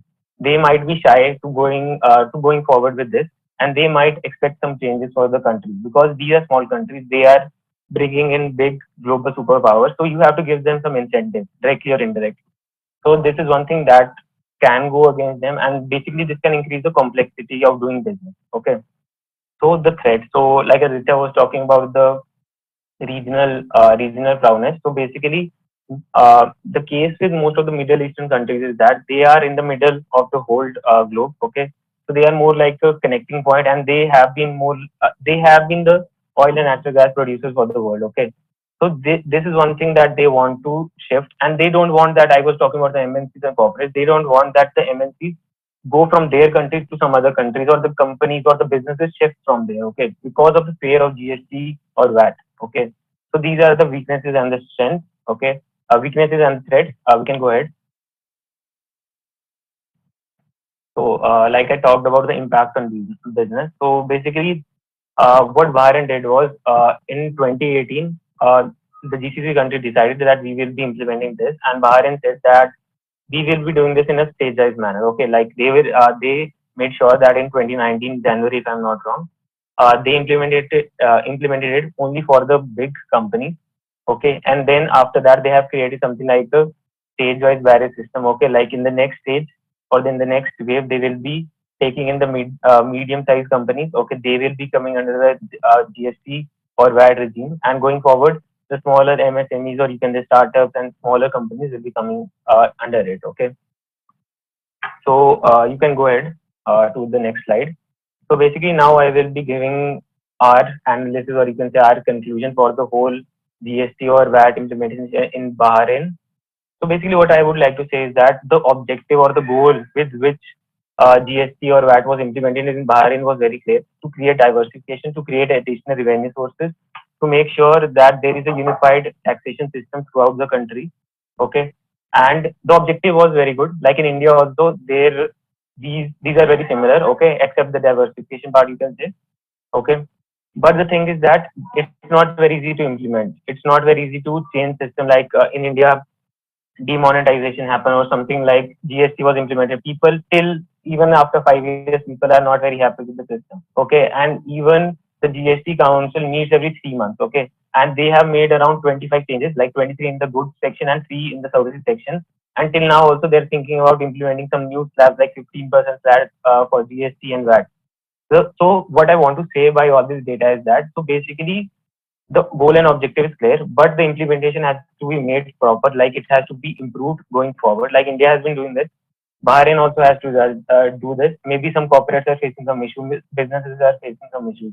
They have to make sure that they bring every one to a common table. Okay, because a business might be having their own problems like accounting. Like every country is using different system. They, and especially in case of MNCs, you have to go to your global levels. You have to create something like in a common denomination and everything. You have to create something like a sync between different things.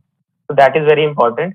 And the last point is that we think GST implementation is a good step. Okay, the intent is very good, the objective is good, and the goal is good. Maybe the implementation can be improved. Like in India, also they are doing certain things for this. So that is our stand on this case. So that's all from my side. Thank you. Just adding a point that in the long term, in our conclusion, that this will really help the GCC countries to increase. And we have also seen the graph that after implementation, there is 1.6% surges in the graph. So that's a great thing. But some businesses are being facing the problems and some economic problems, as Manas said. And this is the conclusion. And thank you so much. Any other questions, please? Sure. So from what I understood from the presentation, that this was an argument for why it's a good idea for Bahrain to accept the value-added tax system. So essentially go from a no indirect tax regime to having some indirect tax regime. Yeah. Correct? Yeah. But where's the argument for GST then?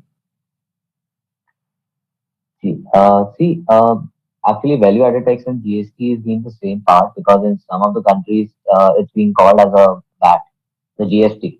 So the Bahrain had almost given 5%, I guess, for they have implemented the 5%. So let me use the analogy that a lot of the other teams have used. Let's look at the Indian system. We had VAT before 2019. So then what changed in 2019? If VAT and GST are the same and can be used interchangeably, there should have been no change, no? But there was. So I'm trying to understand, why would you use the two terms interchangeably?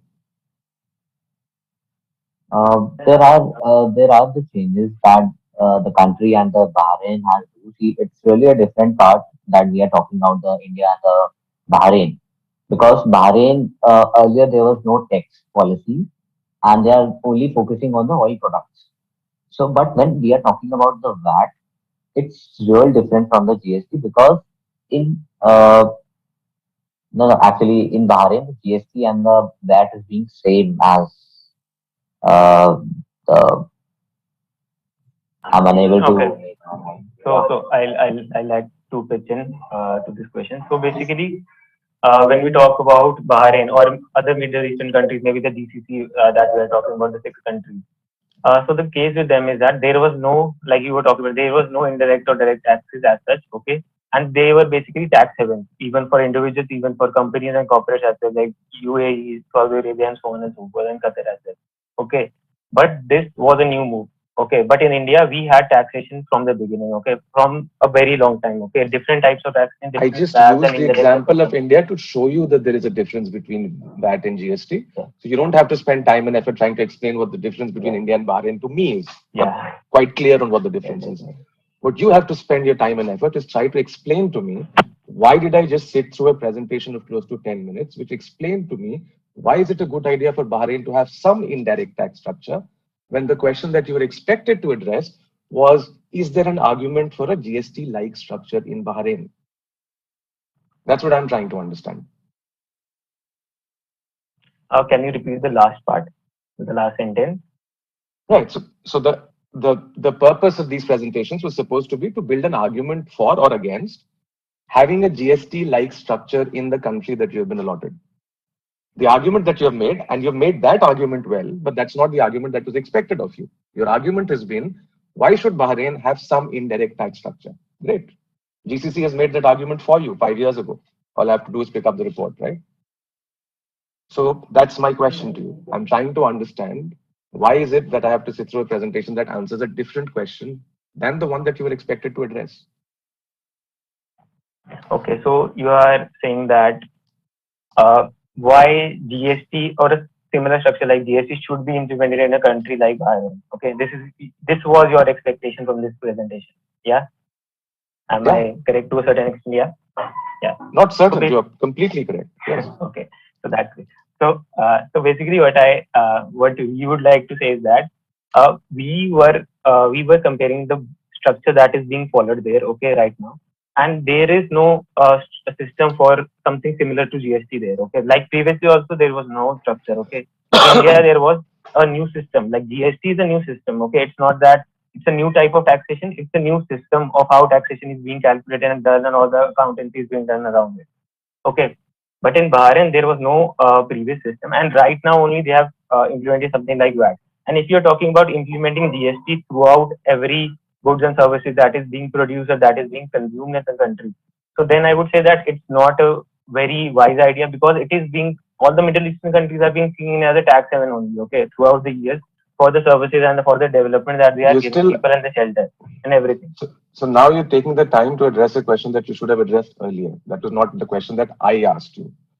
I am asking you, why is it that throughout the presentation, now that you're saying that these two are different things, during the presentation, these two terms were used interchangeably, implying that you're making the argument that you were expected to make while not making it.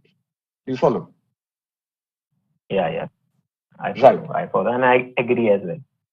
Right. So then my question to you at this stage is, does Bahrain have any other kind of indirect taxation? For instance, does it impose customs duty on anything that is bought from outside the country?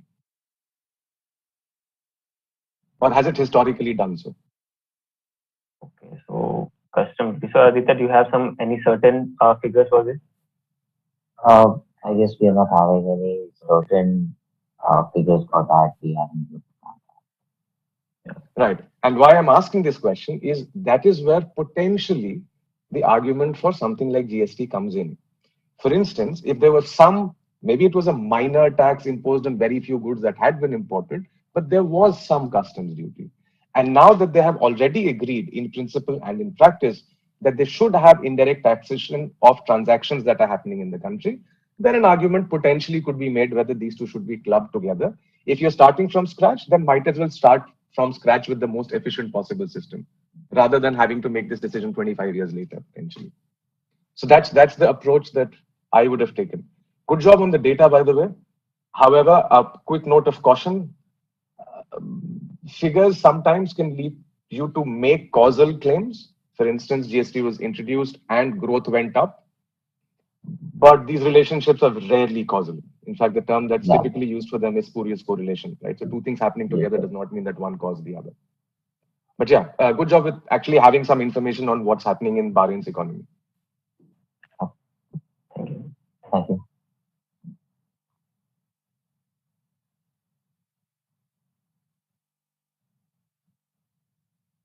Okay. Thank you. I think I completely Ma'am, agree. are there any questions from your side? Yeah. So I was saying that I completely agree with what Professor Vatsalya has pointed out. So even I was not able to understand what were you trying to explain with respect to GST or with respect to VAT. So if I ask you this question, that if Bahrain has not implemented VAT as yet, and still there is no such system of VAT as of now, what would you have suggested them to apply, VAT or GST, if I ask you to compare that at the moment? We cannot. We can say that they can implement the VAT basically, because in the VAT, they have surged the 5%, and they have basically in GST actually it's like a problem. I'm not much knowledgeable about the both of them, but I am making a conclusion like in GST they have to make some different kind of things. For example, in GST there is slabs of the taxes like 8% or till the 15%, the similar thing kind of thing. But in the VAT, the VAT has made the things like for the low income group people, they have made only 1% paying the income tax. And but for the larger companies and the larger the people are having the more money, so they are being given the more taxes. They have to. So these kind of changes can be made in the VAT, but not in the GST. And there are certain type of goods like households and other stuff. They have made less taxes on that. So that's the basic needs. So I will suggest them the VAT. Okay, okay. And on your slide where you have mentioned why VAT, there you have mentioned that VAT has created new source of revenues. So how has that helped in creating new sources of revenue? Now through the VAT, they are trying to attract the other companies. Even they are trying to make the more manufacturing products. While looking at the report from the World Bank, we have seen that were their imports were less and the exports really increased because many companies were surging in. And in this as well, the GCC has a relation with them, within them. Like if Dubai has increased the prices, then it might affect the other GCC country, the Saudi Arabia or any other UAE country. So that's why. Okay, okay, thank you.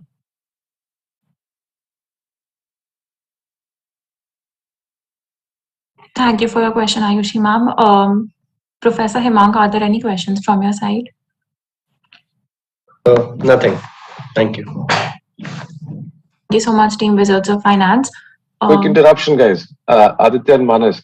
So, PwC has a report on this. It seems like, in effect, Bahrain already has a GST system. So they call it VAT, but they have equalized their VAT rates across just regular sales and services tax, excise, and customs. So it's a flat rate of 5% for almost everything that they do. Yes. Okay. So in effect, even though they don't use the term, in effect, what they're doing is what we understand with the GST. Yeah. So that's the thing. Then at the time we were researching, we saw this thing. Okay, we saw this thing, and we were confused to a great extent. Okay, so that is why we were changing the terms interchangeably. But you have to take a stand, basically. Okay, you cannot be jumping around two things at the same time. So that is what we were trying to do. Okay, so going behind one thing confidently is better than jumping around. So that was all from our side. So thank you, sir. Although, as a final suggestion, doing one thing correctly is more important than doing something confidently. So yeah, definitely. Great. Definitely. Thank you, Team Wizards of Finance, and thank you, Professor, on that. Are there professors? We would now like to request you to give some remarks on the event.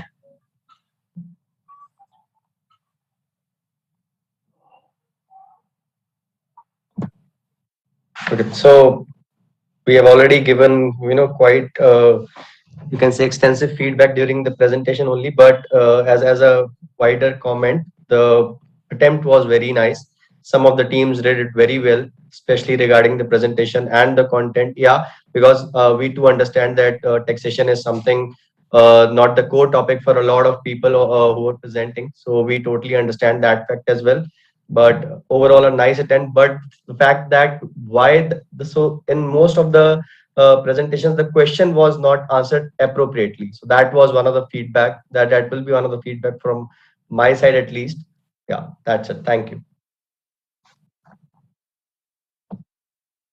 Thank you, Professor Hemang, Professor Ayushi, Professor Vatsalya. Yeah, I think the topic that was chosen, it was very interesting, and I mean, rather than giving the same topic to everyone, you gave different countries within the same topic, so that made it easy for us to compare each and everyone, and then obviously we will be announcing the results soon.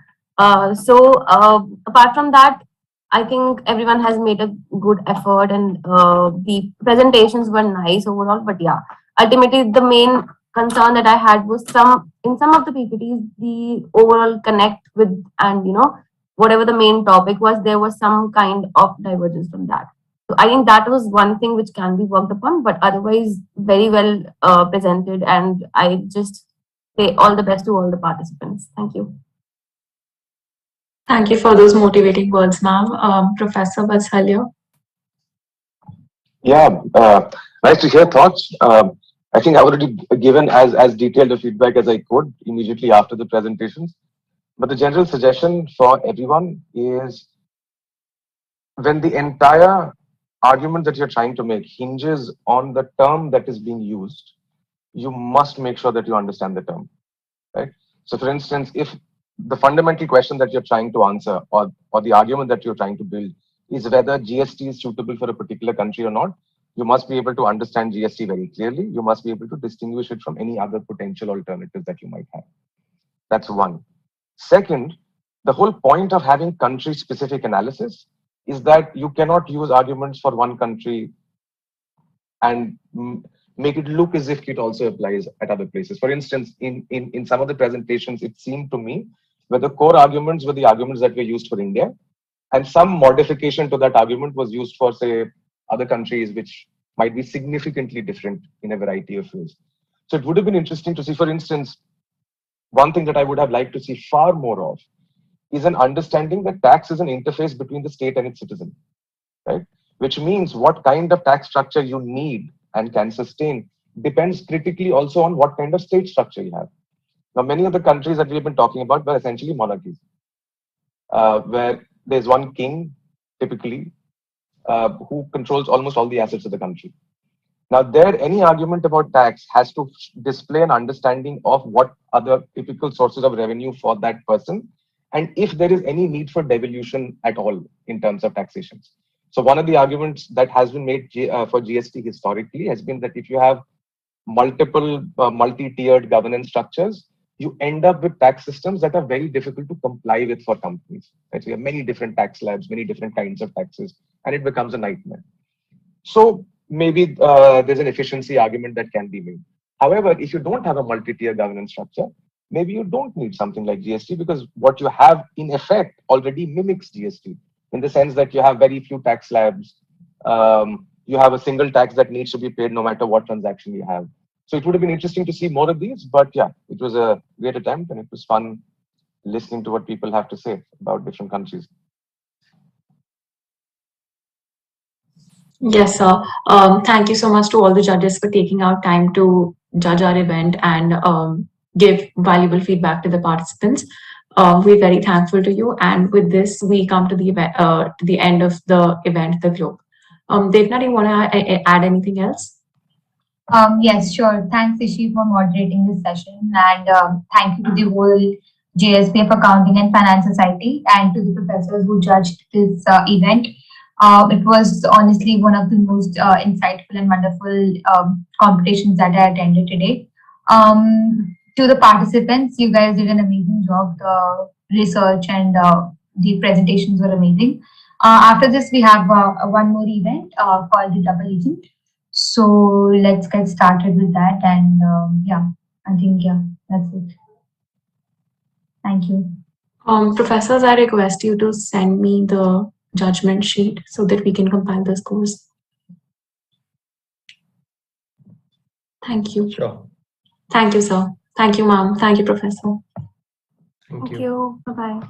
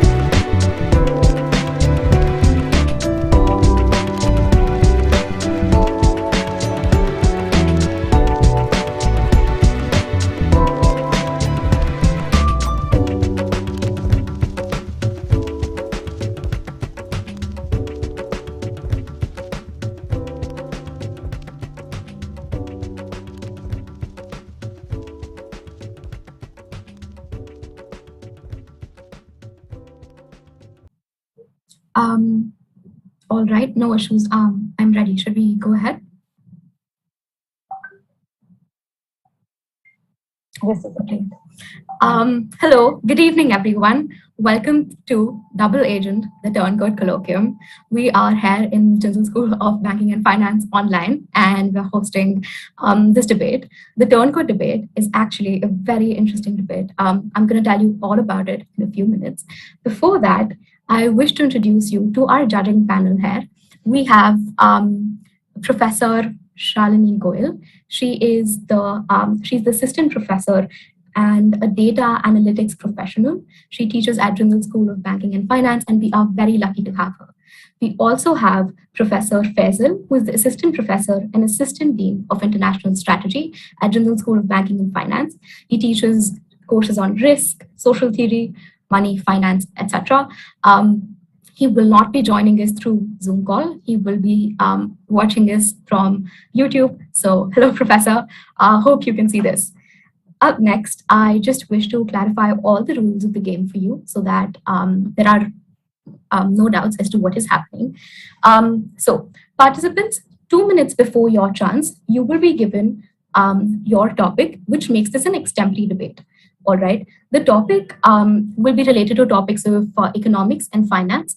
Do not worry, because the topic will be very general in nature and it will take into account your level of current understanding.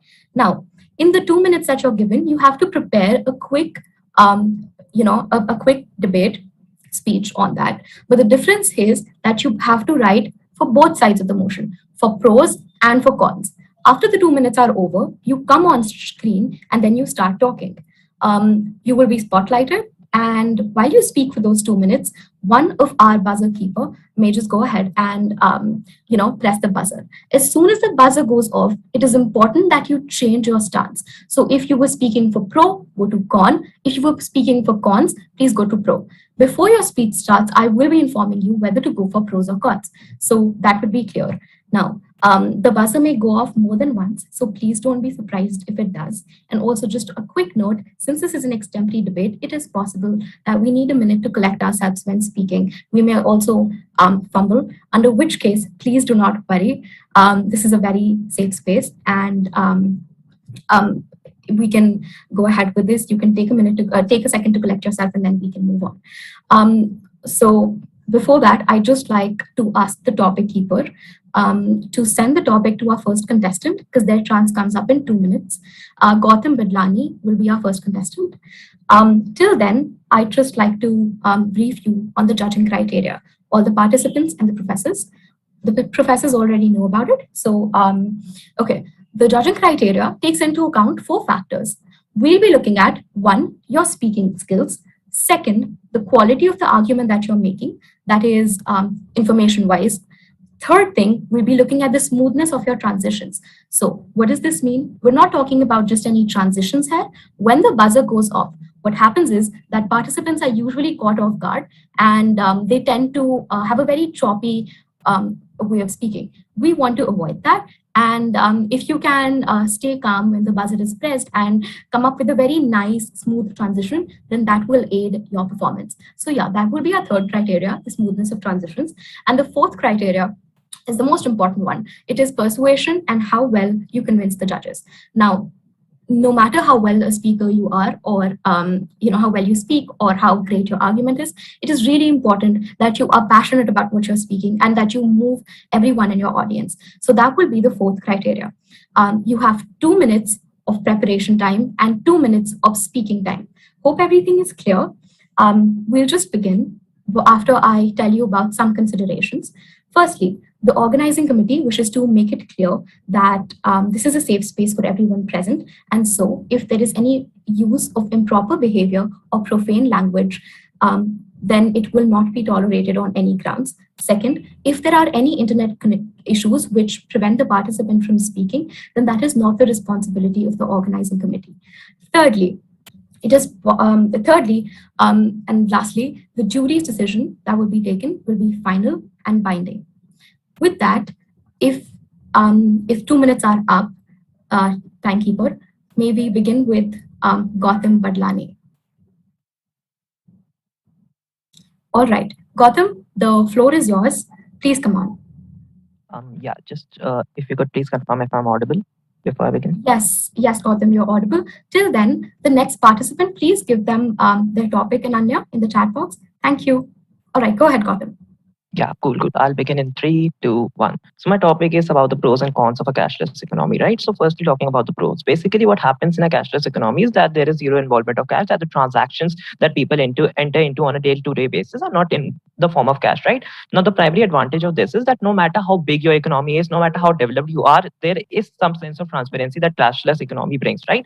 There is some sense of transparency. There is some sense of reliability upon data that this kind of economy brings, right? The data collected through cashless transactions. However, doing a pro and con analysis, we have to understand that considering the rate of literacy as well as considering the education rates in India, we have to in India, or actually a major part of the world, we have to understand that in second tier or third tier countries, the rate of literacy is very low, right? Therefore, a lot of people are not able to enter into such cashless transactions. Secondly, we have to understand that the infrastructure that exists in the However, again, going on to the fact is that when we enter into cashless economy, we have to understand that the economy to some extent is stabilized, which results in the welfare of the entire people, right? Why do I say that? Because what happens is that when the data is reliable, people, policymakers, economists are able to enter into such policies which actually benefit the entire people, right? Which does not happen in a cash economy because the data is not that relevant, right? Because the data can be hidden because on the basis of such unreliable data, economists are not able to come up with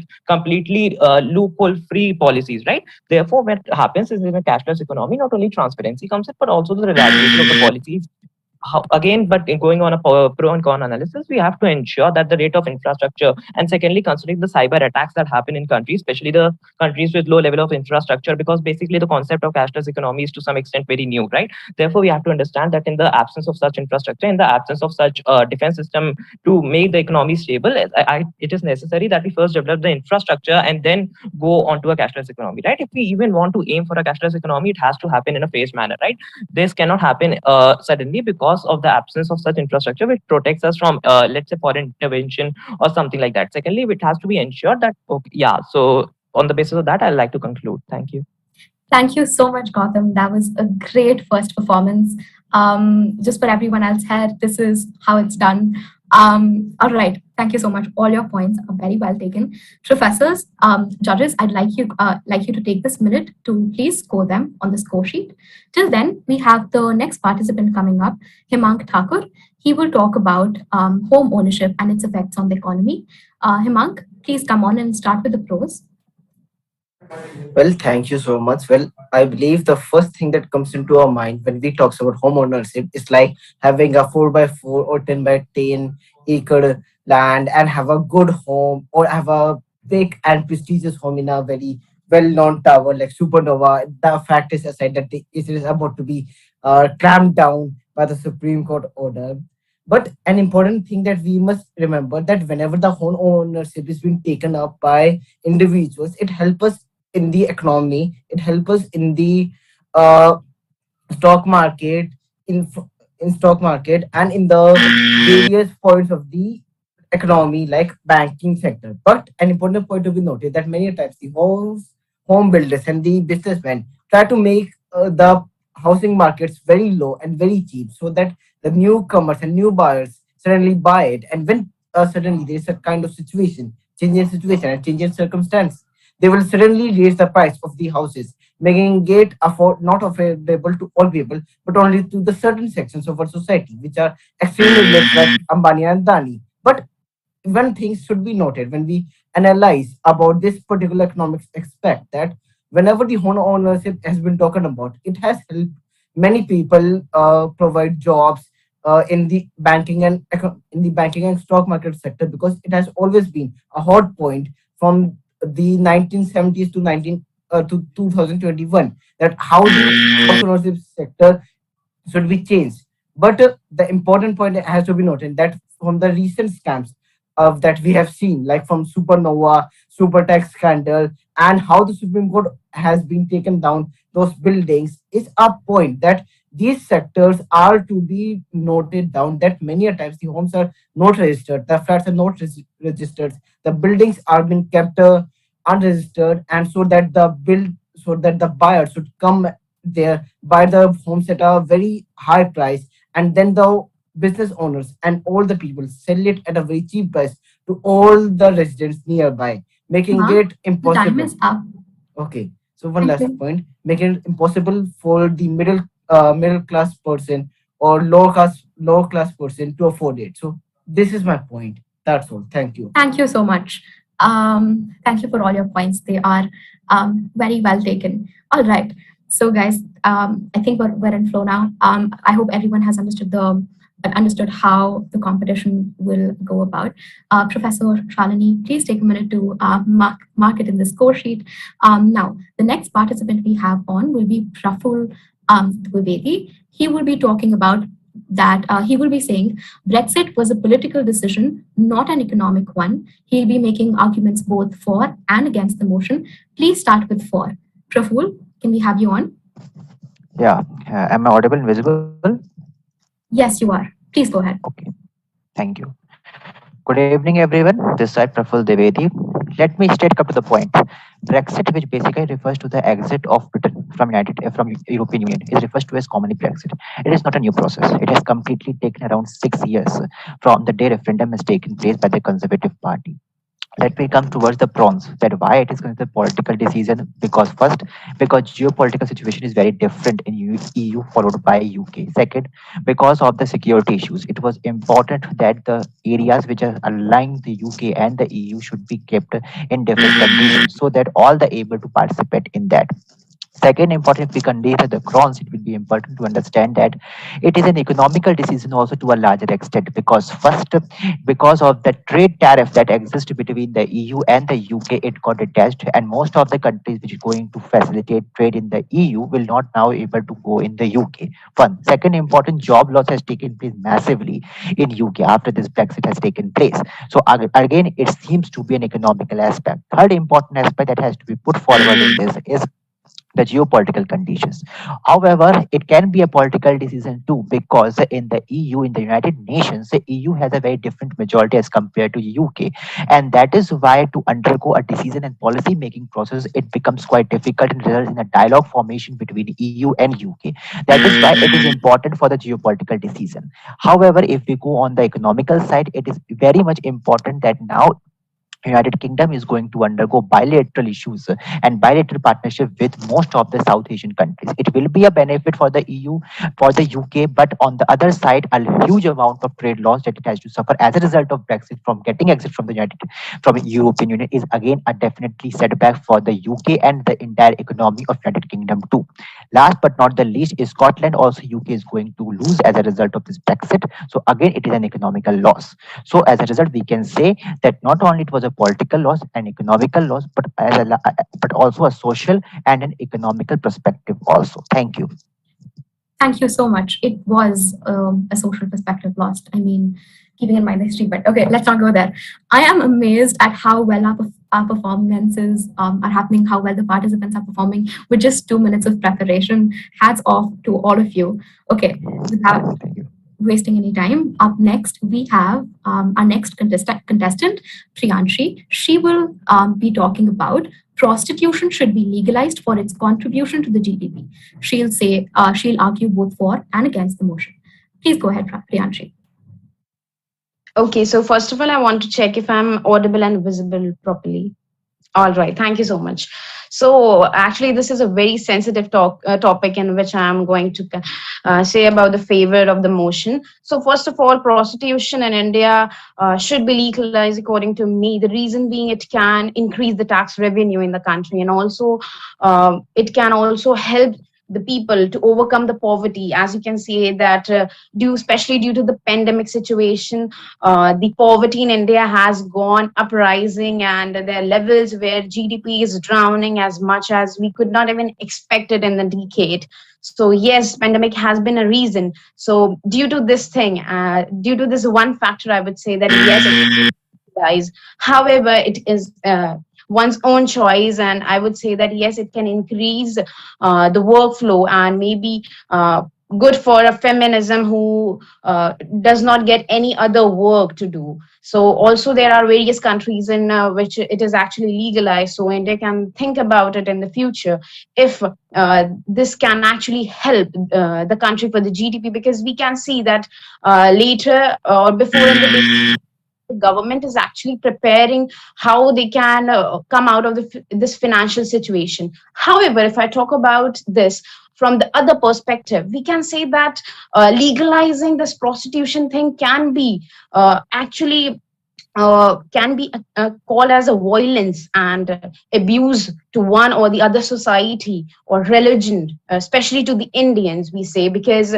this is considered illegal right now in the country, and it may actually hamper the growth of and individuals in the country as well, especially due to the COVID thing. People think that because just only because of one thing that GDP is drowning, so we should legalize this thing. I do not think that yes, this should be legalized. We can legalize anything in the country just for the sake of fastening or increasing the rate of GDP in the country. There should be a proper mindset. Thank you so much.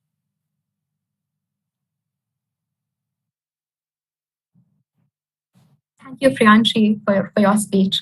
I think those were some very thought-provoking points. It's something we as a society need to think a lot about, because on one side, we have prostitution, and by legalizing it, we may be empowering the women who are engaging in such activities. Whereas, if prostitution is not legalized, like you said, we may be sort of prolonging this kind of sexual violence that is imposed on them because of their financial conditions. So this is truly a moral dilemma for all of us and for society as a whole. And I'd request all the participants to think more about topics like these. All right. Professor, please take a second to mark them in the score sheet. Till then, we have our next participant. Give me 1 second. I'm done. We can go ahead.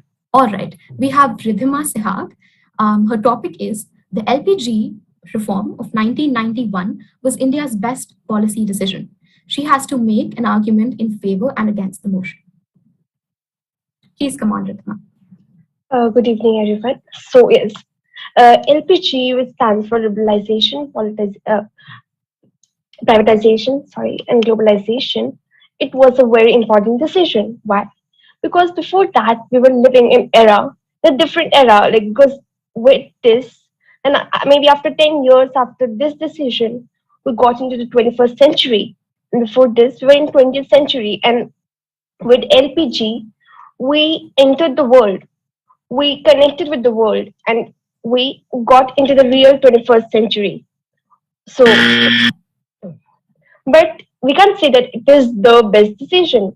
There can be some better decisions in the future. And yes, with LPG, there has been an increase in competition for our domestic producers. So what about them? So it won't be fair to say that LPG is the best decision, because even with LPG, right now, we can say that our economy is at its best. Also, with LPG, but the liberalization, privatization, and globalization, it has somewhat helped us, because why? With globalization, our trade with other countries has now been easier and better. With privatization, our banks and everything has been better. But again, I would say that it won't be best to say that it won't be good to say that it is the best, because even with LPG, we have not grown as much as we had all expected to. So LPG was a landmark economy, but we can't say that it was the best decision ever. Yes. Thank you. Thank you, Ridhima. I applaud you for coming here and speaking so well about something you feel passionately about. Well, when it comes to LPG, I actually didn't know a lot about it till I came to college, and I didn't even know that this policy was imposed on India with a heavy hand by the international organizations. Earlier, I just thought that it was a revolutionary move made by the leaders of India, but that is not the case. And yeah, so that was really enlightening. But this topic just reminded me of that. So, and we are also celebrating the 30th anniversary of the economy and the LPG policy in this conclave. So I think it makes all the more sense. Yeah, I know, right? That's where I got the idea. And it's all about India's growth story. So I feel like India truly has grown, and like Ridhima said, it has opened up. But at the same time, but like for the domestic users, it has been developing countries at sometimes they get take advantage of, because they're relegated to being outsourced for raw materials, and they're not actually adding a lot of value. What I just said may be a bit controversial, but still, I will say that they're all gray areas, right? And I think that is the point of this debate, to bring all the gray areas in a 1-2 minute topic, so that everything comes out in the open. All right, great chit chat. Sorry about delaying you all. I'll just call the next participant. We have Rohan Kalia. His topic is the pros and cons of automation, which is a very recent topic. So, Rohan, please come on. Hi, am I audible? Yeah. So we all know that automation has helped everyone in some way or the other. As the best example in my mind is the FASTag which we are using on the highways. Like people earlier had to long queues and people had to queue up for just to give the toll, and now they can just pass through with just a click, and they just don't have to wait at all. And not just that, like automation in terms of everything, like booking tickets, ordering food, but it also takes away a lot of jobs from us. If I take the same example, the person who was sitting there giving out the toll tickets is no longer employed, and it is also giving the power to a very few set of people, and taking away a lot of from the distribution of power, which I mean. So in terms of that, it is again not a very favorable thing, and the job losses which we will see as a country with having the highest workforce, will be a very impactful. Automation will really impact a lot. But automation is the future, because I think after a point, everything will be everything which technology can do, it will be doing. And as you were talking about Meta and all of the the social media, they're trying virtual reality, augmented reality. So it is the future, and we have to accept it and evolve ourselves through it, and what can we contribute to it, so that we can create jobs for ourselves and evolve with the future. And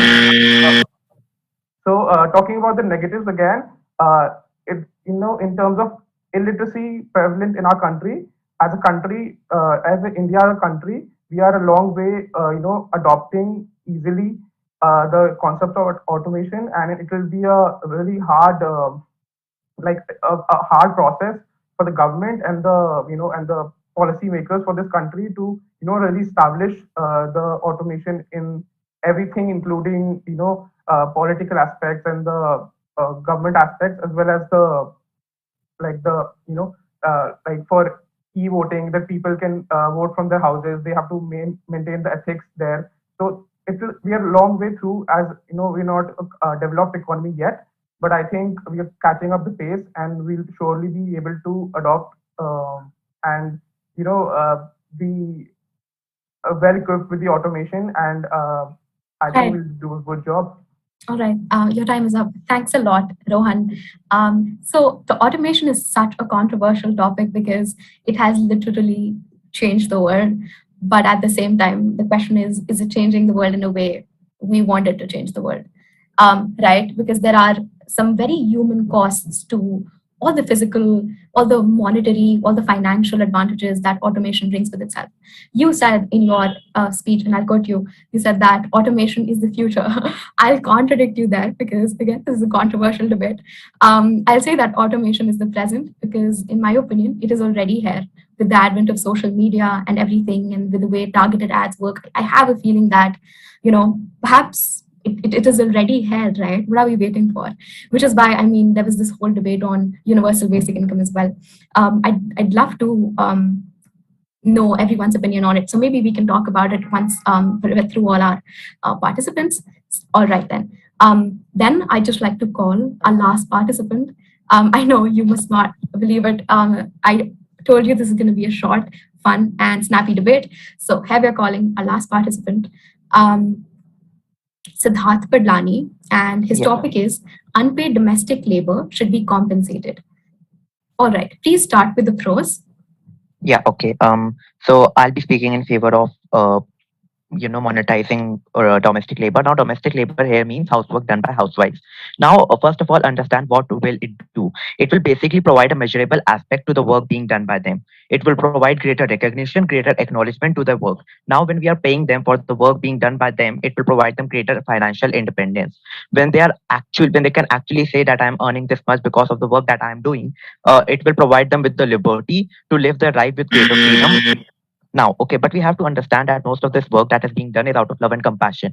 Now, when we say that, you cannot do work out of love and compassion and you necessarily have to charge your own family for the work that you are doing for them, it might be construed as a disrespect to the love and compassion of these women. We might be disrespecting their emotions and not, and it's after all a choice that people that they deserve. How can we tell them that, you cannot do this out of love for your own children? Why do you have to necessarily have a monetary aspect? Now, we have to understand that this goes against the principle of equality. Now we say, like for example, if we talk about unpaid internships, we say that no work shall remain unpaid. We call them modern day slavery. So how can we say that housework should not be unpaid? Isn't it kind of degrading to the woman? Is it in kind of, lowering their standard in the social strata and saying that, you cannot get paid for your work, you cannot be part of the economic system, that the work being done by you, it doesn't deserve to be rewarded the same way the work being done by men deserves to be rewarded.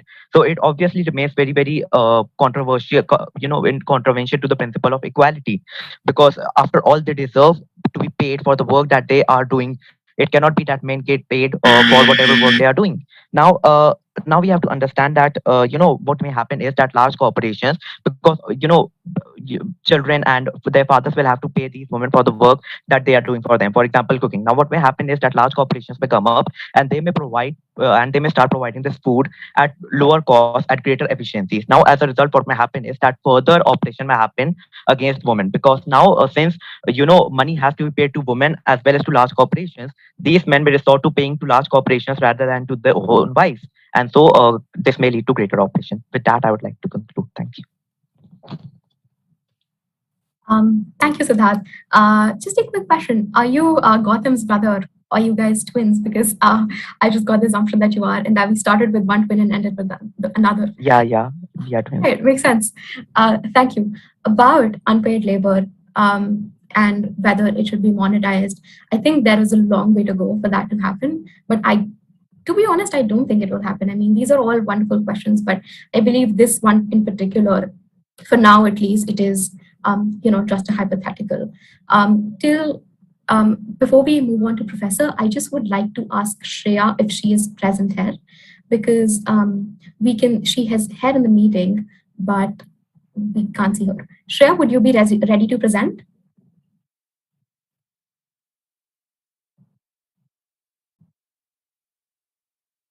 I'll just ask once again. Shreya? All right.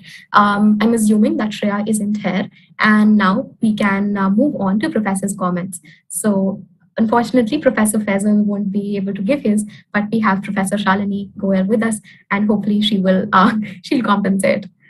Please come on, Professor. Hi everyone. This was a wonderful event. Some very good points came across. Some of you transitioned really nicely into the other side of the argument, which I think is very difficult to do on the spot with just 2 minutes preparation. So I really applaud all of you for however you did. Whoever wins the others should not feel any less, because I think it's really hard. If you put me on the spot and tell me to change my stance, I'll be like, it's very difficult to do it on the spot. So we all understand that you are all anyways better than the rest.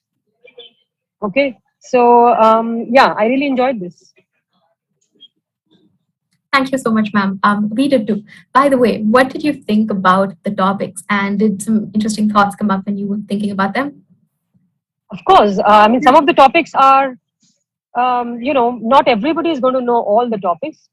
Thankfully, one person had to speak on one topic, but because I had to judge all of them, so I was like, myself shifting my gears from one to the other as quickly, trying to move it as quickly as you. The topics were very interesting.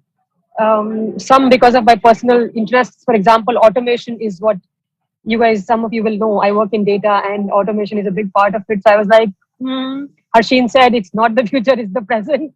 I mean, it's the present, it's also the future because it's going to keep evolving. So yeah, the topics were very interesting. Yes, ma'am. I meant it is the present as well as the future. So of course it is. Yeah. No, I just thought that some very interesting opinions came up, and this is what Jindal really stands for, right? To cultivate this critical thinking. And when we're put on the spot and just, they put a gun to your head and say argue for both for and against, we are really forced to think. And I think that was the aim, and that has been accomplished. So I'd like to add one thing that I would like to congratulate the team also that how diverse the topics were from prostitution to automation and to all the laws and everything economy. So I really appreciate that, and it was really nice for me to attend as well. right. Thank you so much, Devna. Thank you so much. Professor, you were saying something. Yeah, I was just nodding my head in agreement with Devna. It's not easy to even come up with such diverse topics. All right then. Since the competition, since all the competitors, participants have been covered, I think we can move on now. So just to let them know, the results will be declared during the closing ceremony. Devna, could you let us know what the closing ceremony is? Yes, it is at 7 p.m. and the link will be sent to you shortly. Right, we'll send the link in the WhatsApp group. But till then, thank you so much for joining in, guys. That'll be all. We had a lovely time, and best of luck to all the turncoat debaters out there. Thanks, everyone, and the organizers, especially, for putting this together. Thank you so much. Pleasure to be a part. Thank you. Thank you.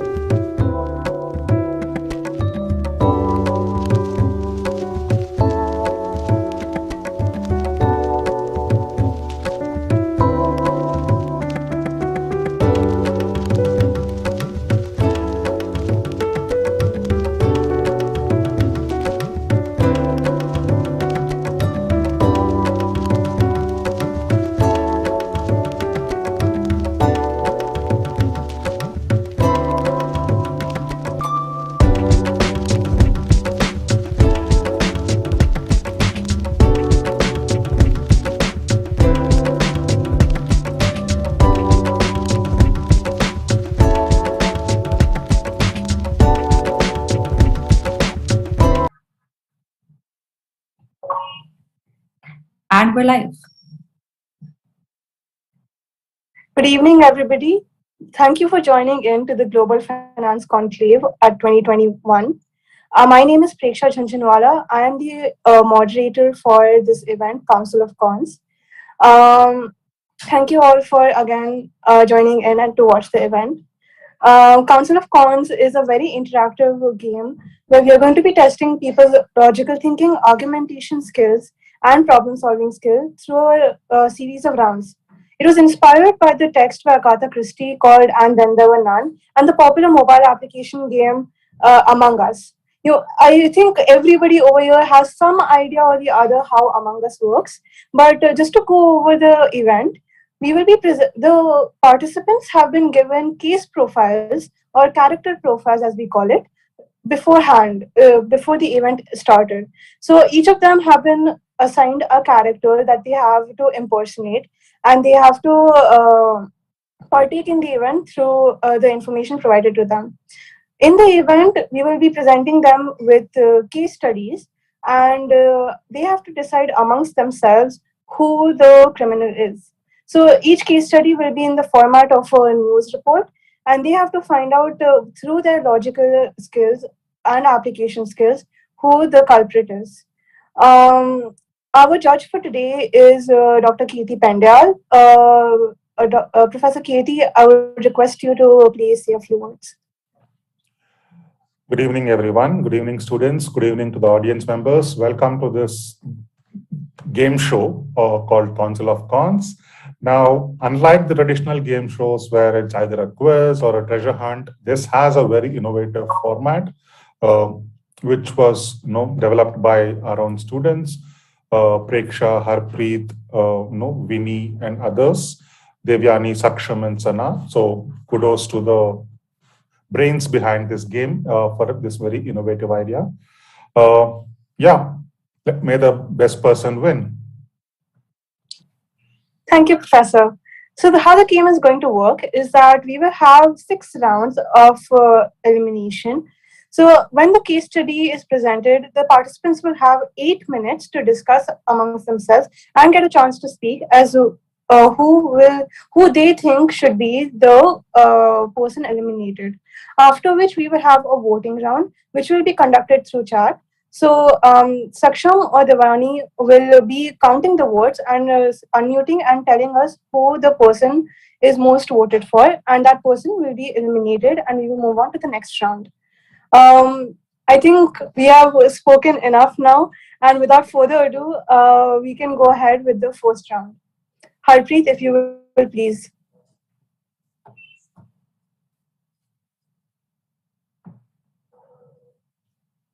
This is the now we participants, please pay attention to the following screen. This is your first case study. Hacker under the alias DSTOS has claimed responsibility for the missing transactions that have been appearing throughout the world over the past week. Reports say that DDoS redirects users from huge conglomerates like Uber Eats and Amazon to a third-party page for payment. In an interview with the victim, we received news that DDoS takes much more than what users put. Users of the apps are advised not to make online payments through these apps. Updates about this will be released soon. Participants, if anybody wants to volunteer to go first, you may. Otherwise, we will be going in alphabetical order of your character names. Please raise your hands in case you want to go first. Yes, participant, you may unmute and speak out your character name as well as your case. So I'm Elise DuPont. I'm from France. I currently live in Macau. So my best guess is it's Karan Guha, who's right now in Silicon Valley, but at the same time has education. I mean, who studied under the who studied MBA in finance and business. The reason why I think it's him is because being under the Silicon Valley, knowing how technology works, is a very high chance that he knows how to develop softwares like this.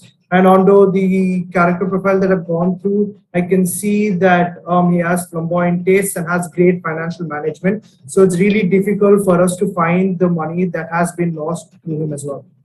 That's the case that I would like to make. All right. Thank you, Eloise. Participants, as this is the first round, please introduce your character as well as Eloise did. Are there any more volunteers?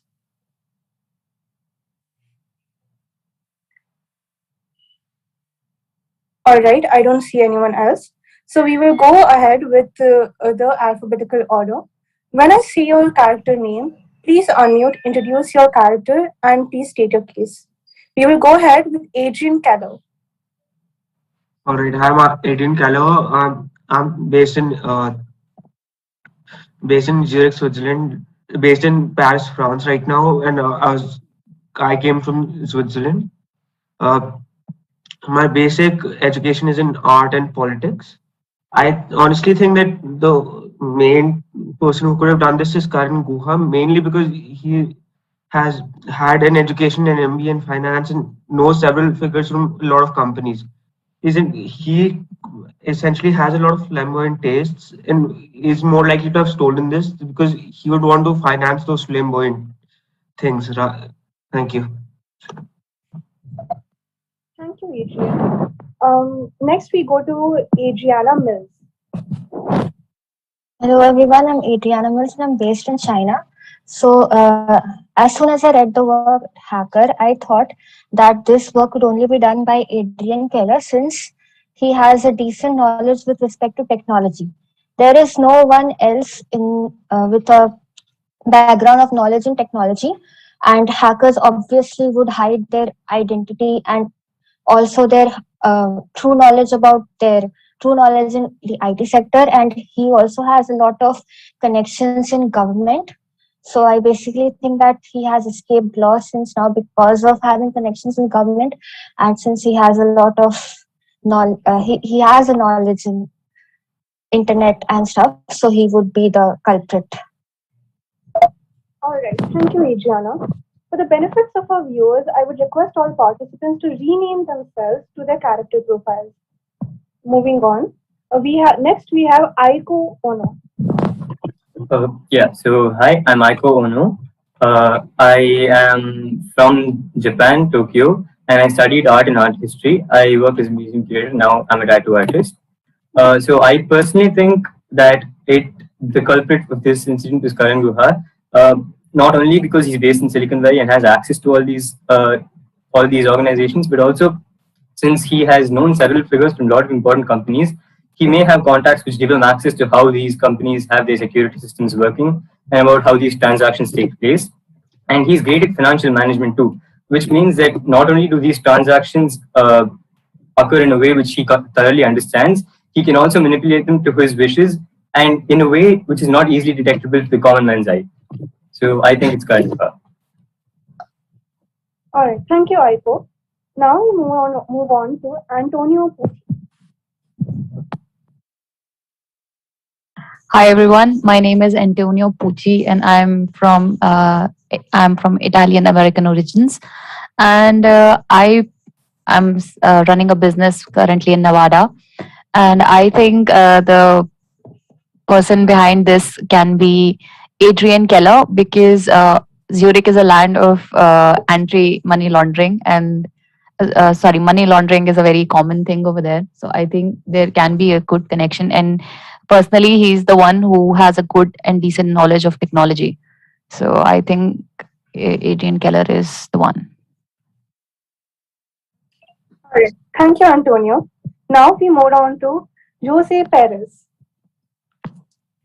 Yeah. Hi. Hello, I am Jose Perez, and I am from Huava, Cuba, and my location is in Florida.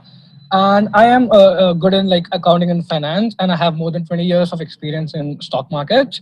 And so basically I want to I think is Adrian Keller because first of all he's a witty person, and then again coming to the technology aspect, I think out of all the profiles he's the only person was very much into technology, and since the the problem statement we got is more of related to finance and money laundering, something like that. So I think he would be the best person to do that and revolve the money around that. And then also, like someone also mentioned, that he has a pull in government, so he might have some government backing as well, wherein he could take supports and defend himself. So he might be under the impression like, if I got caught like by any chance, I have government supported back. So like he could be the person as per my preference. All right. Thank you, Josie. Now we move on to Karan Guha.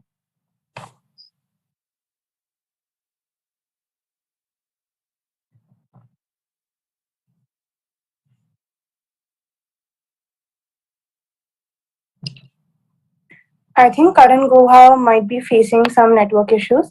We'll come back to Karan Guha. For now, we can move on to Su Wang.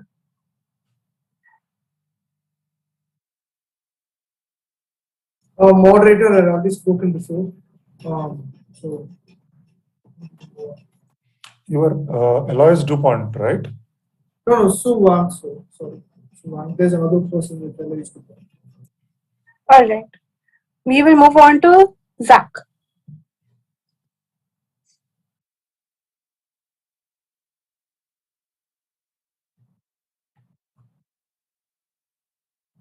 Participant, you are on mute. Oh, sorry. Yeah, so hi, I'm Zach Fisher. So I work in accountancy and consultancy. I think that Adrian Keller is the one responsible for this crime, because he's a very charming and witty person, knows technology, and also has enough pull in the government. So yeah, I support this view. All right. Thank you, Zach. Preksha, I think Alois Dupont has to speak. Yes, Eloise, please go ahead. Okay, so my name is Elois Dupont, and I'm a fashion designer by profession. I have a degree in fashion design, and I am a model by profession. Have been one all my life. I'm currently located in Macau. I think that Adrian Keller is behind the crime. This is because, knowing the finance world today, a lot of technology is involved in it, and he has a very classified background and has decent knowledge in technology and enough pull in the government. So he has power in his hand and he has a hidden background. So I think Adrian Keller is behind the crime. All right, participants, thank you so much. Is there anyone who wants to add to their points? Please raise your hands in case you want to. All right, I don't see any hands up. We can now move on to the voting. I would request all participants to write down in the chat box who they think should be eliminated. We have to send the chat to everyone, or is there any Everyone. specific? Okay.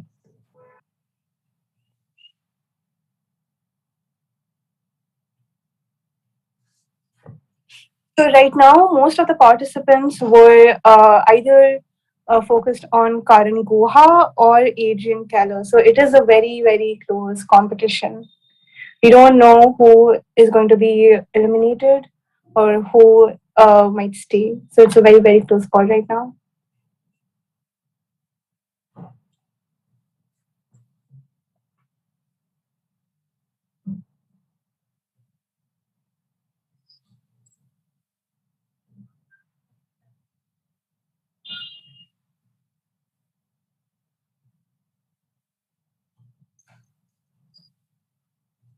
All right. Volunteers, could you please tell us the result? Adrian Keller has got the max number of votes. All right. Ladies and gentlemen, Adrian Keller is found to be the culprit, and now we will. Now Adrian Keller will be eliminated. Thank you so much for participating, and we wish to hear from you soon. All right. Thank you, Vinny. Moving on to round 2. We now have removed Adrian Keller, so he will no longer be participating. Winnie, if you could move on to round two.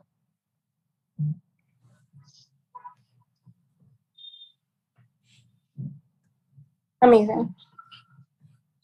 Amidst the surge in drug trafficking, a enforcement agency task force joined by a special CIA unit was entrusted with raiding a cargo container at the port of Miami after receiving an anonymous tip regarding a huge consignment. To their surprise, the container HK201292 contained several valuable paintings, which were estimated to have a total value of $2 million.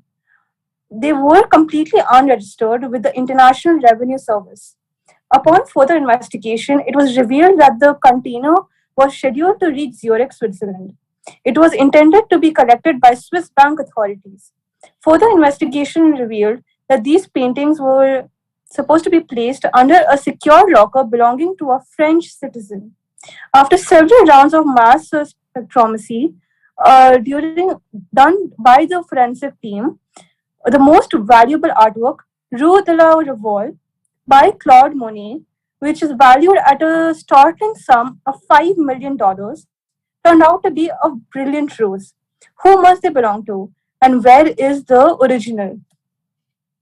Participants, we will now be going in uh, reverse order of your names. So again, is there anyone who would like to volunteer to go first?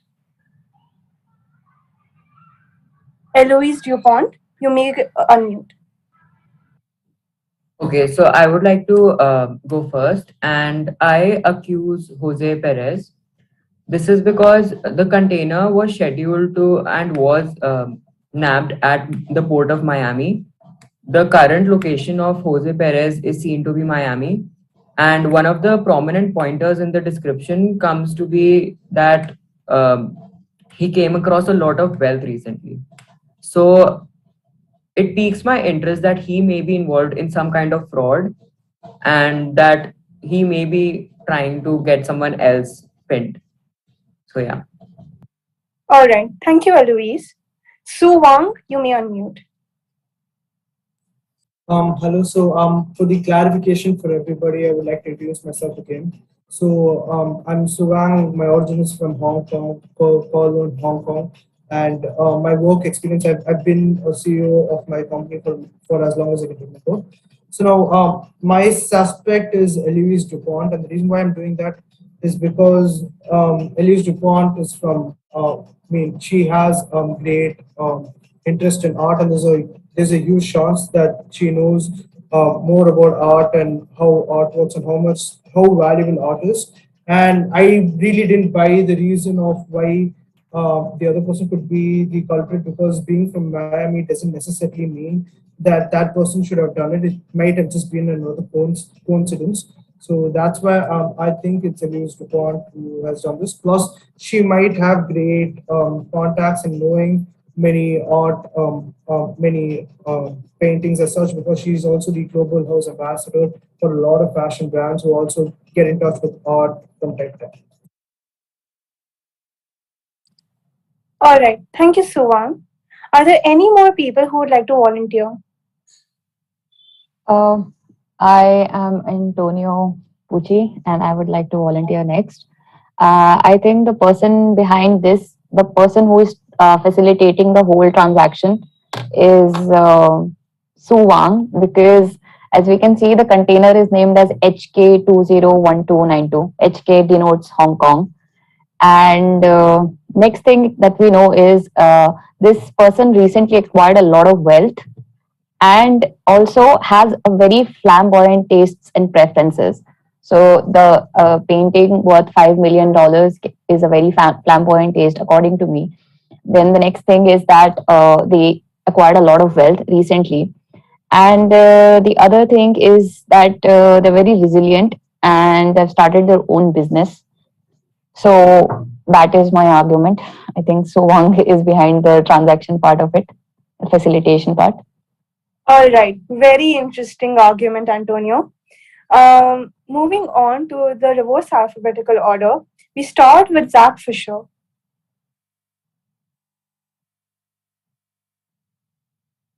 Participant? Yeah, I sup uh just a minute. Okay.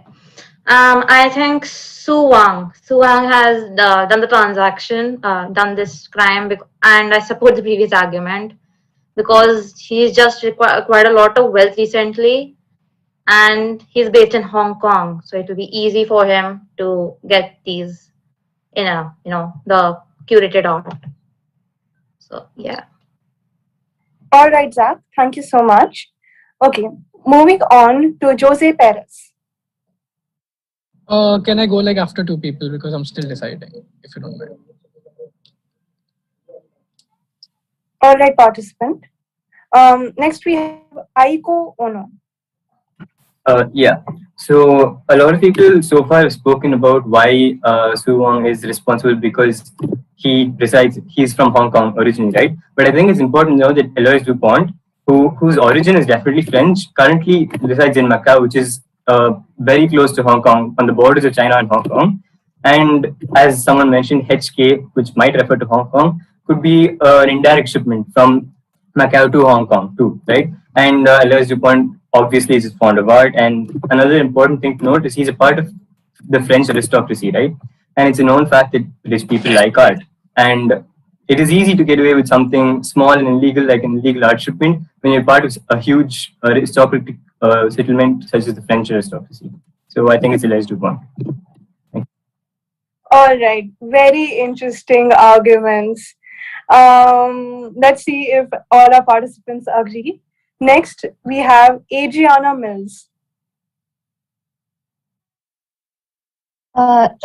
Even I think that the culprit of this particular crime should be Eloise Dupont, since he is from France, and he has a good taste in arts and culture, and he has enough motives to steal this particular work of art, which is by Monet. So there can also be a lot of emotional attachment to this piece of art since he is French. So I would basically point to Eloise Dupont.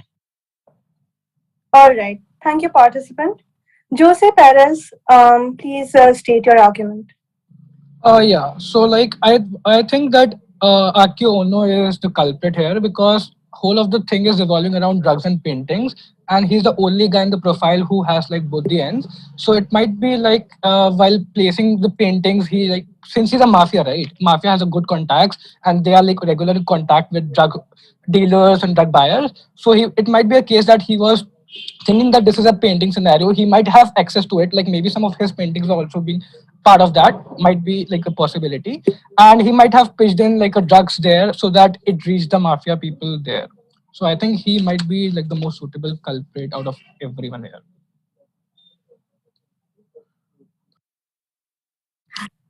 All right, thank you so much. Now I would invite everybody to add in to their existing arguments. If there is anyone who would like to rebuttal or add into their existing arguments, please raise your hand.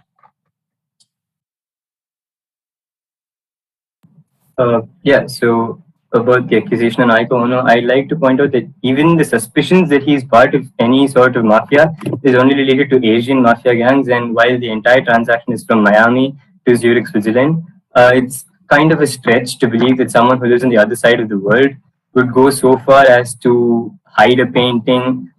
And another point was this was caught during a drugs investigation, right? Even though the investigation was about drugs, what was caught were paintings, and it's kind of hard to believe that a painting worth $20 million in total would be shipped without even the supervision of the actual transaction holder. All right, thank you so much. Eloise, you may unmute. So, in order to redirect any suspicion towards me, I would like to propose an argument. Firstly, being in proximity to a certain region doesn't mean that you are very connected to that region. Just because I'm based in Macau doesn't mean that I'm maybe connected to anywhere else near Macau, say South Korea. There being a difference of language and many other factors, I don't find that argument to be very valid. Additionally, to add on to my suspicion against Jose Perez, Um, Jose Perez likes to travel a lot and explore new places. So that adds on to the suspicion as this crime involves multiple locations: Hong Kong, Zurich, and France, namely. So, yeah. All right, thank you, Eloise. So, Wang, as time is running out, you will have to be quick. Yeah, so I like to talk. I like to clear suspicions about me. Again, just because it has the letters HK doesn't necessarily mean that it's come from me. It might just be a coincidence. And to what Elias Dupont said to backing his own option, I could also argue by saying that just because a person travels need not necessarily mean that he is checking out a place for trafficking art and stuff. And I really think it's Elias Dupont because as Aiko Ono once said, he said before that he is part of the French aristocracy and has a lot of flamboyant taste. In other words, he does have taste and he knows a lot about art as well. And that's what I like. All right, thank you so much. Eloise, I am sorry, but time is up and we cannot accommodate for any more rebuttals. Now, we will move on to the voting and elimination for this particular round. Winnie, if you would just move the slide ahead by one. Participants, you may now put in the chat box who you think is the culprit. Great rebuttals by Sue Wang and Eloise. It really would have changed a lot of minds about the current predicament. And we could also consider the fact that a lot of people would have to reconsider their initial arguments because of their rebuttals. Volunteers, whenever you're ready, please announce who the elimination, like who will be eliminated during this round. I think there are 2 more votes to come in. Yeah, they are.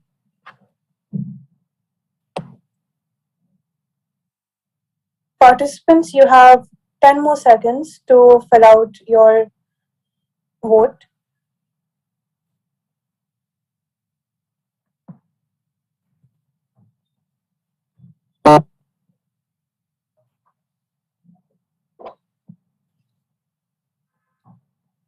All the participants have voted, and the maximum number of votes is given to Eloise Dupont. All right.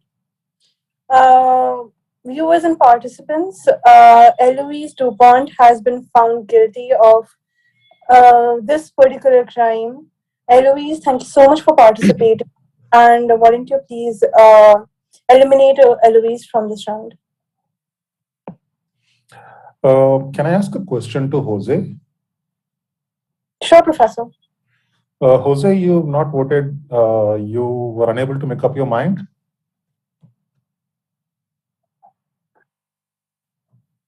Jose Perez. Participant, please unmute. Hello, sir. I did vote. I did the first. Oh, okay. Sorry. Yeah, I missed it. Apologies. All right. So Eloise Dupont has been eliminated. We now move on to our next round.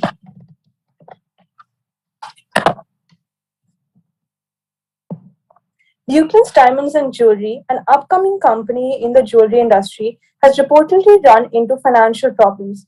According to sources, the company owes nearly rupees 15 billion to a syndicate of 10 banks in India. In an interview with the loan covenants, they were assured over 50% of the loan principals. Interestingly enough, this is not the first time Dukeland's Diamonds and Jewelry has defaulted on a loan. In 2013, Dukeland's Diamonds and Jewelry had defaulted on a loan after incurring losses of 1 billion. Dukeland's has imported gold on the back of the standby letters of credit given by Indian banks in favor of international bullion banks, which supplied the gold. Dukeland Diamonds and Jewelry then used the gold to make jewelry that was exported to 13 clients in Dubai. Reportedly, this was meant to pay the loans. However, due to unknown complications, Dupin's diamonds and jewelry were unable to pay the loans back. The sole owner of Dupin's diamonds and jewelry was recently spotted leaving the country. Participants, you are now requested to raise your hand if you volunteer to speak first. Otherwise, we will be going in the alphabetical order of your names.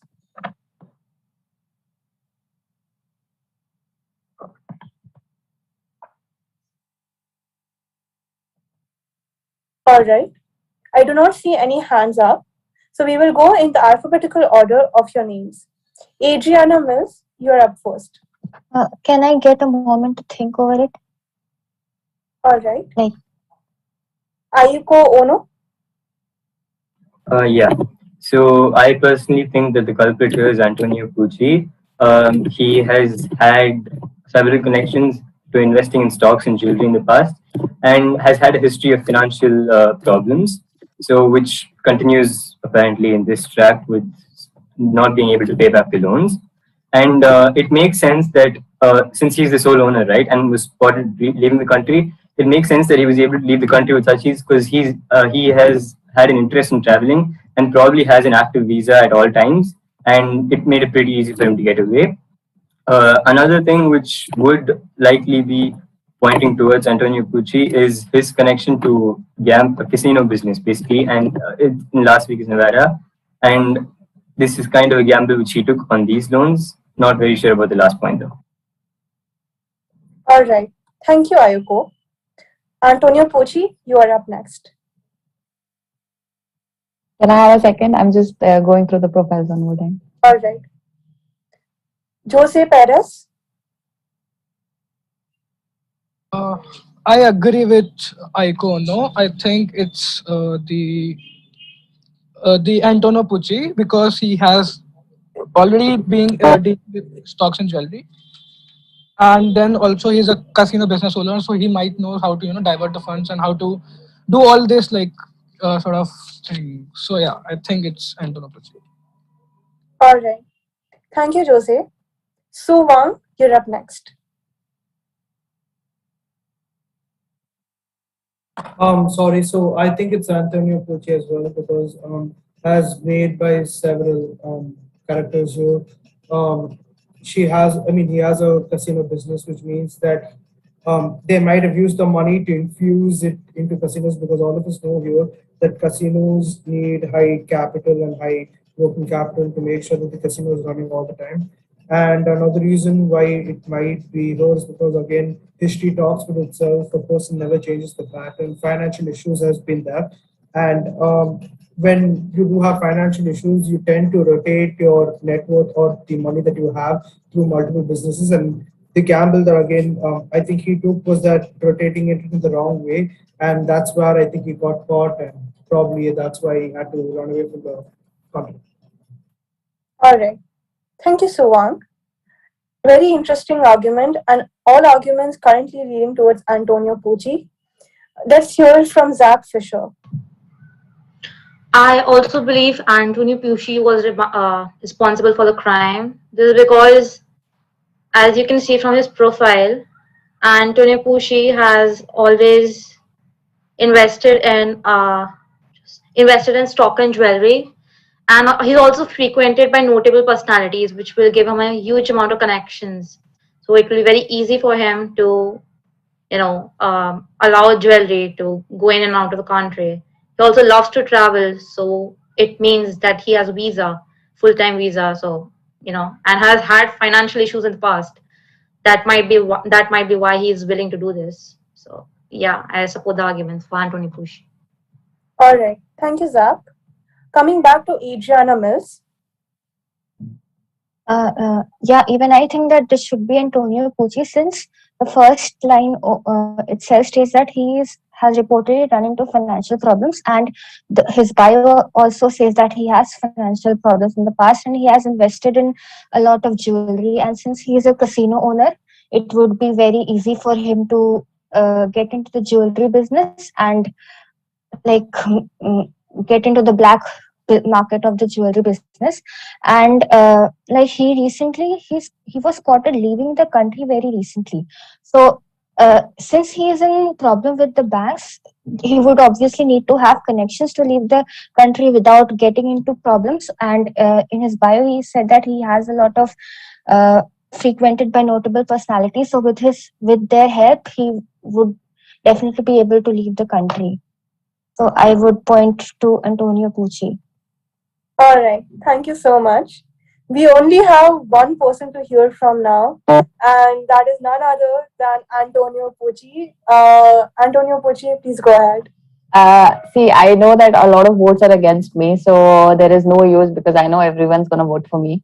But the only thing over here is that I'm hearing that I have a lot of interest in traveling, and I can say for sure a lot of other profiles also have a lot of interest in traveling. So that is baseless to accuse me on. Then coming to the jewelry part, just because a word jewelry is written in my profile doesn't very much justify that. There is another person over here. Alois DuPont, I think, acha, he already went, never mind. I just kind of slipped out of my head. So he is also there. And other than that, there are a lot of stock traders as well over here. So how come it says that I had financial problems? It never said that I am still in financial problems. Secondly, I'm owning a casino. How can I run into a financial problem when I'm such a wealthy person? So that is my argument. But I I quite know the result. What is going to happen now? So I will not say anything else. All right. You never know, Antonio. You never know. Let's hear from Suvang. So I like to address to Antonio Puch about what he said. So the thing is, it doesn't really matter if you travel a lot. The most important thing is that you have a jewelry store and you've invested a lot into it, and you've not been able to pay back the loans. Exactly. And Where is it written that I do have a jewelry store? It is clearly written I run a casino. it says you invest in jewelry, right? So it's I not. invest in jewelry doesn't mean that I own a jewelry store. No, you might be having stake in a jewelry store, which indirectly entitles you to a percentage of jewelry as well. Why if I am having a stake in the jewelry store makes me run a abscond from a country? That doesn't add up Because to you've not anything. been able to pay loans. And Why as a stakeholder I can be a minority let me come back to stakeholder. that. Yeah, so the thing is, you said I can be a minority stakeholder in any of the jewelry company. Why should I be the one absconding? Why shouldn't the major shareholder be absconding from there? And Suvang, I request all participants to please adhere to the raise hand rule. Otherwise, there will be a very disorganized discussion as it was right now. Suvang, can I continue? I have like another point too. I'm sorry, but we are running short of time and you have made your argument right now. We move on to Ayoko Ono. Yeah, so about the argument that Antonio Pucci made, saying it doesn't necessarily say that he owns a jewelry store. The accusation was that you were most likely to invest in jewelry because you've been in debt in the past, and there's a chance to break out of this cycle of debt. You go into something which you already have previous knowledge of. So being interested in jewelry, you probably assume that if it's in this field, I have my chances high because I know a lot about jewelry, right? Because this isn't the first time you're going into something blind. So that is why I accuse you of. I have just a small answer for you. If you invest in some kind of stocks, are you the one paying for it, like for the loans and the liabilities of that company? All right. How come you are accusing me of investing in jewelry stocks? Like I have to pay for it. I know you all are going to vote me out, but that doesn't add up. Because it says the sole owner of Duke Diamonds. That's why. Sorry. I'm not the sole owner. Ayoko and Antonio, I would request you all both to stay on mute as the time is up for discussion. I would request all participants now to. Before the voting starts, for just this thing, Adriana had raised her hand. Adriana, do you have a point to make?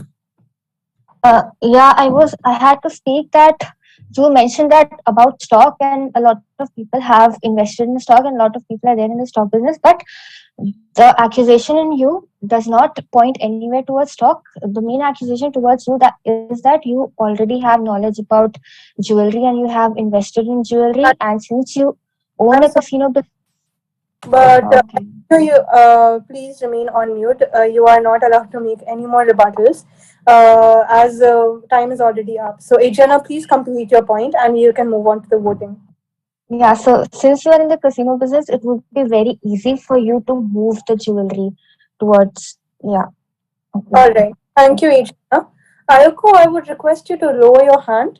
Moving ahead, we will now move on to our voting. Vinny, if you would just please move on to the voting slide. Participants are requested to cast their vote on the chat box. It has been a very heated discussion between Antonio Pochi and rest of the participants.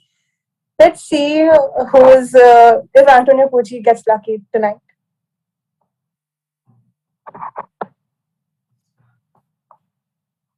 Volunteers whenever you are ready with the results.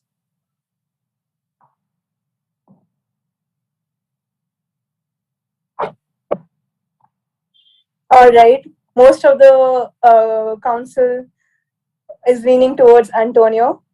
Volunteers, if you would like to announce the results. Maximum number of vote is towards Antonio Pucci. All right. Antonio, before you go, if you had to choose one person, who would you have voted out? Or I can vote out anyone because nobody over here will listen to my point. But Let's assume I give you the power right now of the Okay. Godfather.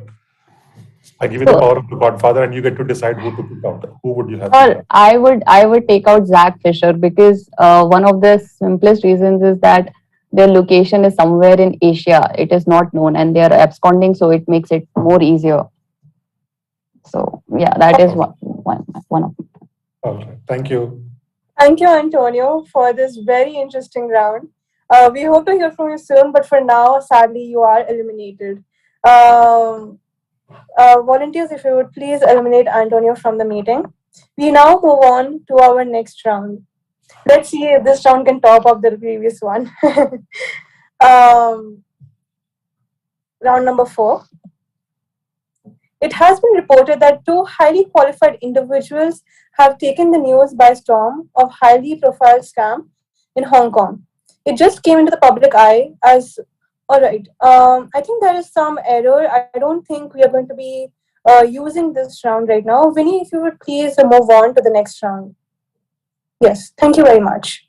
A cartel kingpin under the alias X runs an illegal drug distribution ring within the political frontiers of Mexico and the USA. Through our reliable sources, it has come to light that X maintains a book of accounts that explicitly informs us about all the illegal transactions. According to the concerned authorities, X establishes businesses that guarantee high cash flows such as casinos, restaurants, and hotels. Them then uses to launder money by physically mixing the cartel dollars in with the takings paid into the bank and artificially inflated businesses' revenues. According to experts, casinos set up by them include they hire ringers supplied with cartel cash to pose as gamblers and deliberately lose money at the tables as another way of feeding dirty money into the legitimate business alongside the legal revenue. It's a very interesting case and some very direct connections to our characters. So let's see how their arguments fare. As I can see the hand of Su Wang raised. So, Su Wang, you may go ahead. A lot of people might suspect Icono because of his connections with the mafia, but I strongly feel it's Adriana Mills because she's been the go-to lawyer for all high net worth criminals, and at the same time has added millions to her net worth. She would know how to come off. I don't think Aiko Uno, who's a tattoo artist and has history and art, would know how to rotate cash flow in such a way where he brings in casinos and inflates the revenue of such businesses. And I think Adriana is really eligible to bring that because I see that she has an education in economics as well. So she would understand such common terms. And that's why I think it's Adriana and not Aiko. All right. Thank you, Su Wang. We will be going in alphabetical order of the event.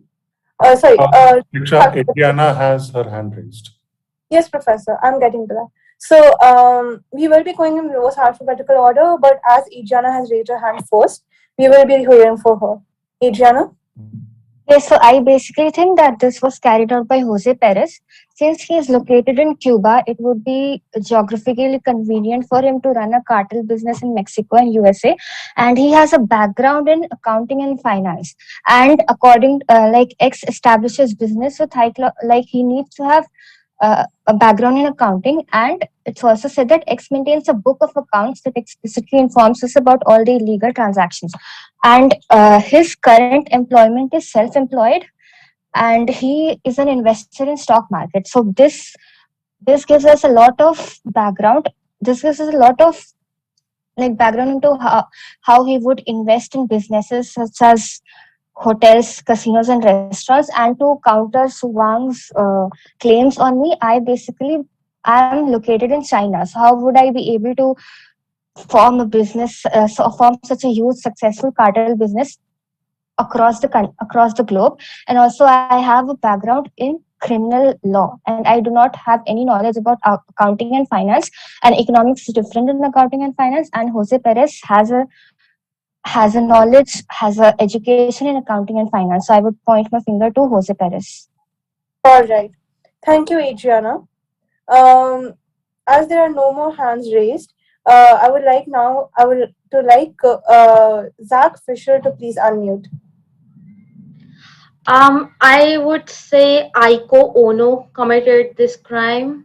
First of all, because he has got involvement with Asian mafia communities and is frequented by Asian mafia leaders. So it's very convenient to start a drug business starting from Asia, and he can easily expand. And he's Japanese, so he is Japanese and has connections in Asia, all over Asia. So which means that it might be easy for him to get connections within Mexico and USA.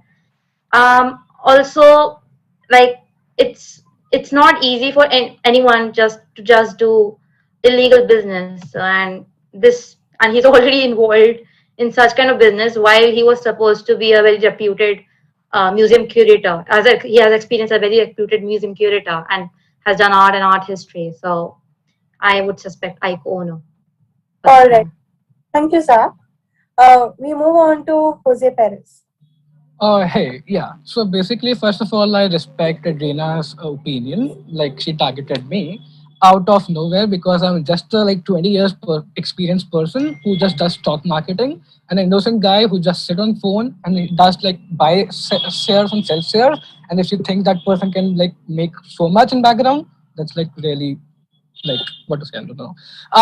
For my target, I want to do Adrena Mills because first of all, she is trying to escape by putting allegations on someone else, and secondly, she has a corporate network connection. So how corporate world works, and coming to her statement that how can she do from there. So once we are online, there are no boundaries, there are no limitations. A person can be sitting in for example Antarctica and doing a business in maybe someone towards the west and so on and so forth. So distance is no more a matter. And secondly, you have a criminal connections and everything is all about cash flows and money expansion, money being money laundering sort of a thing. So it's totally you, basically you are a person who has a lot of connections in underworld, right? And you might have, and also you might have helped. So you are a person who avoids people going to jail. So it might be one of the possibility that you are helping with the help of someone whom you help escape from jail. You are planning all of these conspiracies. And second thing, since you have a high profile criminal case, and also you have education in economics plus law. Also, economics have financial background, so you know how financial things work. And law with supporting of law and law backing, you are trying to hide that, or maybe the person you're thinking that I can escape people from jail, so I can do it for that as well. So I would like to say that Adrena Mills is probably the most appropriate person to do all sort of money laundering here. All right. Very interesting argument. Thank you so much. Last but not the least, we have Ayoko Ono.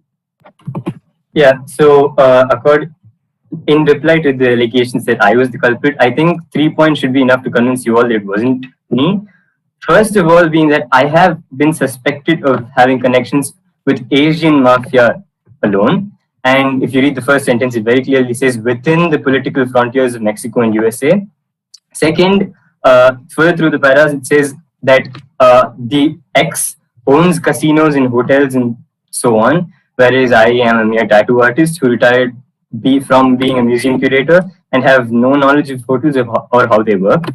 And third, I think it's pretty simple to say that if I had to run a drug cartel, as to say, it would be easier for me and more secure for me to run it within Asia, where I have connections with the mafia, so-called connections with the mafia, to get out of any trouble that I face. As to who I think did it, I think it's Jose Perez, not just because of his 20 years of experience. I think it's more because of two factors. One, he came across a lot of wealth recently, right?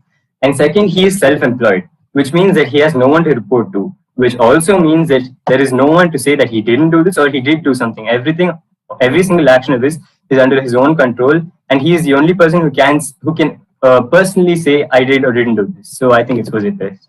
Thank you. All right. Very interesting rebuttal and allegation on Jose Perez.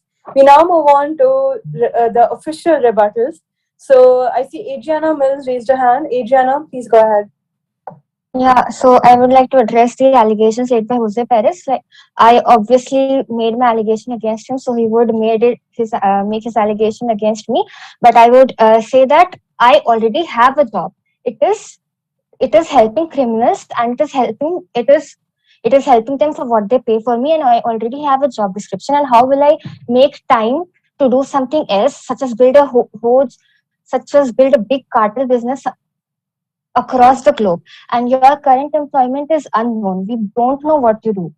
We only know that you have invested in stock for the past 20 years and you have accumulated a lot of wealth recently. And this points a lot towards you. And you have a background in accounting. And you also maintain a lot of accounts. So I would say that it is Jose Perez only. All right. In the interest of time, we only have time for one more rebuttal. As Jose Perez raised his hand first, we will be going with him. Sorry, Sowang. So what you guys are trying to say is like you have criminal background, you have criminal linkings, and all the person who sits alone is a calm person. He does all the crime work, and you guys are like a superheroes who does like work really innocently, right? Is that what you're trying to say? So that number one thing is you were asking how I got money, so you can check my bank statements. I invested in Nifty in like 2010 with all my amount, and it turned like 60,000 has reached now. So like all the money I received from there, you can check my bank statements wherever you want. You are a criminal lawyer, and from there you'll get to know like my 20,000 became 60,000. That's how I made money.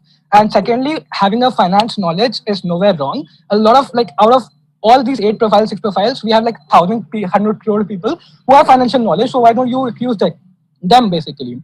So my point being, you both are like having the person who like sits day and night with the criminal people. I'm sorry, but I apologize to cut you off, but the time is up.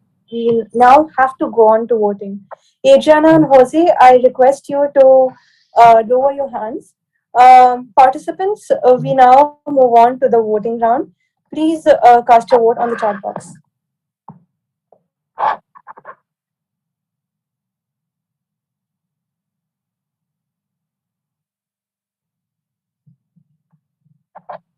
So very interesting and heated debate between our participants. Very interesting accusations made with a very valid justification and all of their parts. So it'll be a very interesting round of words.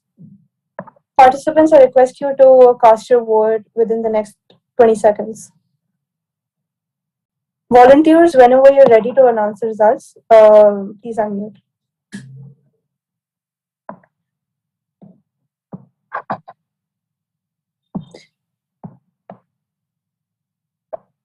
Jose, your hand is still up. All right, thank you.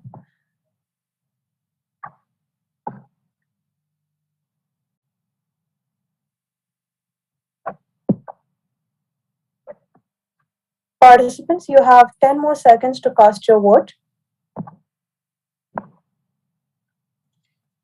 Everyone has given their votes, and the maximum number of votes goes to Adriana Mills. All right. After very heated debate, Adriana Mills has been chosen to be eliminated. Thank you, Adriana, for participating in the event, and we hope to hear from you soon. But for now, sadly, you have been eliminated. Um, I would request volunteers to please eliminate Adriana from the meeting, and we can move on to the next round. Zach, you had a difficult time choosing between Jose and Adriana. Yes.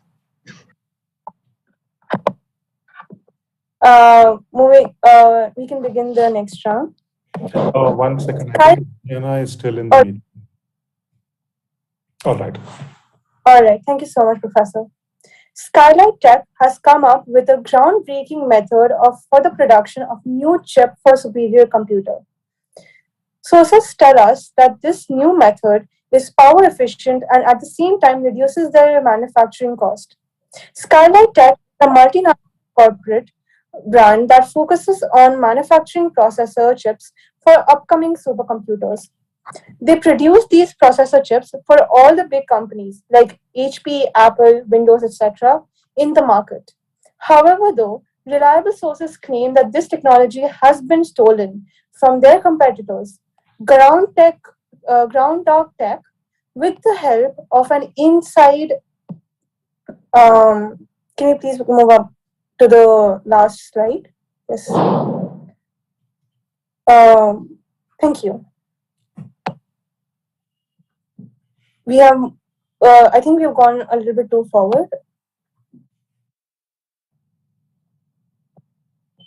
Yes, thank you. However, though, I think there's something wrong with the screen that is being shared. All right, let's hope it stays. Okay. However, though, reliable sources claim that this technology has been stolen from their competitors, Ground Dog Tech, with the help of an inside man. They say that Skylight Tech managed to file a patent much before Ground Dog Tech, as they had the R&D head as their inside man. Due to the communication issues within the departments in Ground Dog Tech, Skylight Tech has beaten them in filling the patent. Ground Dog Tech has proceeded to sue Skylight Tech for corporate espionage and any other damages that they might have incurred. Very interesting case between Skylight Tech and Ground Dog Tech. We will be going in alphabetical order of the names, but as previously done, as done before, please raise your hand in case you want to volunteer to speak. I see So Wong's hands raised, so please go ahead. So, so I think it's Zach Fisher because from what I see, Zach Fisher has had corporate experience before and has been and has classified information on multiple companies. Even though he might give explanations that they work only in accountancy and they're a consultant at an accounting firm, it's where when you file for a patent, there are multiple expenses that incur, and due to which might affect the balance sheet of the entire company, which as usual Zach Fisher would know, and that's why I think Zach Fisher is the culprit of this crime. All right, thank you, So Wong. We move on to Jose Perez. Hey, so yeah, my suspect is also on Jack Fisher because first of all, his work experience is in the corporate industry, and then coming to the that basically his profile. So in description, it's like mentioned that they have classified information on multiple companies. So now, since out of all the profiles, he is the only person who has experience in multiple companies and also work related to accounting and corporate corporate structure. Yeah. All right, thank you, Jose. We will now be going in alphabetical order of the names. Ayako Ono, you're up next. Yeah, so I think I'm going to have to agree with what Suwang and Jose Perez said. Not just because it's the classified information in multiple companies, while that is definitely a valid argument and makes Zach Fisher a valuable asset in things like corporate espionage.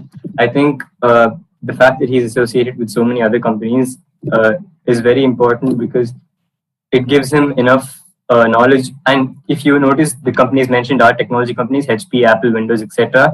So he is qualified enough in a way obviously, since he doesn't have any official education in this aspect, he is qualified in a way to notice that this is definitely something which is worth selling for money. And this idea, which is even here mentioned as a groundbreaking method for the production of a new ship, he is capable of identifying its worth. So I believe it's Zach Fisher. All right. It's three Um, again. um, I would like to rebuttal. Uh, I this? I think it's yeah. I think it's Jose Perez because he's been in Miami, Florida, and also invests in these companies. What benefit would an accountant have? Like I have no stocks and neither have I gained money recently. So like I would have no monetary benefit, no sort of other benefits by doing this. I'm just an accountant. Even an accountant has to listen to their board of directors and just I just do the work. I'm just like the scripter kind of person. So I have no idea, all that. So I don't know why there are accusations against me. I don't understand that. All right. Thank you, Zach. Now we move on to the official battles. So Wang, you're up first. Yeah, so Zach Fisher had told that even she only has accountancy experience, and that might not that has no relation with whatever. So I'm making stressing on this point that in order to invest a lot into R&D for filing patents for everything, it's not just about the going to the board of directors. It's always about investing in the technology as well. And you being an accountant, I'm pretty sure you have detailed knowledge about this, and that's why I think you would have given. And the second point where you say it can be Jose, I mean, he invests in stock market, and there's no relation with this situation with him whatsoever. And you made another statement saying that you hadn't received any money or monetary benefits. It's just that it's not given in the character profile before, but that's not to assume that you haven't gotten. It's just that we don't know that you already have it, right? So you really can't go on the claims that just because we don't know that you haven't got monetary benefit doesn't mean that you don't have monetary benefits. Thank you so much. All right. Thank you, so Wang. Ayako Ono, you're next. Yeah, so by defense, Zach Fisher said that they had studied accountancy and has no relation to this. I just like to say that you don't need as an accountant, right? You have access to how much these companies are investing on this product. So, for example, Zach Fisher probably knows how much ground up tech has invested into making this product and developing this product, and and from that alone, it's pretty easy to know how much that company thinks it's worth. And if that isn't enough to convince a person to sell this product, I don't know what is. Thank you. All right. Thank you, Ayono. Next, we move on. Yeah. But you will have to wait for your turn. Please raise your hand, and if we have time, we will come to you. Yeah, I don't know how to raise my hand, so I don't Alright. have that option. All So right, I- we'll do. We'll manage. So, right now it is the turn for Jose Perez to speak. Yeah. So first of all, I want to ask Zach, like, can you name a place where we have no crimes, or a place where you can say that he is from this place, therefore he has done no crime? Because everywhere, like you're trying to link crimes with places, and I have multiple times said, like, we, there are no boundaries to limitations. I mean, to places, people can like do transactions from sitting to extreme ends.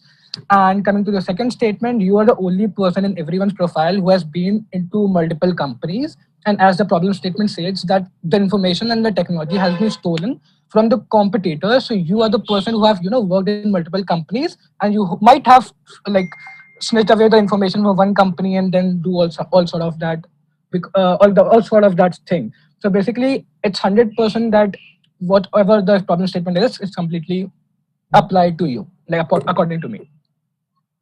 All right. Zach, we have 1 minute. So if you want to go ahead. Yeah, I would think that an investor would be more responsible for such a crime, like Joseph Perez, because of the fact that I get no benefits while he's been investing in the stock market for 20 years, and he might have stocks in Skylight Tech, and that's why he's been stealing technology from these other companies. But as an accountant, I don't believe that, like, even if I have the information, it doesn't matter. I'm just an accountant. I would have no money to get any maybe if I have invested in Silent Tech, I would get no returns because I would be very minority shareholder, a little minority shareholder. I would not have the necessary income to make big gains. So I don't think I'll be resorting to any illegal means. One, um, I would believe any investor. It would be any investor. This for it's Jose Pere. He likes to travel to a lot of places, so he might also have and has also come across a lot of wealth recently. So why has he come across a lot of wealth? It could be because of the fact that he has just stolen technology, and the Skylight Tech would easily be making money right now, and making going back from the damages. So I believe Jose Pere is the one responsible, and not me.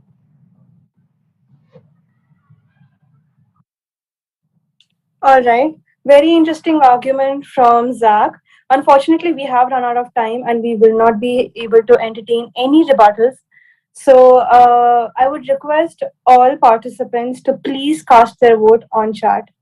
We have 4 participants left, and it is a very, very heated discussion right now. Volunteers, whenever you're ready to announce the results. The maximum number of votes is towards Zach Fisher. All right, the count has spoken, and Zach Fisher, unfortunately, you have been eliminated. It was a very, very heated discussion and a very interesting one, if I say so myself. It's probably one of the most close calls that we have had in this entire event so far. So, great job, Zach, for making it this far, and we thank you for participating. Catch you next time. Volunteers, I would request you to remove Zach from the meeting. We are now down to our last round, and the way this round is going to work is that we are not going to have any voting or elimination. Everybody is allowed to present their arguments, and our judge, Professor Kirti, will be choosing the winner and the runner-up from the 3 remaining. We have Ayoko Ono, we have Jose Perez, and we have Su Wang as our finalists. Moving on to our last round, Winnie, if you would please.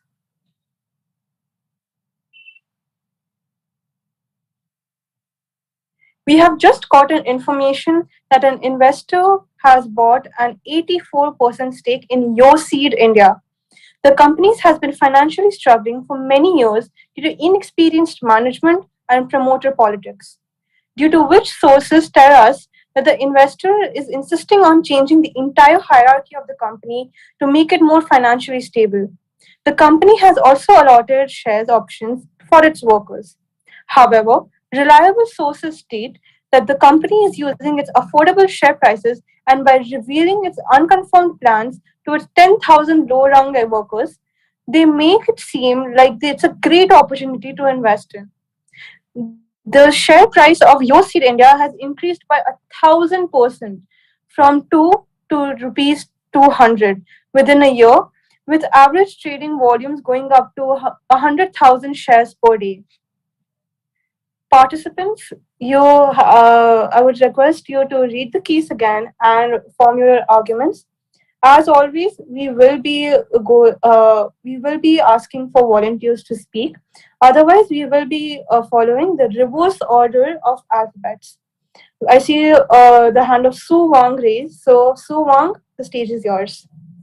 Yeah, so I think the culprit here is Jose Perez because for the obvious reasons he's involved in the stock market. He may say he's based off Miami and all, but I literally have him on quote saying he invests in Nifty where he invests 20,000 and gets back 60,000. So he can't really use the argument that he's Wall Street, he invests in Wall Street. And another point in his character profile is that he came across a lot of wealth, and the huge gains in per share would obviously account for it. And he has an accounting background as well. And literally the first few sentences have said that the company is inefficient in terms of accounting, in terms of management. And when he buys it, he changes everything in the company. And in order to do that, you need to have proper accounting background in order to restructure the entire company, both financially and in terms of management as well. And that's why I think it's Jose Perez. All right. Thank you, Suwang. Next up is Jose Perez. So, Jose, please go ahead. Yeah. So my point is Suwang. So basically, at point number one. So your education is totally unknown. So we all are like totally unaware of the fact what education you did. It might be finance. It might be some like deep finance. You might have graduated from there. And coming to this point number two, you told me that I got a lot of wealth recently. So as I already have given explanation that it was from Nifty, it made from 20 to 60,000 like per that thing. And coming to your profile, basically, if you have read your profile carefully, you might have already seen it that you also acquired a lot of wealth about which we all have no clue. And second number thing is you are resilient. So basically, you deal with stock and you are like a really bright person and you have a bright taste in preferences. So if you have like known my profile like what like I said till now, you might have understood that I like to invest in long term shares which yield results in long term. But what the whole scenario here is like, it seems like a short term scenario wherein the person tries to change the management and try to accumulate the wealth. But that's not my agenda. My agenda is to live peacefully, have a stable life, relax and be calm and like earn money out of like over the years of time. And you are an avid stock trader, so who can understand it better from your perspective, like how can we do all of these things. And I think like with all these like valid points, you are the main suspect who like must have done this, and because of you people might suffer like really bad. And I think you should not have done this. I might also suffer, but that's okay. I'll like my amount is pretty less. I'll like adjust, but you need to like think of other people who have invested in the company knowing that they'll yield good results, and because of you they're gonna suffer a loss. So All right. All right, Jose. Thank you so much for your argument. We move on to Ayoko Ono. While I do agree with Jose that you should think more about the people, I'm going to focus my arguments more based on what I know and not the humanitarian side of things. So I personally also do believe it's Suwang, not because of his recently acquired wealth, so to say, because that is also a common factor which Jose Perez shares, but because he is a CEO of his own company. So we are looking at a person who knows what it takes to start, and he also started his own business. So we're looking at a person who knows what it takes to start a company from scratch and bring it up to a success, or not even a successful pavilion, right? It's hard enough to keep a business actively running. So we're looking at a person who knows very well how to do that. And it makes sense that he takes up such a project because he is looking at a place where he can potentially make a lot of money for very low cost on his behalf, right? And so it makes the most sense to me that a person who has a strong willpower and has a lot of experience in this field goes into such a field. Yeah, so I think it's so on. All right. Now that all three of you have spoken once, I would request Suwang to please state his rebuttal. So I'm going to counter to Jose Perez first, and he said that this is not a long-term investment. You buying a company for 84% stake, you think that's not long-term, then I don't know what actually is. If you're just going to sell it for parts, then you're literally making the price of the share go up, and if that isn't long-term, I don't know what is. And even though my occupation or my education might be unknown, the fact that yours is known makes more sense because you have been a stock market for 20 years, and I don't believe for a second that you said that you've invested in the company and you might lose money, right? And you being experienced for the past 20 years, and I don't think you would have invested in a company that you know would have done this through your experience at least. That's the rebuttal I'm going to make. And thank you so much. It was pretty fun. All right. Thank you, Suwang. Is there anybody who wants to rebut what Suwang has just said? Can I? Yes, please go ahead. You have 1 minute. Yeah, so basically, this is Yo Seed India company. Like I have been, I have seen that this company is going. Like you said, like I have 20 years of experience, and with my experience, I can say to you, like this company's progress has been going down over the years, and I would be like a really fool person to invest in this company, and that to 84% stake, knowing that this company is going down. So like as per my experience in my portfolio, I don't have this company. It might be you who's just trying to justify that, hey, look, I am not the culprit. It might be someone else, and only I am the person here who has the financial profile. So you might like try to stitch in there like isko fasa do, like I get out of there. But basically, if I know my profile, know my everything, it's totally not me, and I have not invested in this company, and I have given my thing that since like 20 years I've been honest, innocent. I will be continuing being that, and after like 20 years I would not won't change myself just to earn like few money there. And I recently earned like at 60, like I told you, a good amount of money. So I'm not a money greedy person who would do all such of things to extract the money out of innocent people and do all this shit. Yeah. All right. Thank you, Jose. So, Wang, your hand is up. You have 20 seconds to state your argument. Listen, I'm not going to look. You can't code personalities and say that I'm innocent. You never know who I am. We just met before. You don't know if I'm innocent or not. You can't make that as a statement and try to convince everybody that you're really innocent. And you've been using that for the past few rounds. And the matter of fact that this entire session can't have it both ways, where Aiko Ono goes around saying that I know more about business, where I literally saw you nodding your head, and you coming back to saying that I'm pretty dumb enough to invest in a company that's going down in 84% share, and you have accounting background and you would know how to turn it around from 84% when a company's shares is going All down right. low, you would know how to make it go up. Thank you so much. Can I give a closing All statement? right.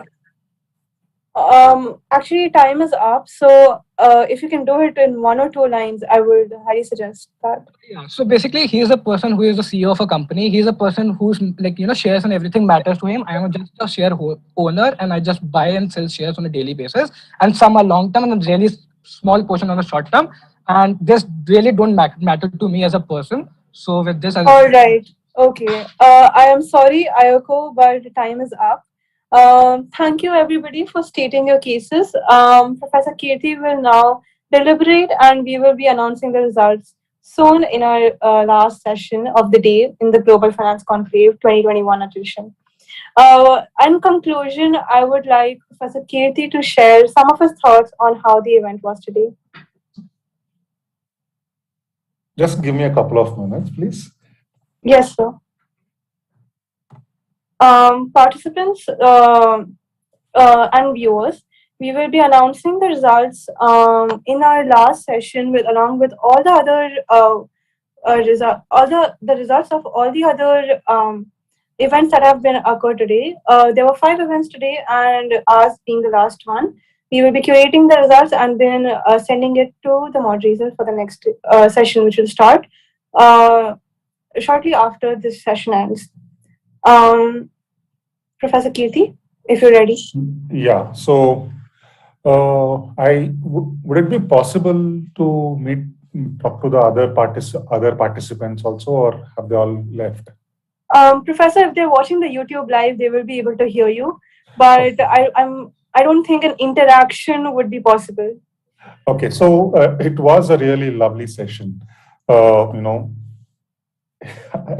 I didn't expect the discussions to go, quite this lively, especially when only one person would get to speak, and it was a sequential order of speaking, not necessarily having the option to rebut somebody who accused them or who said that I believe. So, if Aiko said I believe Jose is the perpetrator or vice versa. So it was not always sure that you would have a chance to get to rebut the opinions of others, and at the same time it was difficult to maybe you knew all along it was you, or you felt it was you, but you had to put the focus on somebody. That was a difficult thing to do. So how do we go about doing that?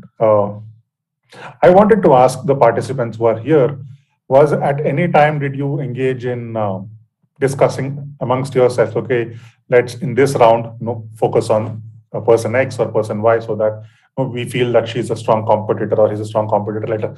Let's get that person out so that we can then engage faster. Get people compete amongst ourselves. Did that happen? Professor, I think Wang has raised his hand. Professor, so I think that did come to my mind. So there were instances where initially my name was brought up, and in order to protect myself from getting eliminated from the future rounds, because I wasn't really sure about what the case studies in the future rounds were. I was more thinking of.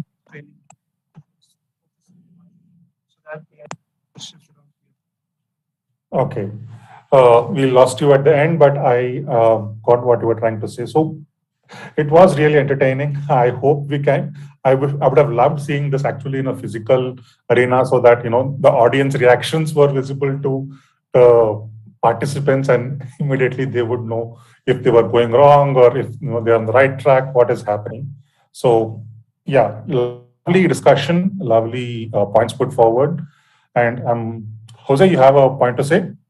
Yeah, so like question you asked is slight different. So basically, what strategy I was trying to use is I was knowing that Su Wang is also a person from financial background and also does stock trading and stock marketing, whatever.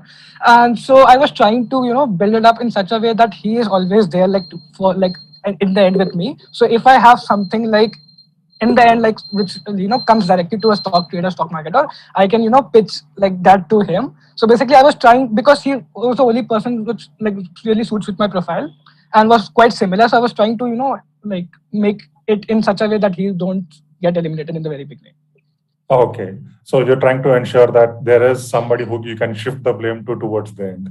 Yeah. That's a nice strategy. And I think it worked in the end when Aiko teamed up with you and said, no, Su Wang is the perpetrator. Now it all boils down to whether Aiko and you made convincing arguments or how eloquent you were. That we will get to know in some time at the prize distribution ceremony when the results are announced. Good job. I especially loved some of the arguments put forward by Antonio, Adriana, and Zach and Eloise. Unfortunately, they got eliminated early on. So, it would have loved to see them in the larger audience. And I'm hoping they are listening to the YouTube channel, to the YouTube stream. Good job. And also Adrian Keller. Good job. All right. Thank you so much, Professor, for agreeing to judge the event, and I hope you enjoyed. I hope all of our viewers enjoyed watching the event today. And Professor, as you mentioned, you and I both would have loved to see it on campus in the physical form. Maybe next year. Here's to it being physical next year. Concluding, I would love to thank all the participants and the viewers for joining in today, and the Maverick Society core team and the volunteers who all helped participate, who all helped organize this event and make it happen. Now, this is, my name is Preksha. I am the president for Maverick Society and the cultural secretary for JSPF. I'm signing out, and I would like to hand over the mic to Vinny Dev, who is our events committee head for the Global Finance Conclave. Over to you, Vinny. All right. I hope that the participants are listening, because I would like to thank every single one of the participants who joined today and those who applied to be a part of the Global Finance Conclave. We enjoyed having so many participants here. Members of Council of Cons, I'm also a part of the Maverick Society. You guys did amazing. When we created this event, we were a bit scared, but it was absolutely splendid, and you guys were an actual pleasure to watch. So I really enjoyed watching this event. Coming to why I am speaking is that I want to thank my volunteers and my organizing committee heads. They have been absolutely amazing. They have been fabulous, splendid. Any adjectives I could possibly use all apply to them.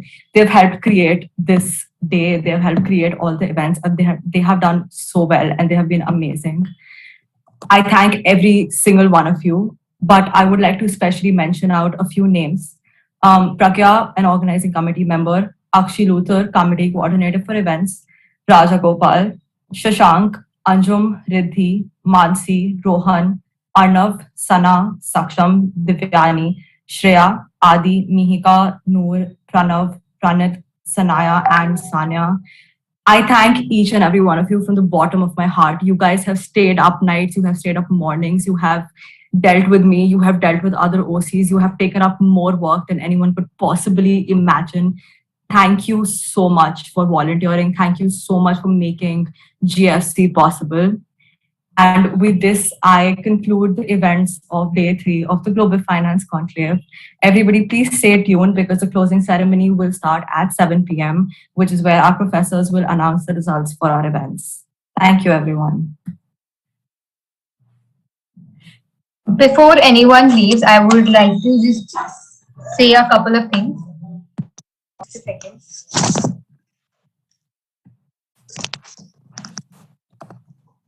Um, yeah. Hi, I hope I'm visible. As Winnie mentioned a couple of names, I have some names as well. Yeah. Hi. So I have a couple of names and people on this in this organization to thank for this event. I'm sorry for the background noise.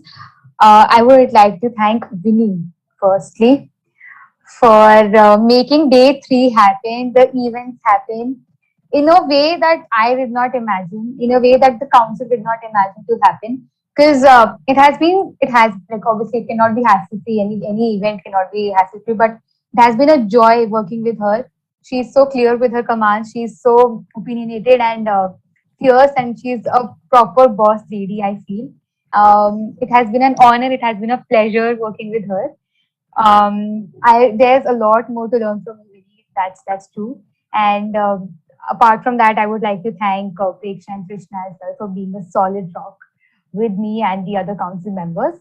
And lastly, I would like to thank the IT team for working on a Sunday and helping us out with almost every way and every link that we asked for, and they made it immediately. So thank you for that. And professors are also for making it on a Sunday and helping us with this conclave. Thank you so much, everyone. It has been an honor, pleasure, and I feel grateful to be a part of this conclave. Thank you so much.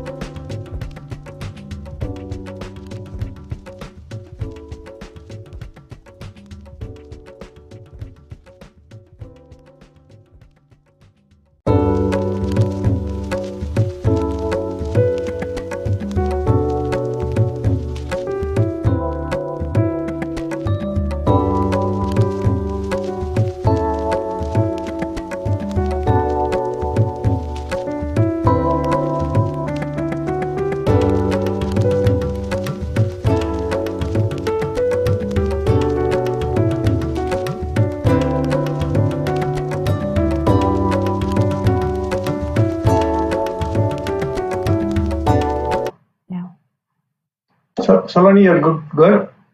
Ishi, are you okay? Yes, Professor. Good. All right. Why don't we get started? We are already 2 minutes past. IT team.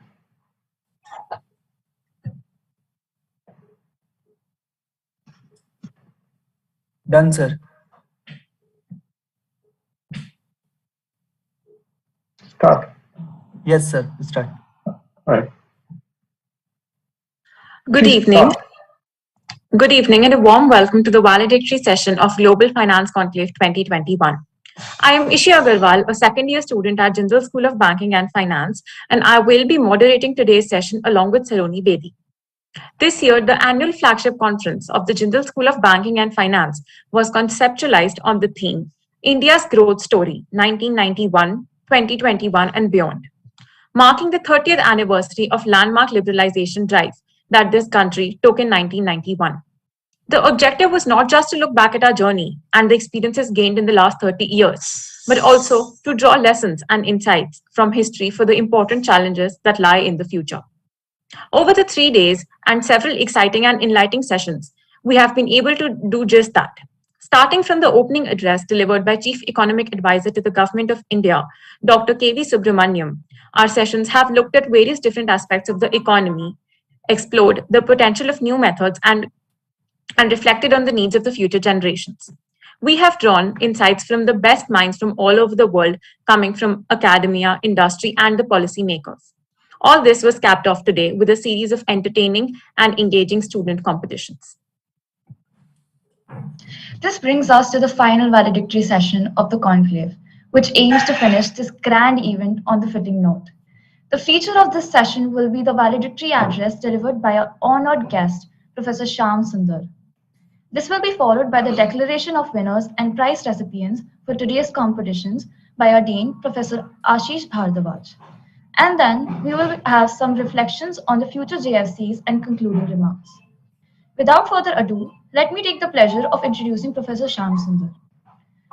Dr. Shyam Sundar is the James L. Frank Professor of Accounting, Economics, and Finance at the Yale School of Management and Professor in the Department of Economics. He is a renowned accounting theorist and experimental economist. His research contributions include financial reporting, information in security markets, statistical theory of valuation, and design of electronic markets. He is a pioneer in the fields of experimental finance and experimental macroeconomics. Dr. Sundar has won many awards for his research that include 10 books and more than 220 articles in the leading journals of accounting, economics, and finance, as well as in popular media. Dr. Sundar's current research includes the problem of structuring US and international accounting and auditing institutions to obtain a judicious and efficient balance between regulatory oversight and market competition.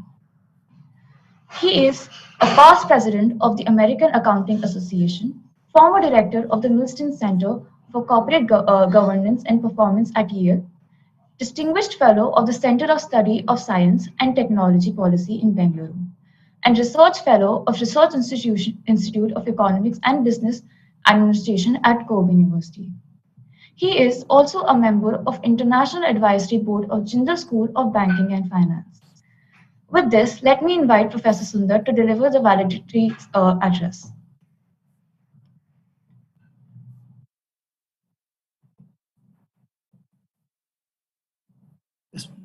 Hello, can you hear me? Yes. Yes. Okay.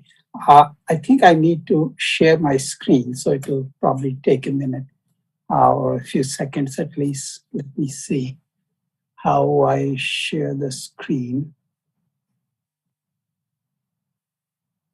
Share screen. Start broadcast.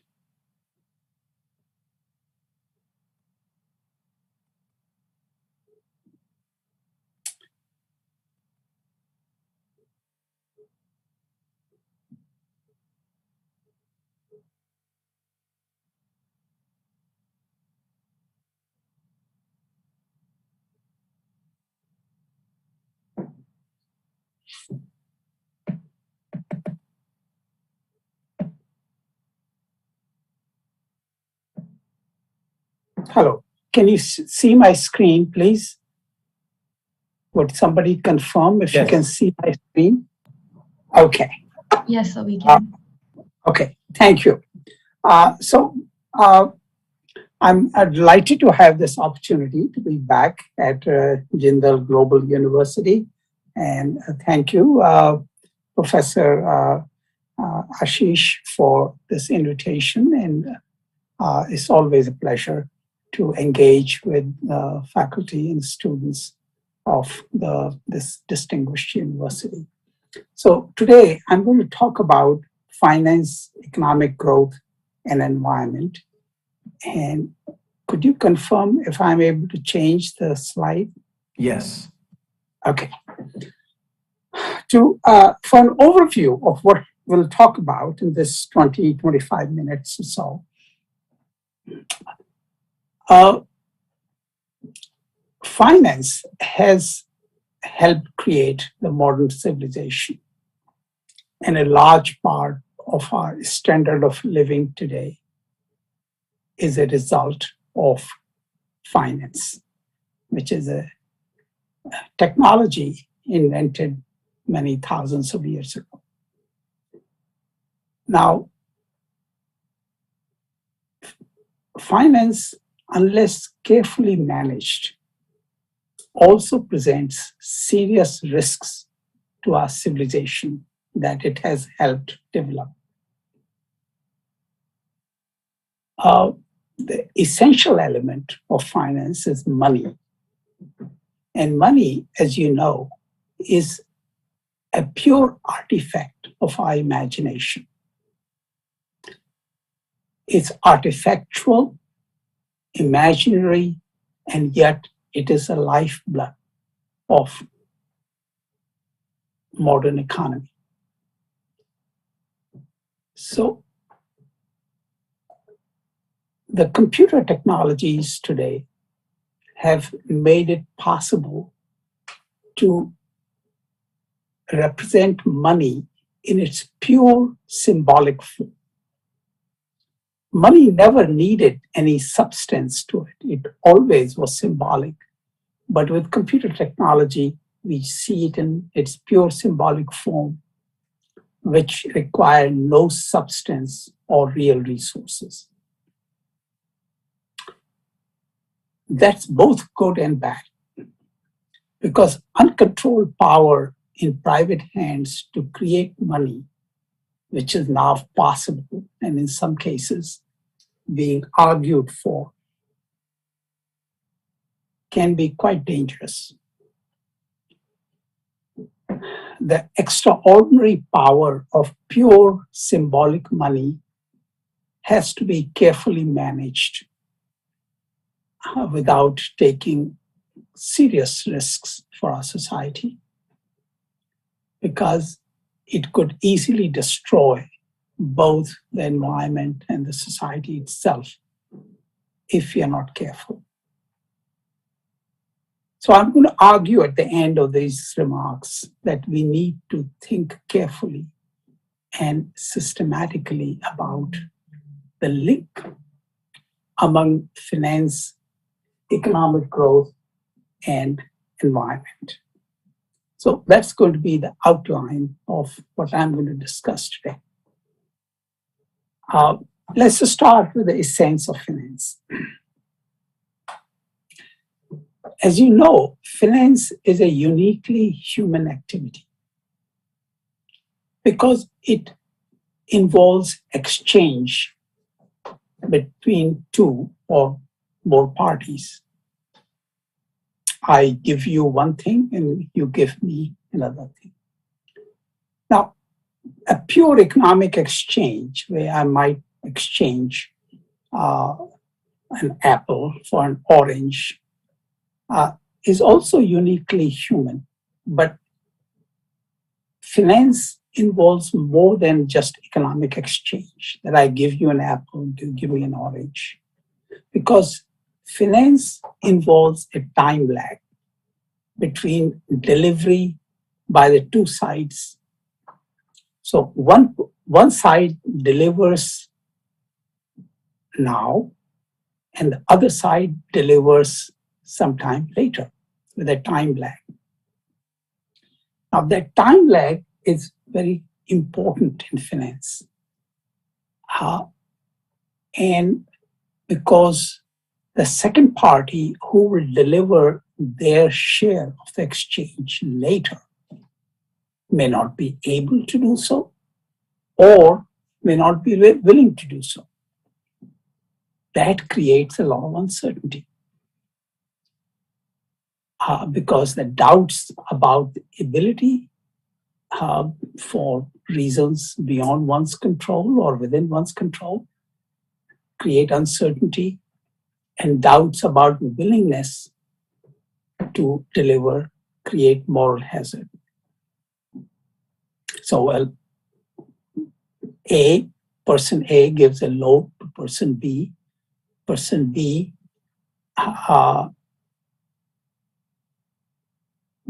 when the time comes for the loan to be returned or the interest to be paid, B may not be able to do so.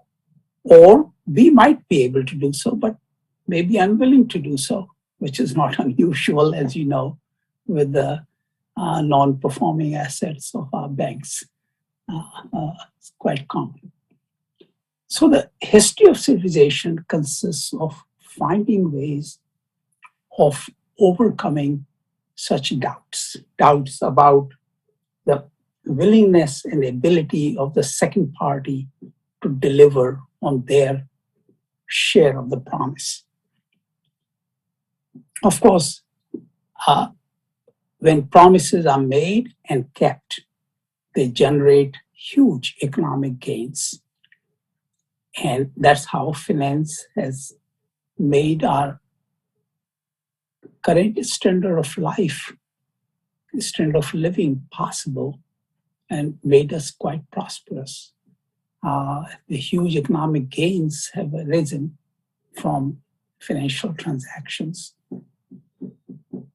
And the important elements of finance that you are already familiar with, I'll just list them briefly: money, credit, exchange, insurance, payment systems, agency systems, partnerships and corporations, taxation, commercial codes, and regulation.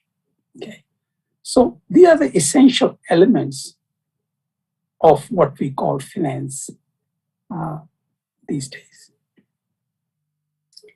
Now, as you know, money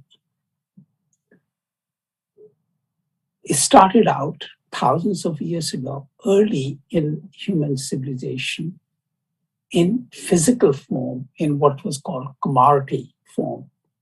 Money was things that could be that were of value in themselves.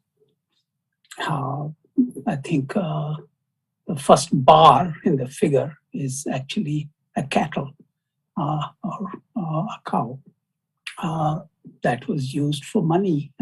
Cattle, sheep, goats, chickens, etc. were used for money. Loaves of bread were used for money.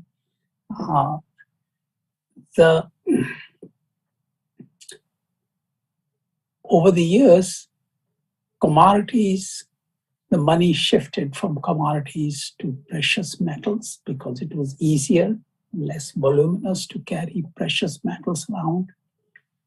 From precious metals, money changed form into coins, which were not necessarily precious metals. Initially, coins were precious metals, but later, like coins today, are not precious metals at all. And the value of the metal in the coin is much less than the nominal value of those coins, which was then replaced by paper currency more than 1,000 years ago. And subsequently, even paper currency was replaced by account books. First, there were physical account books, and today, with computer and communications technology, now we have electronic records.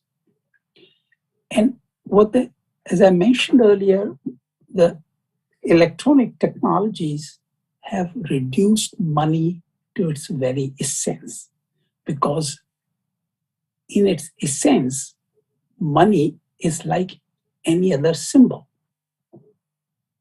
Money is just symbolic,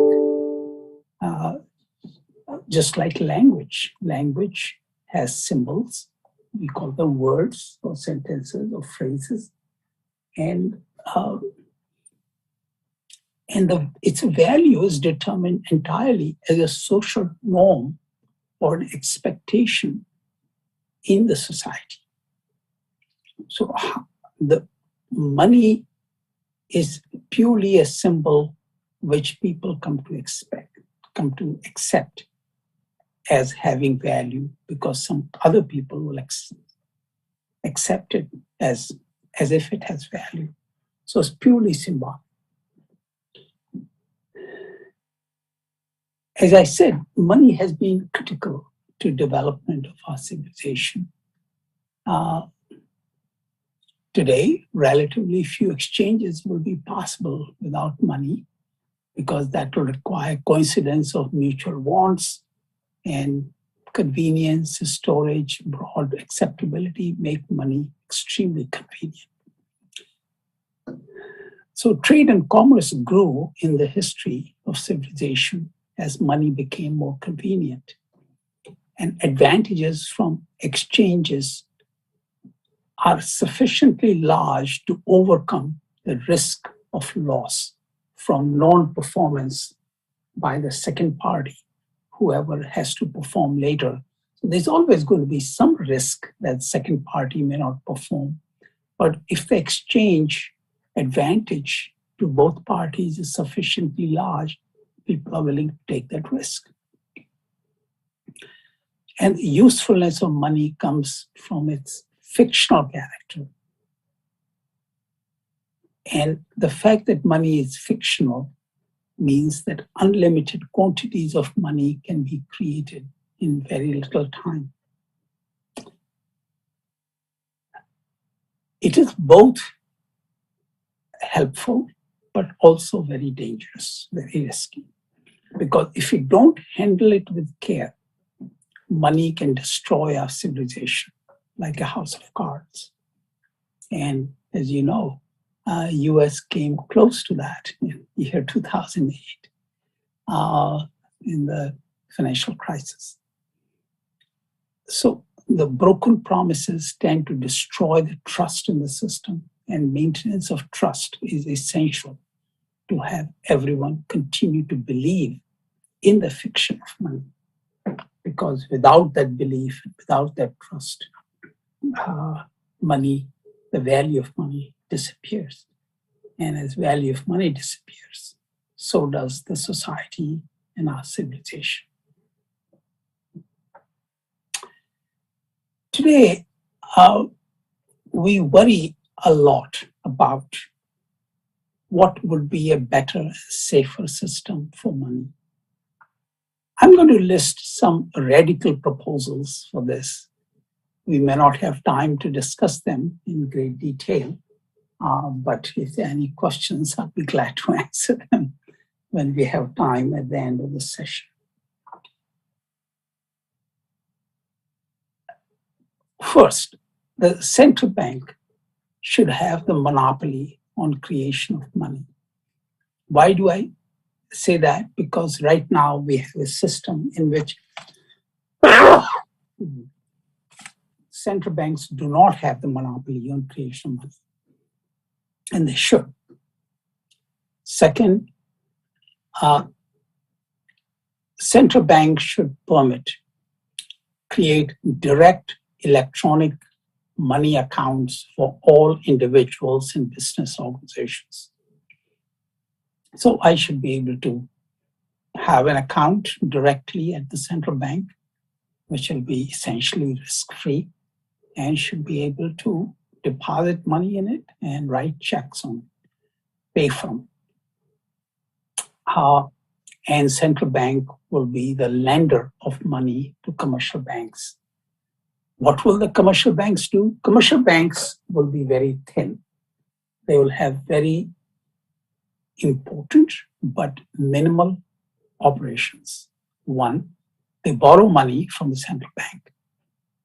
Two, they will operate as 100% reserve with 100% reserves. That means they can lend only that money that they have borrowed from the central bank. They will evaluate loan applications and make term loans to business organizations or individuals who satisfy their creditworthiness conditions to finance the economic activity in society. And these 10 banks will not engage in brokerage, trading, or investment banking functions. There's a lot of discussion these days about cryptocurrency. And of course, a lot of my friends from banking will probably be surprised that I'm arguing for thin banking, 100% reserve banking, with no right for the banks to create money as they do at the present time. So all money issued by central banks will be in the form of electronic accounts, which will essentially be all money will become cryptocurrency. The official money, rupee in India, or dollar in the United States, or pound sterling in UK, will become electronic money, cryptocurrency. But no privately issued cryptocurrencies will be available. Why not? You might ask. Well, they add no value to society. Trading in crypto is a zero-sum game with no information or flow benefits. Real resources are used, electric power, for example, to generate bitcoins and some other kinds of cryptocurrency. In fact, huge amounts of power is used to generate bitcoins. It adds huge risks to the financial system. And the only beneficiaries are trading houses, who are the commission agents and gamblers who happen to win. But of course, trading in cryptocurrency is a zero-sum game with, at most, zero-sum game and with no net winners. Finally, I want to talk a little bit about environment. Economic growth that we just talked about is a euphemism. Economic growth is a euphemism for greater consumption. Consumption per capita and consumption in aggregate for society or the country as a whole. There is broad international consensus in virtually all countries in favor of economic growth. That means we want more consumption and more reproduction, more people. Because consumption and reproduction is built into our moral codes, religious codes in just about every society. We all pray and try for higher consumption and offspring. But a large part of consumption depletes non-renewable resources. And as we know from all the talk about COP26 in Glasgow and condition of air in Delhi these days, these are air and water and a large number of other things we depend on are non-renewable and they're limited. So the arithmetic of consumption, C, and population, N, and time for which we can continue to consume more and more has severe constraints. The miraculous technologies that many of us hope, which will allow us to escape the iron grip of the consumption, population, and time constraint, has not yet appeared. I'm not saying that they will never appear. It is entirely possible that some miracle might happen and God might give us unlimited non-renewable resources, which is great. But that hasn't happened yet, and it may not happen. What do we do if it doesn't happen? Because hope is not a strategy. So I see a fundamental conflict between economic growth, which is another word for consumption, and environment.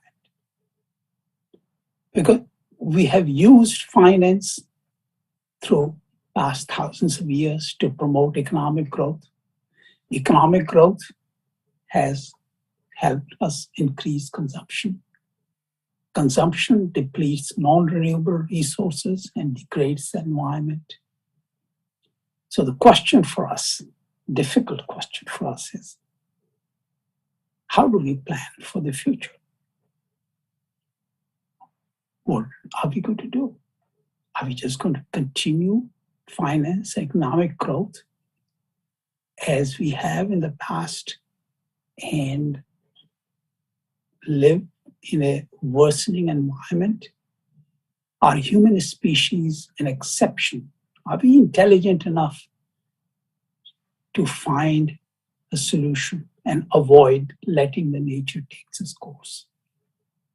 Or are we going to be like any other species who just disappear because they can't find a solution to the constraints that they face? So I think there's a connection between finance, economic growth, and environment. And I want to end here with these remarks, with the hope that you will probably have some questions and discussion if the time remains. Thank you so much. I appreciate your time.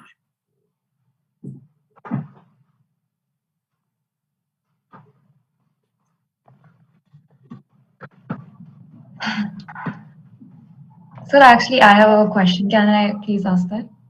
Please, of course.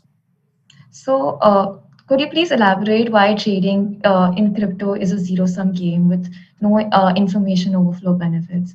And like, how is this different from speculative stock trading? Okay.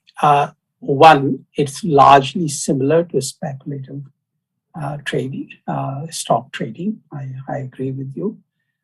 There are some information flow benefit, but first let me answer first part of your question. When you and I trade in cryptocurrency, how does the economic resources of the world increase or decrease? What is the effect on the total pie of resources available to the world? My argument is that at most, there's no change. That's a zero-sum game. Okay? But if cryptocurrency like Bitcoin is created by using real economic resources, which is electrical power, then actually the pie is being shrunk in size when cryptocurrency is being created. Okay, when trading takes place, somebody takes a commission in trading. So the total wealth you and I have as traders will decrease slightly if the trading house, the exchange, takes a 1 or 2 or 5% commission. That's what I mean. It's at most a zero-sum game. More likely, the size of the pie decreases with trading. Now, going back to the second part of your question, in case of stock trading, one can make an argument that there's an information overflow from trading of information.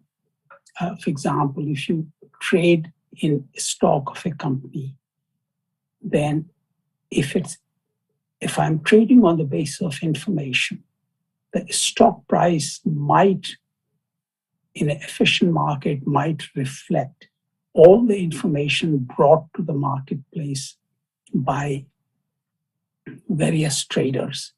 And therefore, it might, under those conditions, result in better allocation of resources. I'm not saying it will always going to happen, but argument can be made for stock trading that there will be some information benefits that may increase the size of the pie. But of course, we know very well that in stock markets, the amount of trading that actually takes place in the stock market is far in excess of the amount of trading that will be justified on the basis of information itself, because vast amount of trading is simply speculative. And therefore, it's either a zero-sum game or a negative-sum game too.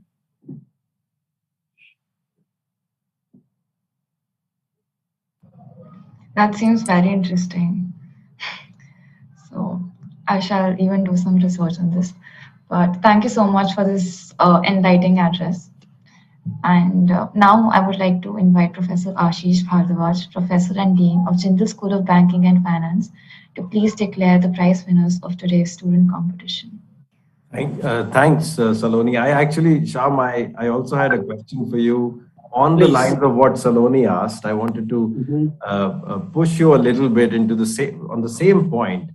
But I don't know if you have time. Do we have time, Saloni? No. A minute or two? I think so, sir.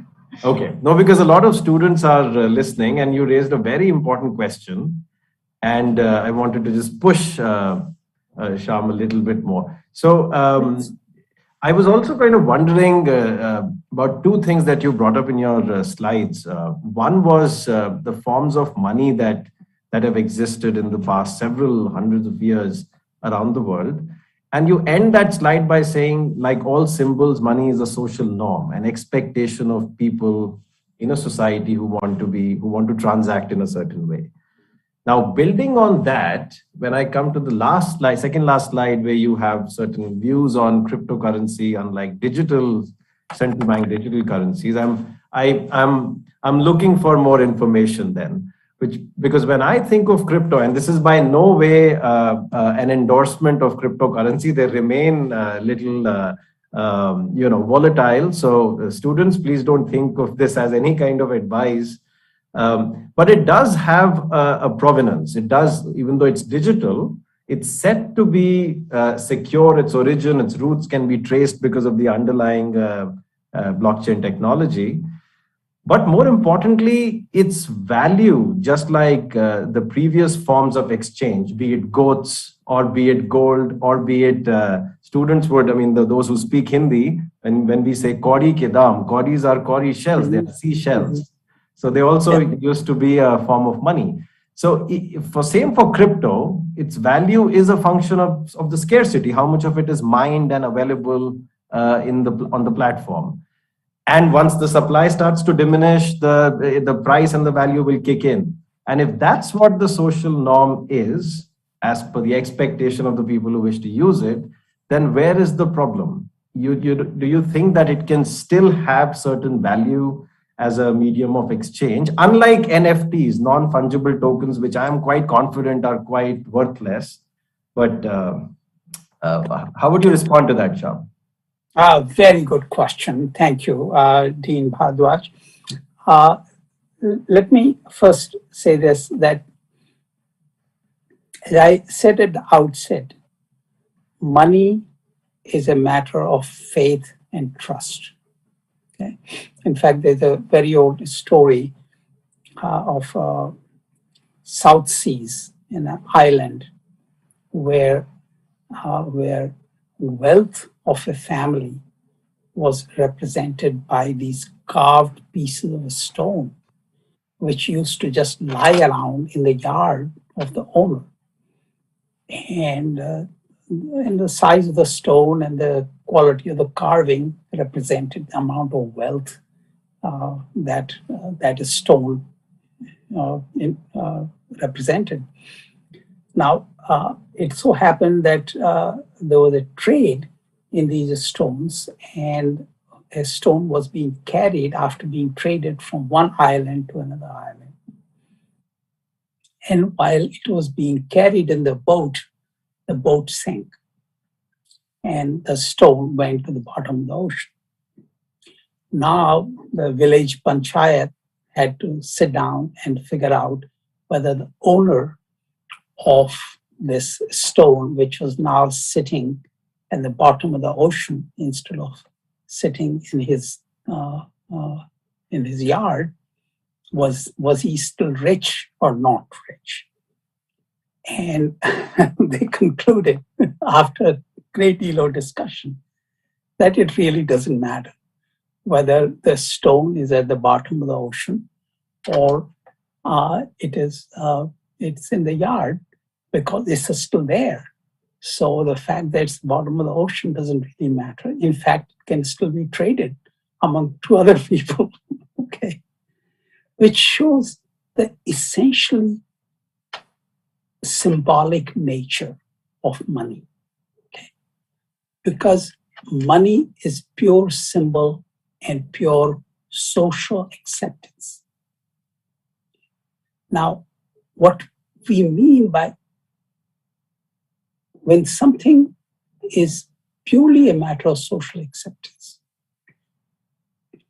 then it's very critical that to preserve its value, we have a system which is as reliable as we can make in terms of not having any incentives to destroy that trust. Because trust, once destroyed, is very difficult to reestablish. The problem is, why have most societies have allowed government or central bank monopolies over money? The reason is that is the best we can do, because all private parties, Ashish, you and I included, will have incentives to try to cheat when we can, okay? And to minimize the chances of cheating.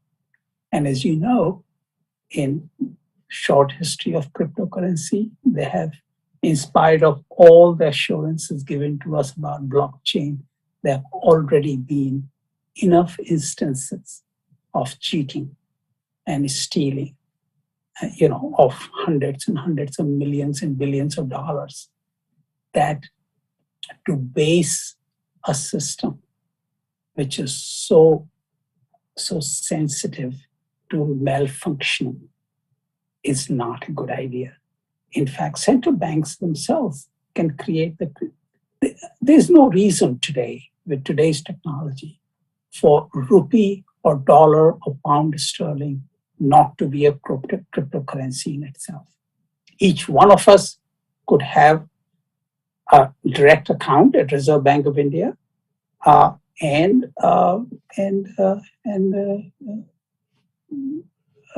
there'll be no need for trading in it, and that will be a much, much simpler system than to have to rely on faith that you need to have on Shyam Sundar's or Ashish or Ishi's honesty and reliability and unbreakability of their computer code. Thank you so much, Shyam, for that convincing response. Thank you. Over to you, Sol. No, sorry, you had thrown it back to me for Yes. price. That. Okay. All right. So I've got a list of winners and runners up in certain categories. So let me start with Arth Vivad. And for those who are wondering what kind of event this was, it is the It's a signature GFC debate which involves students and involves students from different institutions. It's a hallmark event of our conference, Conclave. So the winning team is they are called Team Panthers. Congratulations, Team Panthers. They are from Sri Ram College of Commerce, Delhi University, and there are three brave participants who navigated and battled through and won. Shresh Agarwal, Ayush Banka, and Tushar Goswami. Congratulations, Team Panthers from SRCC. And they are runners-up. I should have kind of announced the runners-up first. I just saw them. I scrolled down. The runners-up, you did a fantastic job. Also, the margin was really, really thin. But the runners-up are Team Zero Arleys from National Institute of Technology, Jamshedpur. Three wonderful participants from NIT, Jay Tanvi, Divyansh Dubey, and Rahul Pandey. Congratulations, NIT, you did great. Okay, let's move to the second one. The second event is GFC Trivia, which was a competition to test in-depth knowledge and how quickly you can respond to something when asked. And the runners-up are trailblazers from Thapar Institute of Engineering and Technology. And the team has Sachin Kansal and Devansh Pahuja. You're the runners-up. Congratulations. The winning team for GFC Trivia are the team from St. Xavier's University, Calcutta. Congratulations, Aman Bardia and Jagrit Kaushik. You did really well in the trivia game and event. The third one is called The Globe, which is an accounting, taxation, and marketing competition. The runners-up are Team Duj from Kirodimal College, Delhi University, which comprises of Raj Bans Huidrom, Pratham Sinha, and Shivang Singh. Congratulations, Team Kirodimal College.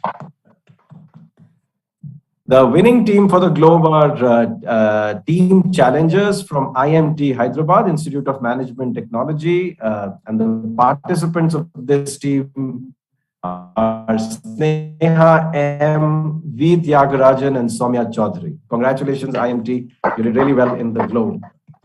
All right. The next event is interestingly called Double Agent. It's a very exciting and a new thing that our students had put together, challenging different debating skills.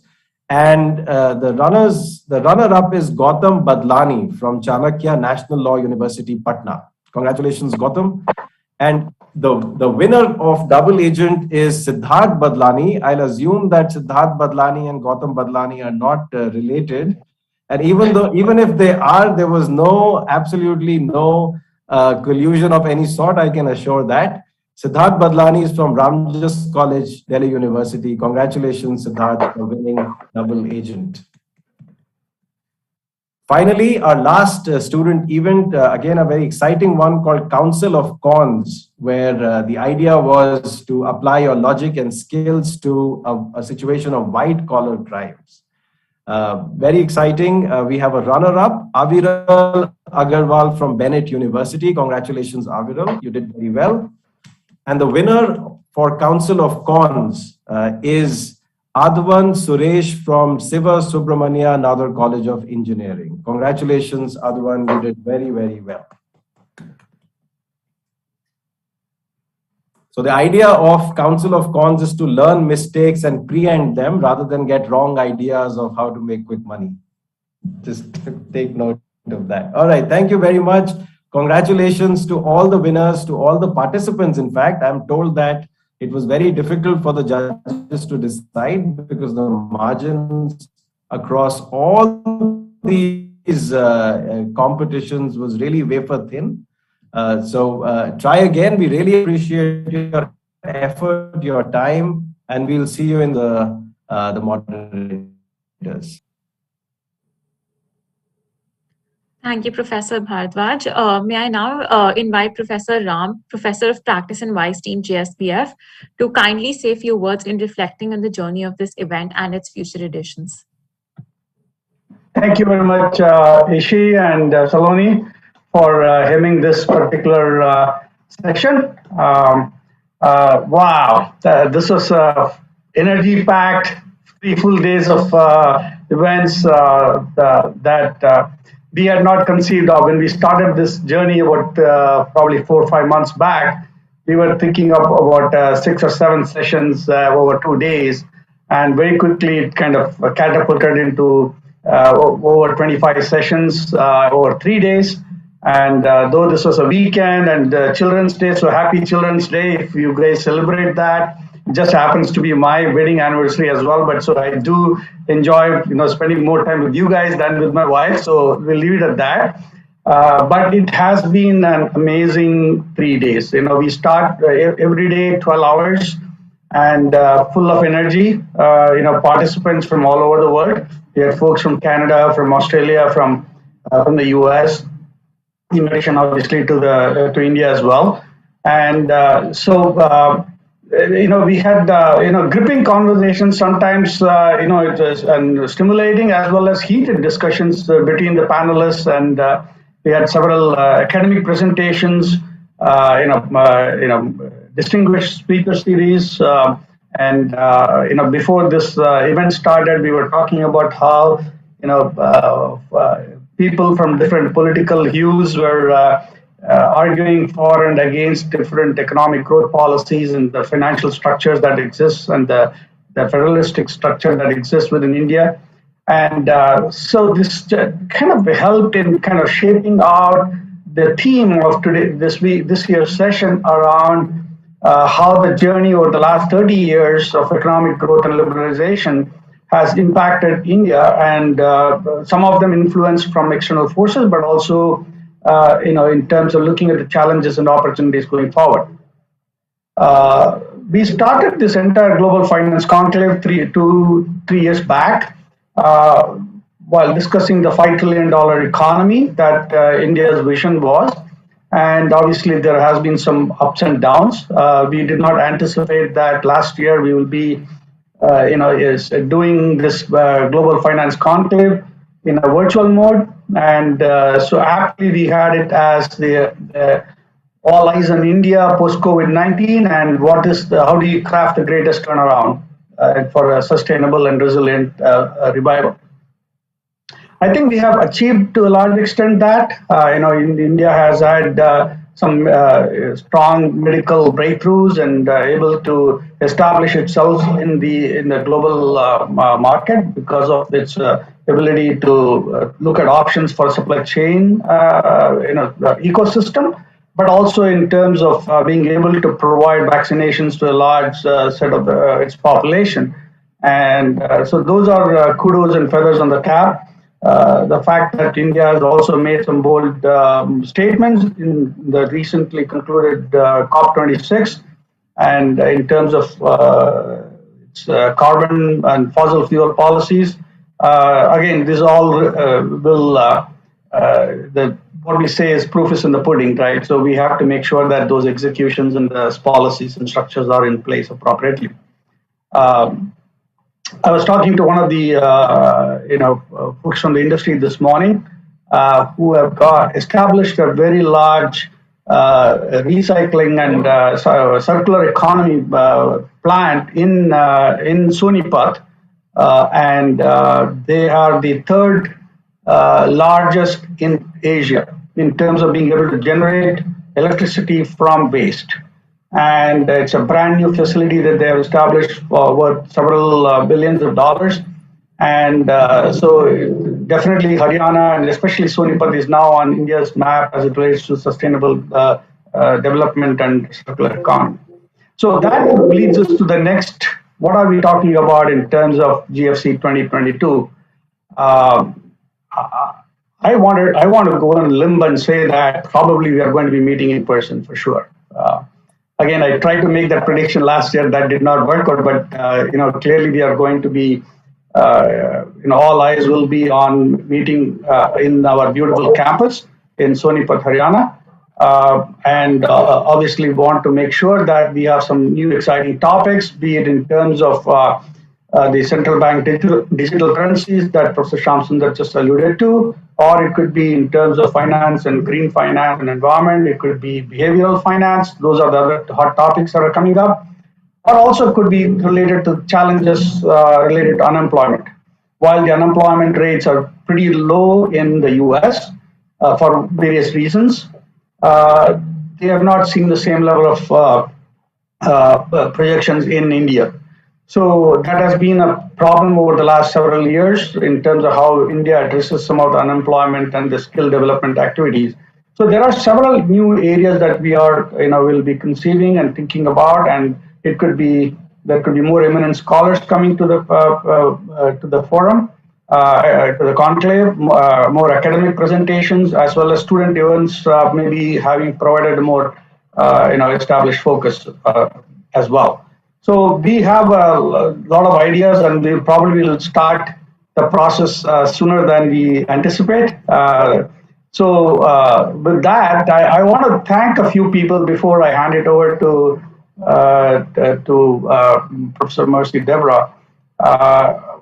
First and foremost, Professor Rajkumar is the founding vice chancellor of Jindal Global University.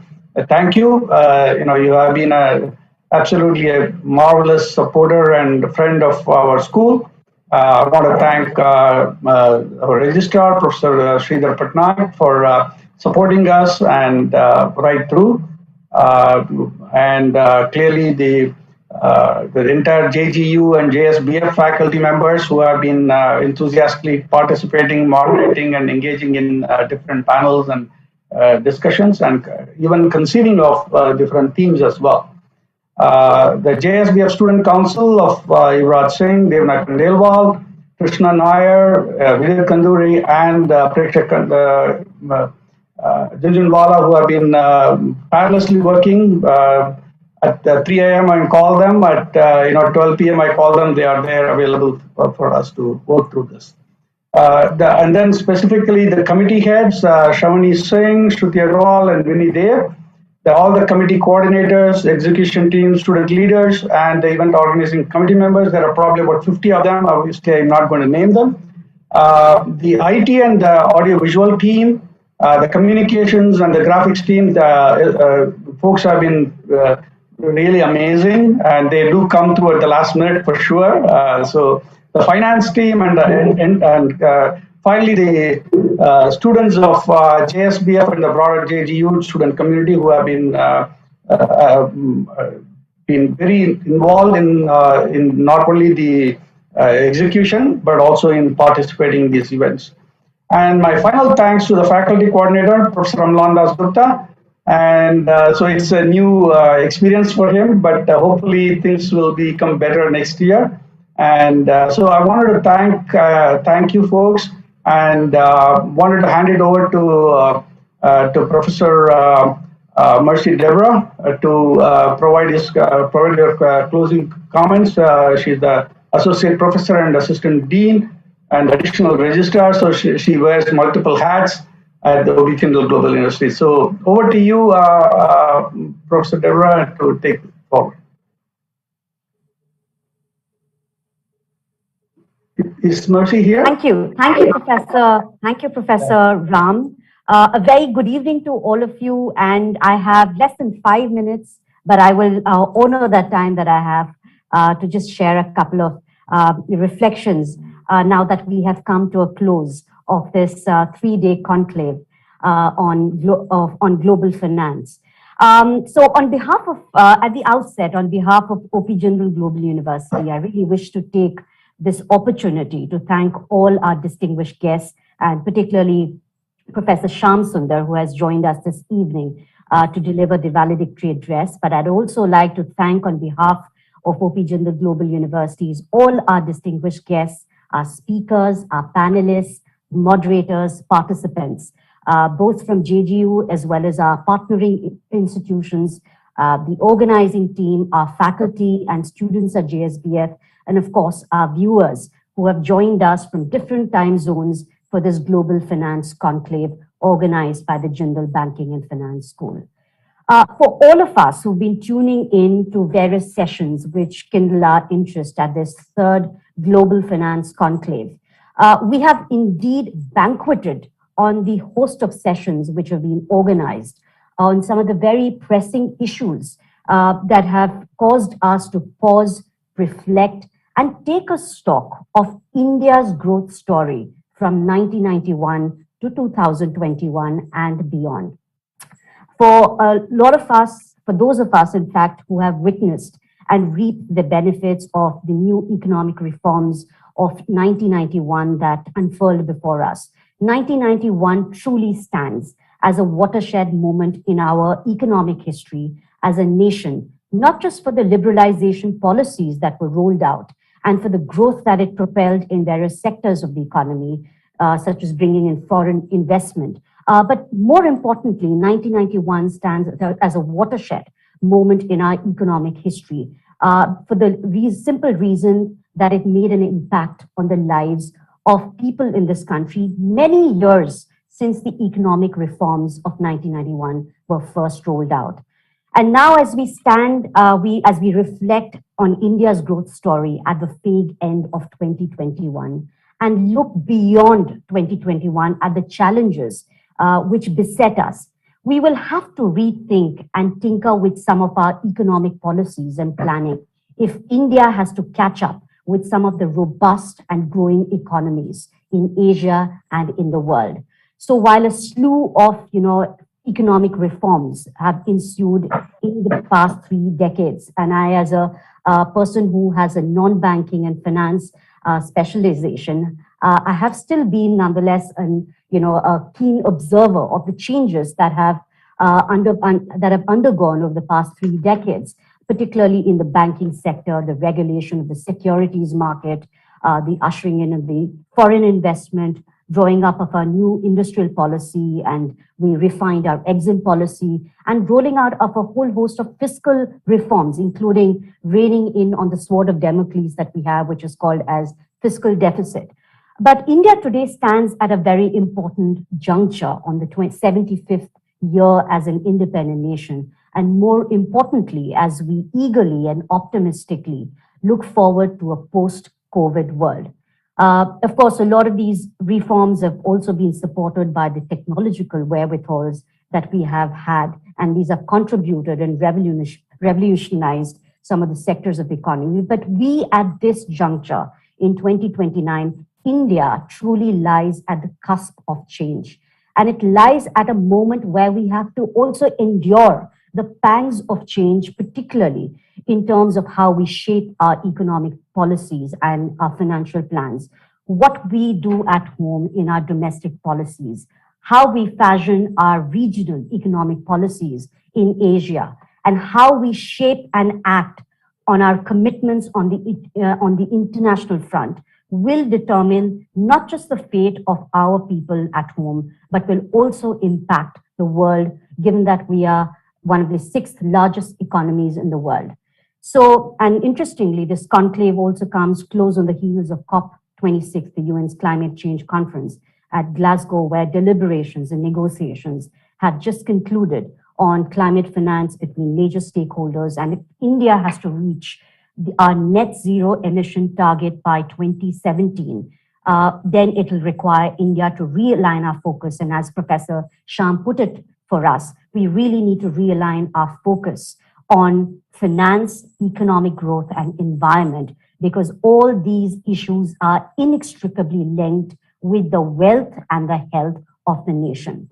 So this conclave couldn't have come at a better time to deliberate on these host of issues such as cooperative federalism, tax treaties, future of banking insolvency, climate change and finance. And of course, we've also steered towards certain topical issues such as cryptocurrency, which have intrigued many of us who also come from a non-banking and finance specialization. So on behalf of OP Jindal Global University and on behalf of the Registrar's Office, I wish to thank each one of you, our distinguished guests, panelists, moderators, and more importantly, Professor Ashish Bhardwaj, the Dean of the Banking and Finance School, Professor Ram, the Vice Dean of the Banking School and also the Chair of this conclave, Professor Amlan Das Gupta, who's also the faculty coordinator for this conclave, and most certainly all our faculty members and students at the Jindal School of Banking and Finance for putting this conclave together. So we hope as a university to take these, the discussions and the ideas and the deliberations that have ensued at this 3-day conclave, and we look forward to hosting you all again on our campus in the forthcoming editions of this Global Finance Conclave, as also on other important events and platforms. So thank you very much for extending your time, giving your contributions, and more importantly, for participating. And we wish you well and look forward to having a more direct interface in some good season, and hope to see you all at GFC 2022. Thank you and namaste. Thank you, Professor. Before I close, before we end GFC 2021, I would also like to thank Anil sir from the graphics team, Santraj sir and Priyamada ma'am from the GSBF Executive Office for their constant support. And I would really like to thank everyone. And GFC has been great, and it has become very successful with the support of all the professors. Thank you so much, everyone.